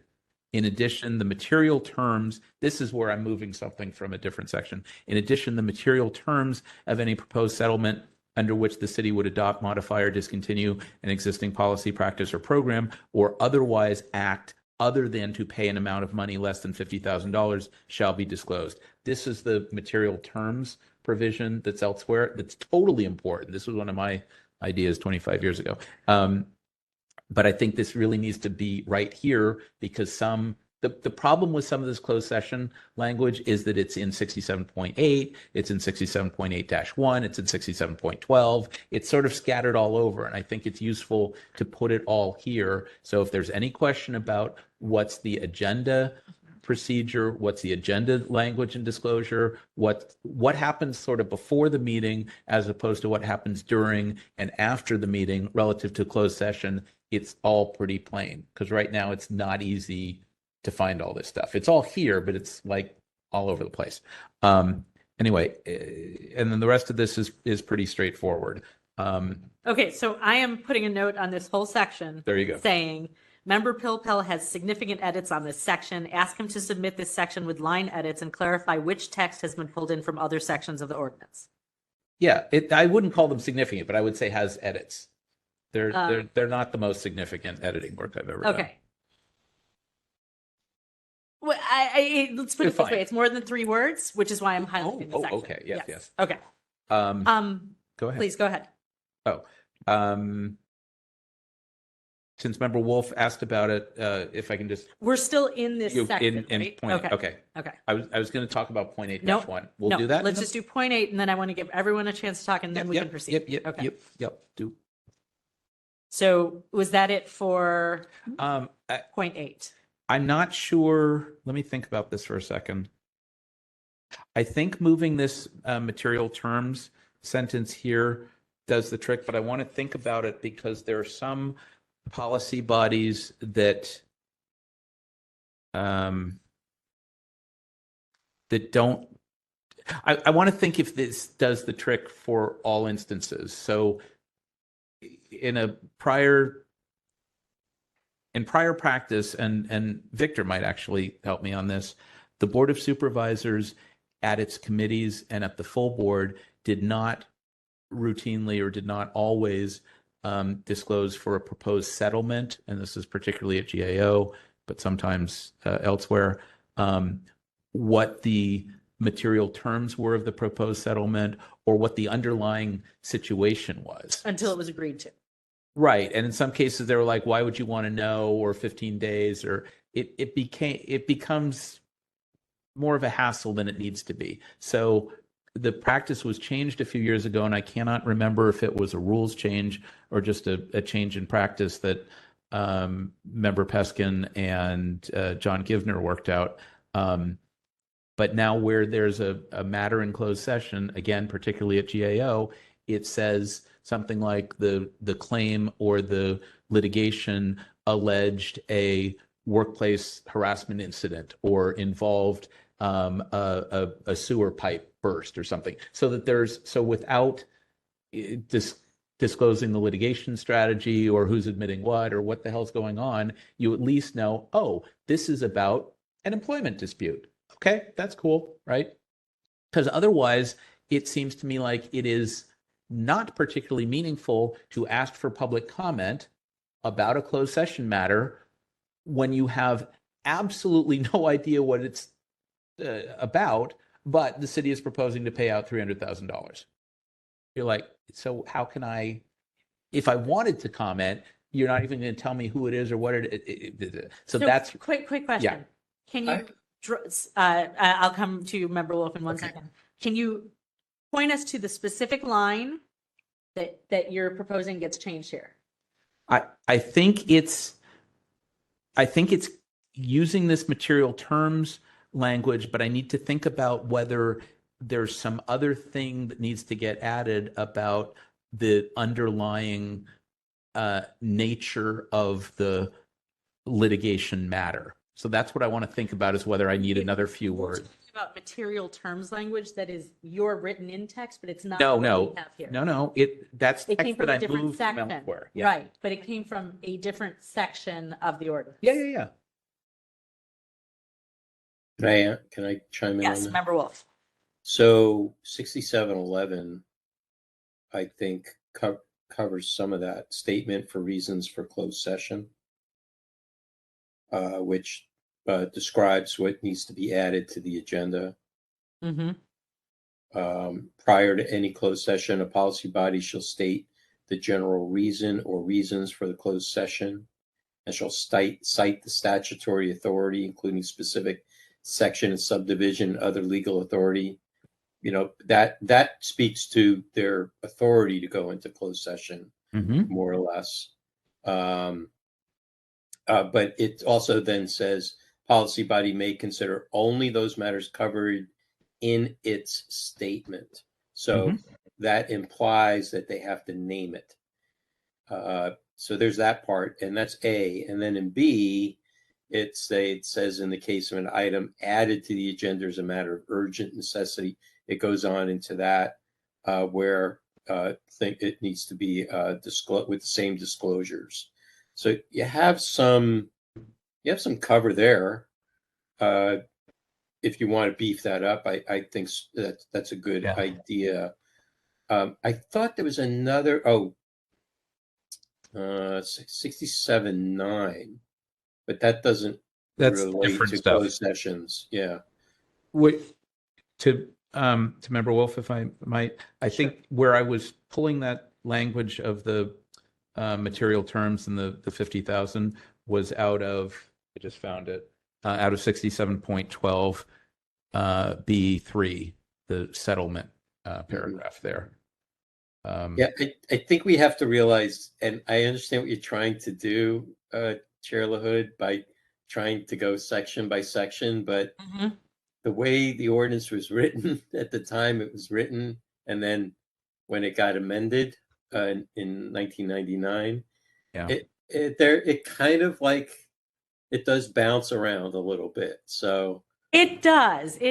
I guess what I'm asking for is if we could sort of do as much as possible, and maybe this is what I'm asking for can't happen, but as much as possible, do the internal edits on each section and then think about how to collapse them. Okay.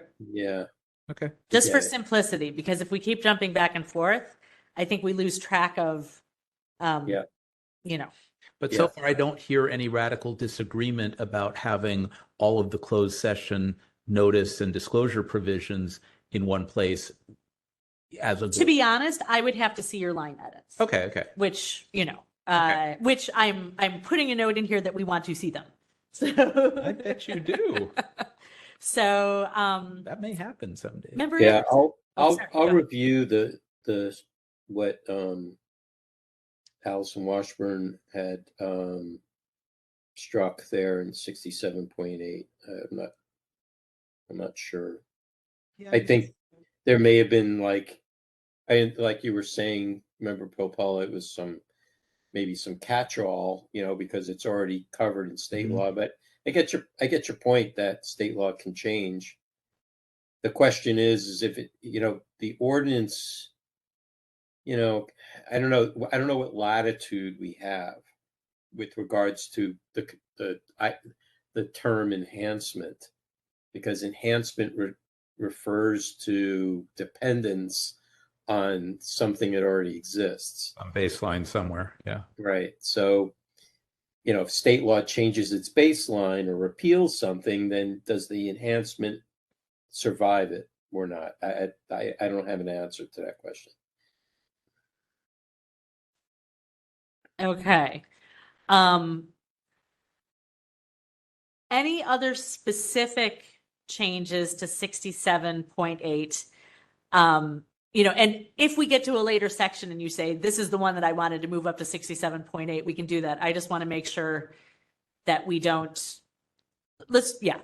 anything else specific in 67.8? Yeah, the only thing I would say that would need to be maybe added to it is the new laws regarding police actions. Because that, if you remember, I think it was last year or the year before, there was a major development on the disclosure of like personnel records in deadly force incidents or something like that. And then we had some cases that bubbled up from that around closed sessions that were happening at the police commission that potentially should have been revealed, should have been made public. And so I'd have to go back and review those. It's been a while.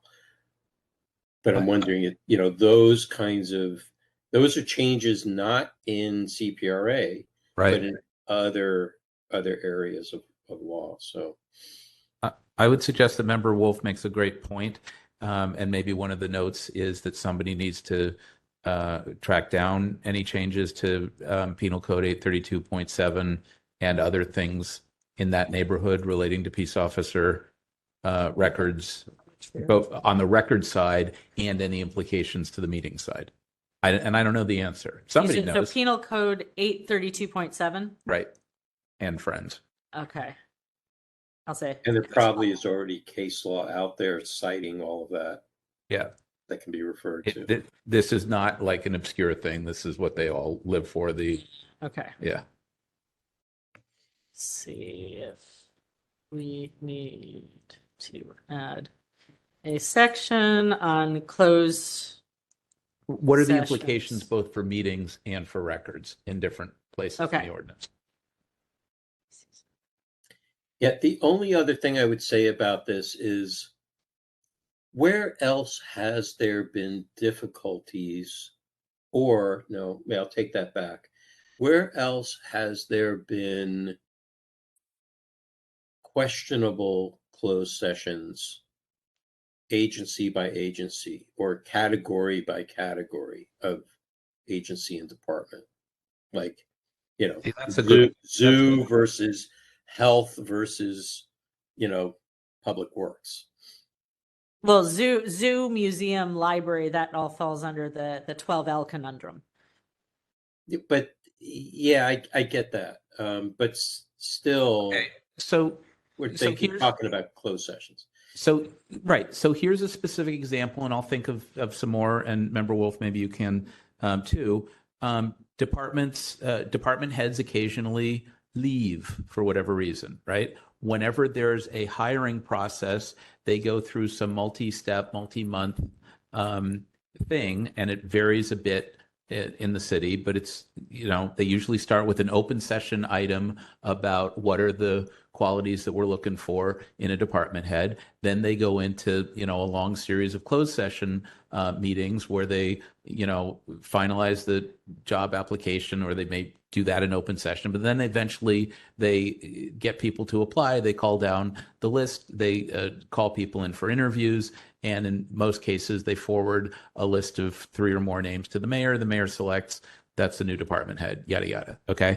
That's all well and good. That's generally circumscribed in the charter, but I don't think that there's a specific requirement in the ordinance now. There are provisions that allow most of that to exist in closed session. That's fine, but there's no requirement that I'm aware of that would compel a commission to give a general update either before or after a closed session to say where they are in the process. So to say, we have actually received 59 applications or resumes, and we're now in the process of winnowing that down. We'll get back to you, right? And then the next time they say, okay, we had 59, we winnowed it down to 18, and we're gonna somebody's gonna interview them and get it to, right? So to give people a sense of where they are in the process without disclosing names, and there are good privacy reasons not to disclose, but to disclose numbers and points in the process. I don't know how to write, I haven't thought about how to write that into a sentence or two, but I think that promotes public confidence in the process in a way, just like that other thing that I talked about a few minutes ago with an employment dispute. It gives you a general sense of what's going on without compromising privacy or confidentiality in a way that might be detrimental to the city or the applicants. Member Wolf, does that give you a good specific? Yeah, that's good. I mean, I'm looking for specific examples, but yeah. Right. Well, Question. I mean, you gave the example of hiring. Do you want this applied specifically to department heads? Sure. Or, okay. Well, Because hiring in general, I could see like those kinds of. I think we need to be careful about making policies that would be burdensome to a degree that's. Yeah. Understood. Let's be clear that the number of public employees that are subject to hiring in the way that whatever this is, 54956.9, whatever, that's covered by a city board or commission is limited. It is generally the department head and maybe the commission secretary, and that's it. All the other subordinate staff in city departments are subject to the hiring choices and whatnot of the department head. The department head is the appointing officer, yada, yada, blah, blah, blah. I could cite you civil service rules on all that. But the point is, it's not a large universe of people, and they all know and they all understand the tension between confidentiality of applicants so as not to harm them if they're at another agency that doesn't know that they're applying, and public confidence that they're going through a process that's meaningful. So this is not dissimilar to the RFP process, where people would love to know the innards of that, how that process what's going on during. And when we get to that provision in the ordinance, we'll talk about RFPs and what makes sense to do and not. I'm sorry, as usual, I'm talking too much. No. So just to be clear, so you're talking about adding another section about hiring. Yeah, although that might properly go. We have public employment hiring, title, description, positions to be filled. But you're talking about embellishing that. Right, but I think in the example that I just gave, that's probably more appropriate to go in 67.12 because it's the disclosure of closed session discussions and actions, to have like a sentence in there saying when hiring a department head, a board or commission shall disclose in general terms with numbers without identifying names where they are in the process. Okay, I'm going to move my note down there for now. Okay. And then when we get to that, we can. But I'll think if there are other agenda disclosure things that are appropriate for closed sessions. Okay. So, anything else on 67.8 before we move to 67.8-1? There are two other things that I had in color here, which points me to it. Mm-hmm. On the collective bargaining Mm-hmm. thing, where it refers to transit workers, Mm-hmm. I think that should read transit operators, because I don't know who came up with the language transit workers. And really. Okay. And is it only transit operators? Yeah, there are other provisions that are sort of different from this and how the MTA operates. Let me think more about what the intent was with these categories, because I'm going to say, should this be operators? That's fine. Let me just be clear. At the time when this was written, and I think this goes back to the original version of the ordinance, there really were 4 categories of city employees for all kinds of civil service and benefit reasons. It was police and fire, as you see here. It was uniformed is what they were called. Transit operators, because TW had its own little thing. It was nurses, and it was everybody else. So that miscellaneous. So that's how those happened here. I don't know if that distinction still makes sense. And I may want to talk to somebody over at DHR and see if that's still how they view the world. And if that makes sense to have it in here like this. Yeah. I don't know. I have a quick question. Mm-hmm. Does Government Code Section 54957, does that address all the issues regarding workers, closed sessions involving workers? So if we put what the Government Code says, will that pretty much delineate what we need to do within each closed session, and therefore we don't have to spell it all out? There, as I recall, and I can go back and look at the book, there are different sections within the Brown Act that address different types of closed sessions. And this what do you call it? In the ordinance, 67.8 was trying to capture all of these little, how do you put it in the agenda things that were pulled from different parts of the Brown Act. So it may make sense to try to reconcile and harmonize that, and it may make sense not to. I'm happy to think about that. But yeah, there are different provisions under which an agency can hold a closed session. It's for different reasons, and that's why the disclosure really needs to be tailored to the type of closed session. What you would say about an employee evaluation or dismissal is different from what you would say about a threat to public facilities. And maybe you don't want to be, maybe there are good reasons not to be too specific about the type of threat to public facilities, whether it's a physical threat, a cyber threat, a terrorist threat, or whatever, and you don't want to identify the facilities. Maybe there's a good reason not to do that, but that's not the same as you know that you're in negotiations for a successor MOU with Local 21. Fine. So what are you talking about? You're talking about wages, hours, benefits, and who's your labor negotiator. That I understand. I'm just wondering whether or not we couldn't condense it by saying that we will follow what's in the Brown Act, which addresses all these different categories that we've pulled out. I think we specific to San Francisco. I just got bumped off. Oh, hello? Yes, I'm here. Okay. I just got bumped out of the meeting. Well, welcome back. Thank you. I think it depends on the provision. I think the idea here and the example I gave a moment ago about the nurses and transit operators is where we would be more specific in San Francisco about it than the Brown Act might provide for statewide. It might just say, name the employee organization. And so they're thinking in terms of AFSCME for statewide, whatever, as opposed to, the different unions that the city deals with. But it's a good question. I don't know. Let me think about that.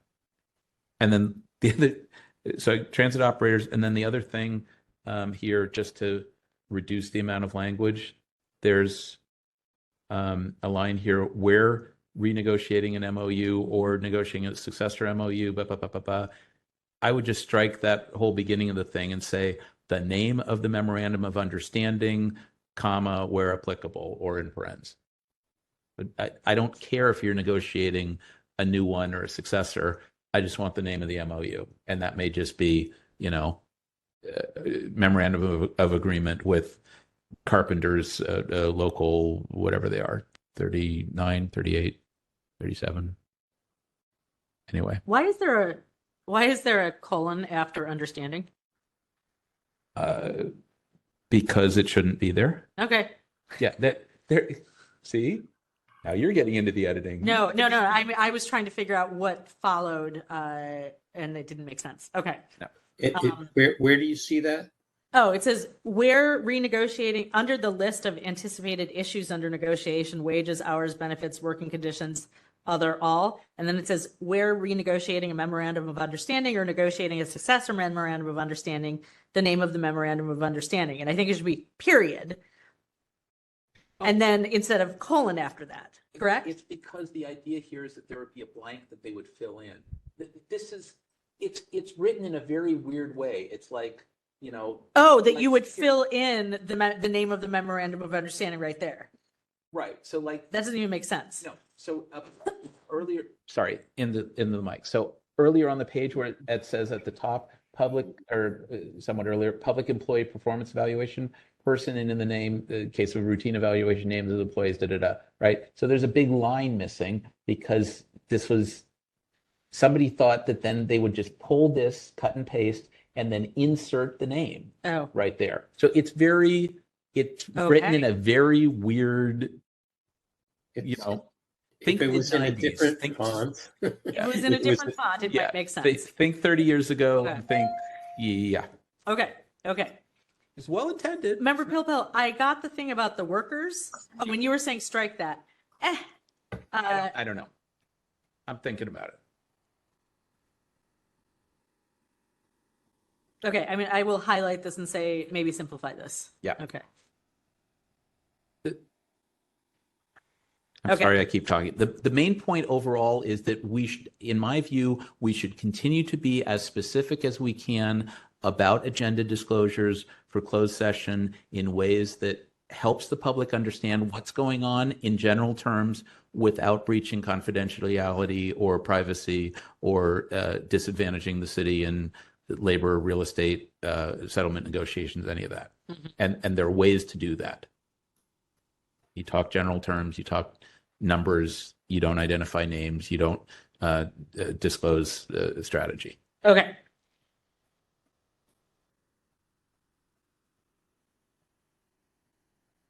Can I shut up for a little bit? I'm going to say, so here's my edit on this, where you say we're negotiating a memorandum of understanding okay, we don't need negotiating again, or a successor memorandum of understanding. Say the name of the agreement. We don't need to restate memorandum of understanding 3 times. I simplified it further. I just said the name of the memorandum of understanding where applicable. So obviously this is, if it's in reference to an MOU, tell us the name. That's all, period. It's like one reference, the name where applicable. That's all. There may be other ways to do it. Many ways of doing it. Okay. Yes. How do you all feel about moving on to the next section? I'm getting a little tired Yeah. and hungry. Could we just do 0.8-1? Because I don't think that's going to take too long. I think we already covered most of it. Yeah, that's fine. Okay. 0.8-1, additional requirements for closed sessions. Okay, so on that, I think I was thinking to strike that entire section and just move the language elsewhere. So what I have in my notes is the first 2 sentences in 67.8-1A on retention periods. I've got that moved to 67.12E. And the other half of that section A. There is no 12E. You mean make it a 12E? Yeah, I think that's what I ended up doing. And then the second half of the recordings. Somehow I thought, and Member Wolf may want to chime in on this.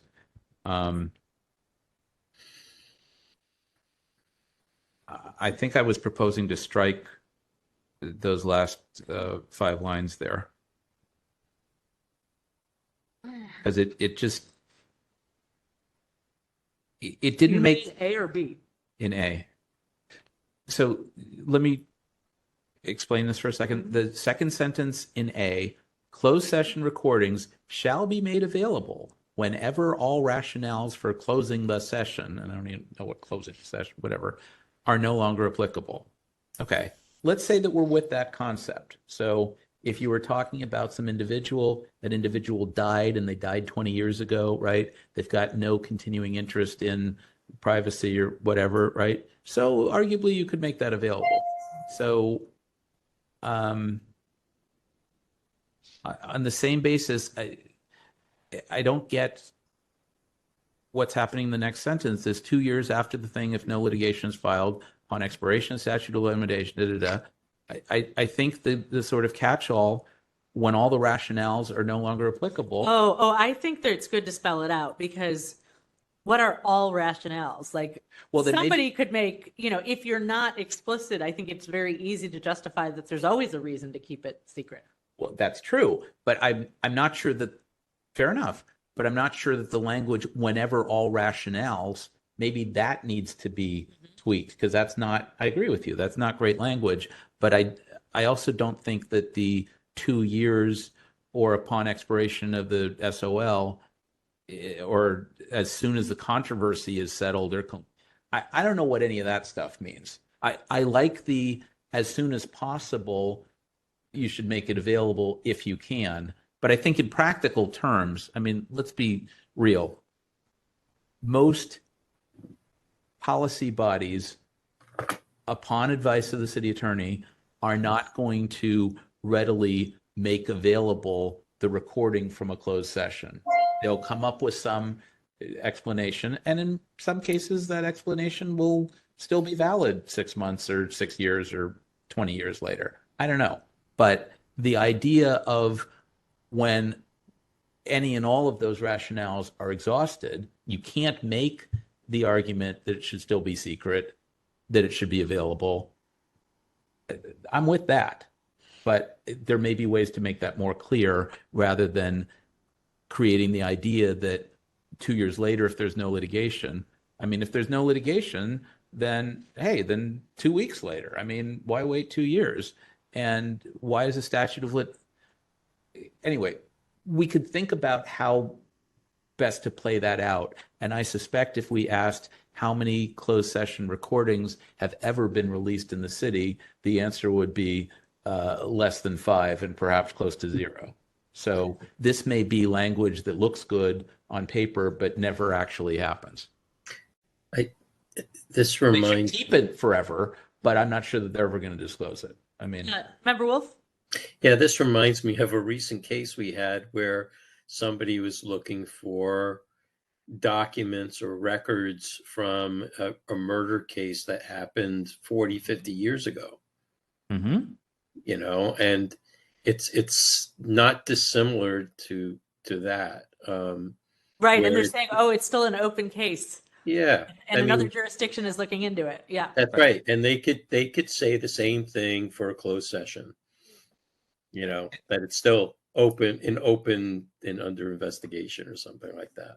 And there are arguments on different sides of that, but you know, I could also very easily make the argument that if all the candidates, if you were talking about firing somebody and that person is dead and has been dead and everybody knows it and yada yada, you know, I mean, at some point, as it's saying, there's no longer any rational reason whatsoever, right? That's right. Exactly.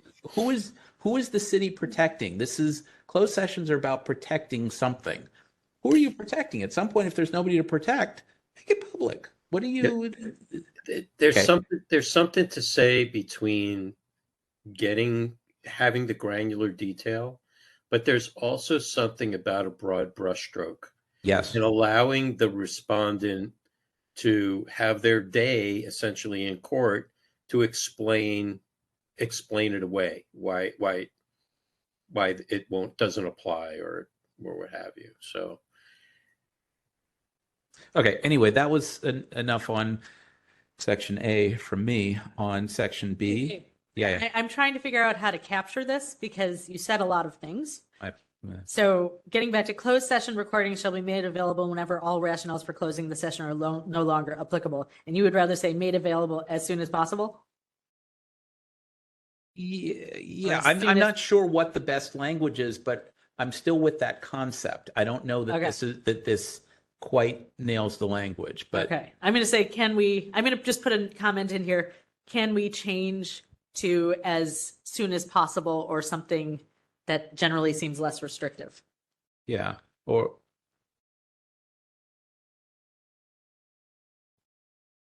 I mean, maybe we even want to say the intent is that closed session recordings shall not be kept confidential forever. That our hope is that at some point the rationale is extinguished or diminished to the point where you can, you know, make a tape available and bleep out some names, that you would have the equivalent of redaction. Mm-hmm.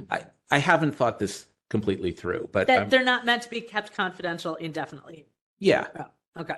We can play with that in the future, but that's okay. Okay. And then regarding this question about the 2 years upon expiration, blah blah blah, it kind of feels not. Is anybody here an attorney? Not okay. Not as far as I know. I don't know if we need some legal advice on this. Yeah. Well, and again, this goes back to that discussion we just had. What makes sense? Have somebody from the city attorney's office tell us, you know, in our experience, if we did this, that would be bad for the city. If we did this, that's a policy call. You guys figure that out. Somebody's thought through this because they deal with this. Yeah. This is not like new territory for people over there. The other thing is to also ask on both sides, practitioners, or whether it's government or lawyers or what have you, to see what's feasible for them. Why would, let's say, a respondent consider a shorter period of time or a longer period of time as opposed to an advocate or a lawyer? And, because times have changed. Maybe 2 years maybe it needs to be some other number. All right. And here's another specific example. We're trying to think of specifics. The city entered into a settlement agreement a couple of years ago with Recology that involved customer rebates and admissions of whatnot in connection with one of the scandals around here. There was a closed session discussion at Victor, help me. It wasn't rules. I think that was GAO. Victor is not in the meeting. Oh, well, that's unfortunate. Victor terminated after. Never mind. Was it one of another matter? No, we don't want him to terminate. At one of the board committees, so they had some discussion in closed session, because that involved customer rebates and there was, some heightened public interest, scandal stuff, whatever. That might argue for making that discussion available sooner rather than when the city paid out, $50,000 to people who live near 17th and Folsom for flooding, whatever. So again, you can make different arguments around closed session stuff. It doesn't get a whole lot of attention, and we're probably giving it more time than. Okay, just to keep things moving. Yes. Are Then we on okay B, generally with B or no? with B, I think that was part of what got moved to 67.8A3 You say that I read that was earlier. part of what got moved. Oh, in what I read earlier. Oh, so Remember I mentioned the I date know. the case was filed. So it was really pulling the date the case was filed because the rest of it is duplicative. The thing I haven't looked at, and I'm looking at the documents, not at the code itself. Yeah. Can you see if 67.8-1 was amended more recently? So, as the reason why it wasn't folded into 8 out of just not wanting to spend the time to do that? No, it was, I specifically remember that was one of the Prop G amendments. Okay. I think all of the dash sections were Prop G amendments. Prop G. So maybe it was just laziness not to fold it in. It was, we can have an offline discussion about how the Prop G amendment process worked, but yeah. So you're essentially saying that the date the case was filed needs to be added to 67.8, and otherwise this whole section, Part B, could be stricken. Well, that sentence, and then Wait, that sentence or that the first phrase? sentence in B. Oh, There the are two first sentences. sentence in B Right. needs to be moved. Okay. Okay. The only thing that's not already in A3 is the date the case was filed. It already has language, including the case name, court, and case number. Okay, so what I'm saying is we could strike this whole section and just move the case the date was filed up to 67.8. Without harming the underlying. That was yes. my question. Yes, Okay. yes. Right. And then for the second sentence, let me see what my note is there. Would that be an additional paragraph in 8? Or He's not No. even saying a paragraph. He's saying a clause or an item in a list, the date the Right. case was filed. I see. And then for the second sentence, what's my note on that? I was proposing to move that to 67.12 F or whatever. Okay. Because it seemed to me like that second sentence in B was a post closed session provision. So I was trying to be very clear that the agenda provisions go in 67.8, the disclosure provisions go in 67.12. Okay, let's just say it out loud without it being implied. So that second sentence would be because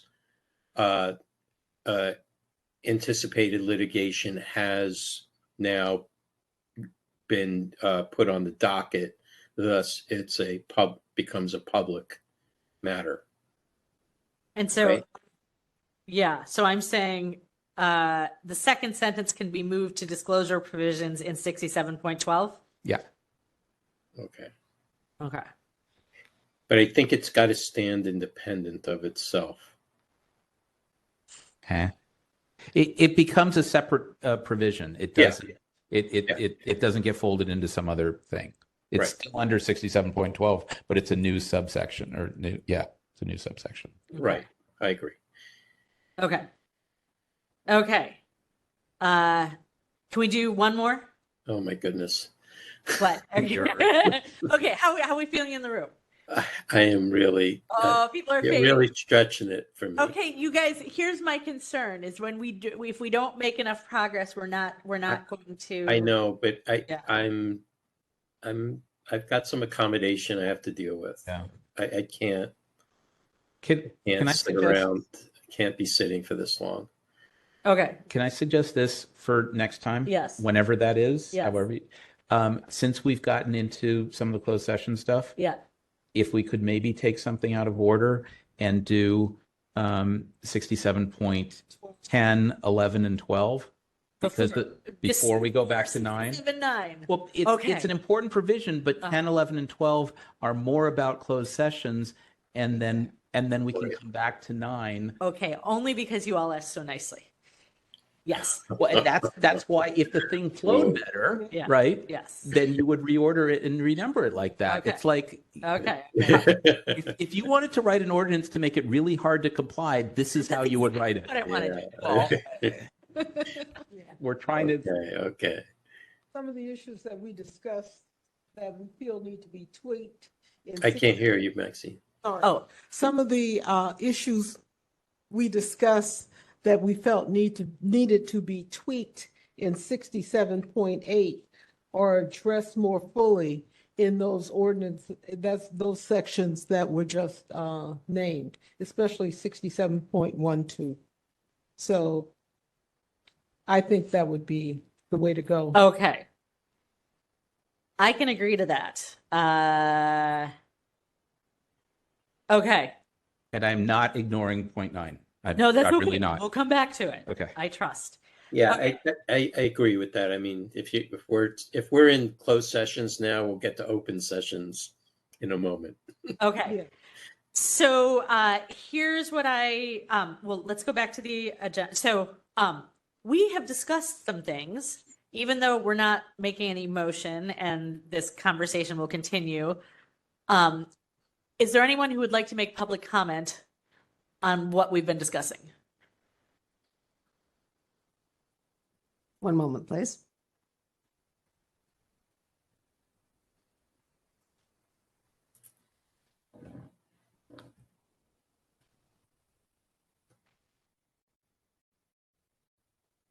Apologies. One moment, please.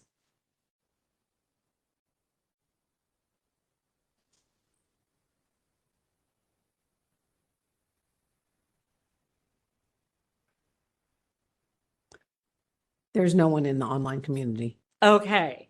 Ms. Lachey, please call the next item.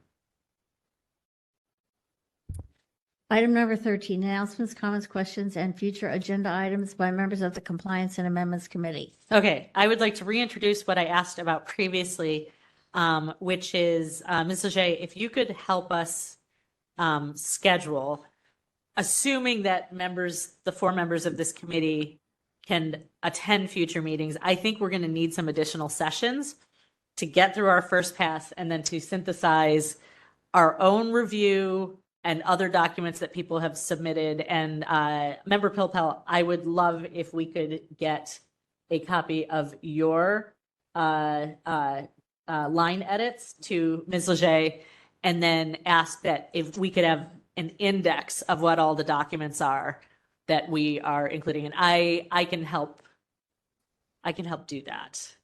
just to make sure that people understand what the different things are in the file. I just sort of compressed two things together. Let's go with the meetings first. So if you could let us know as soon as possible what the potential time slots are, say over the next 2 months, when we could come in ahead of any of our other committee meetings, even if it's just for an hour and a half or 2 hours, because if we're just focused on this, I think we could really make some headway. Get a lot done, yeah. Yeah.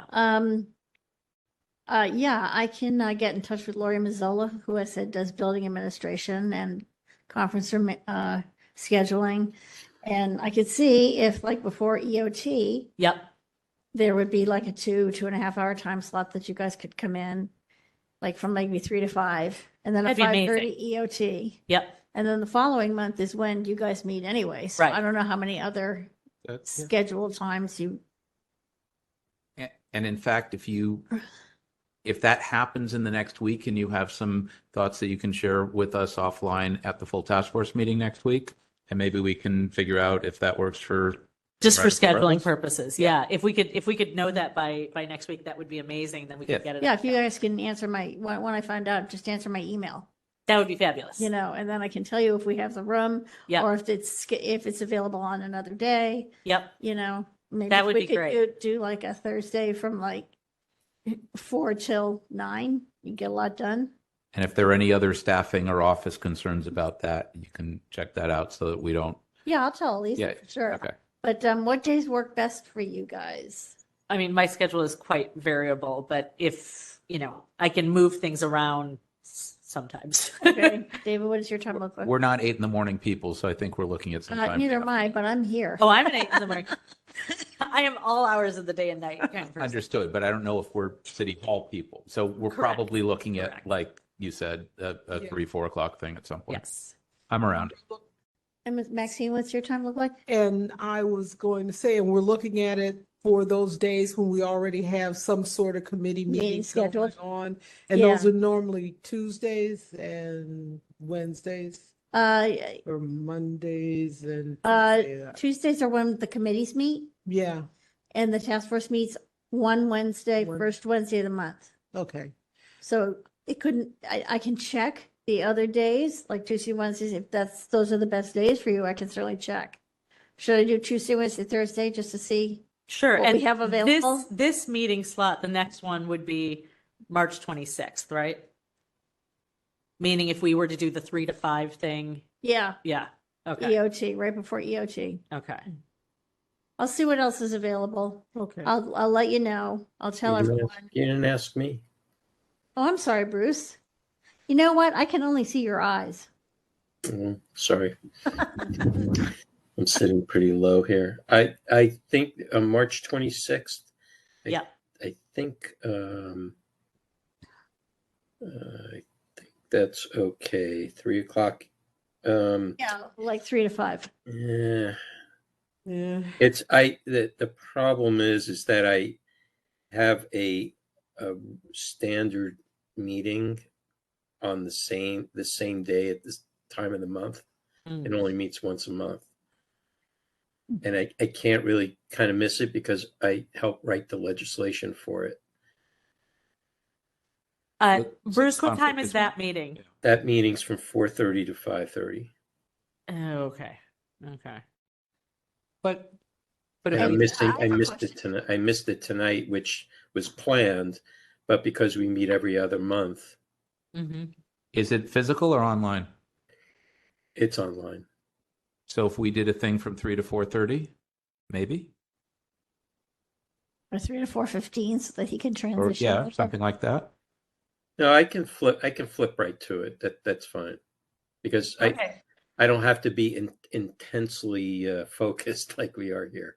I mean, I would even think even an hour and a half of fresh energy that time of day, I feel like we could probably make some good headway. Mhm. Yeah, and I have a standing meeting every other month at 5:30 on Tuesday nights. Okay, so for you, if we were to do 3 to 4:30, that might, if that's not too much of a burden to go sort of a little back to back with a little space in between. Okay, yeah. Is that, I mean, is that okay, or does that feel like too much? Yeah, I could make it home to do my meeting. Okay. But I would have a hard stop. Yeah, we would, So- yeah. If we did it as a special, that's literally just that item and adjournment, no minutes, no cases, no nothing. A public comment as required, yes. Sure, public comment. But yes, But that's it. If we did an hour and a half, we could probably get through the rest of closed session. I think for we could. example. I think we could. And we were discussing it in open session. Isn't that great? All right. never mind. Okay. Ms. Leger, thank you. And so we're looking at that specific date, but if there are other dates that you find that would be available, we'd love to hear about those as well, because I do think we want to make some progress on this. Continue to. We are. Yes. making And for progress. me, Thursdays work, Yeah, I can do Thursdays generally as well. as long as it's early in that 3 to 4:30 or something. Okay. Ms. Peterson, is there anyone out there to make public comment? If not, that's There's no one okay. in the room.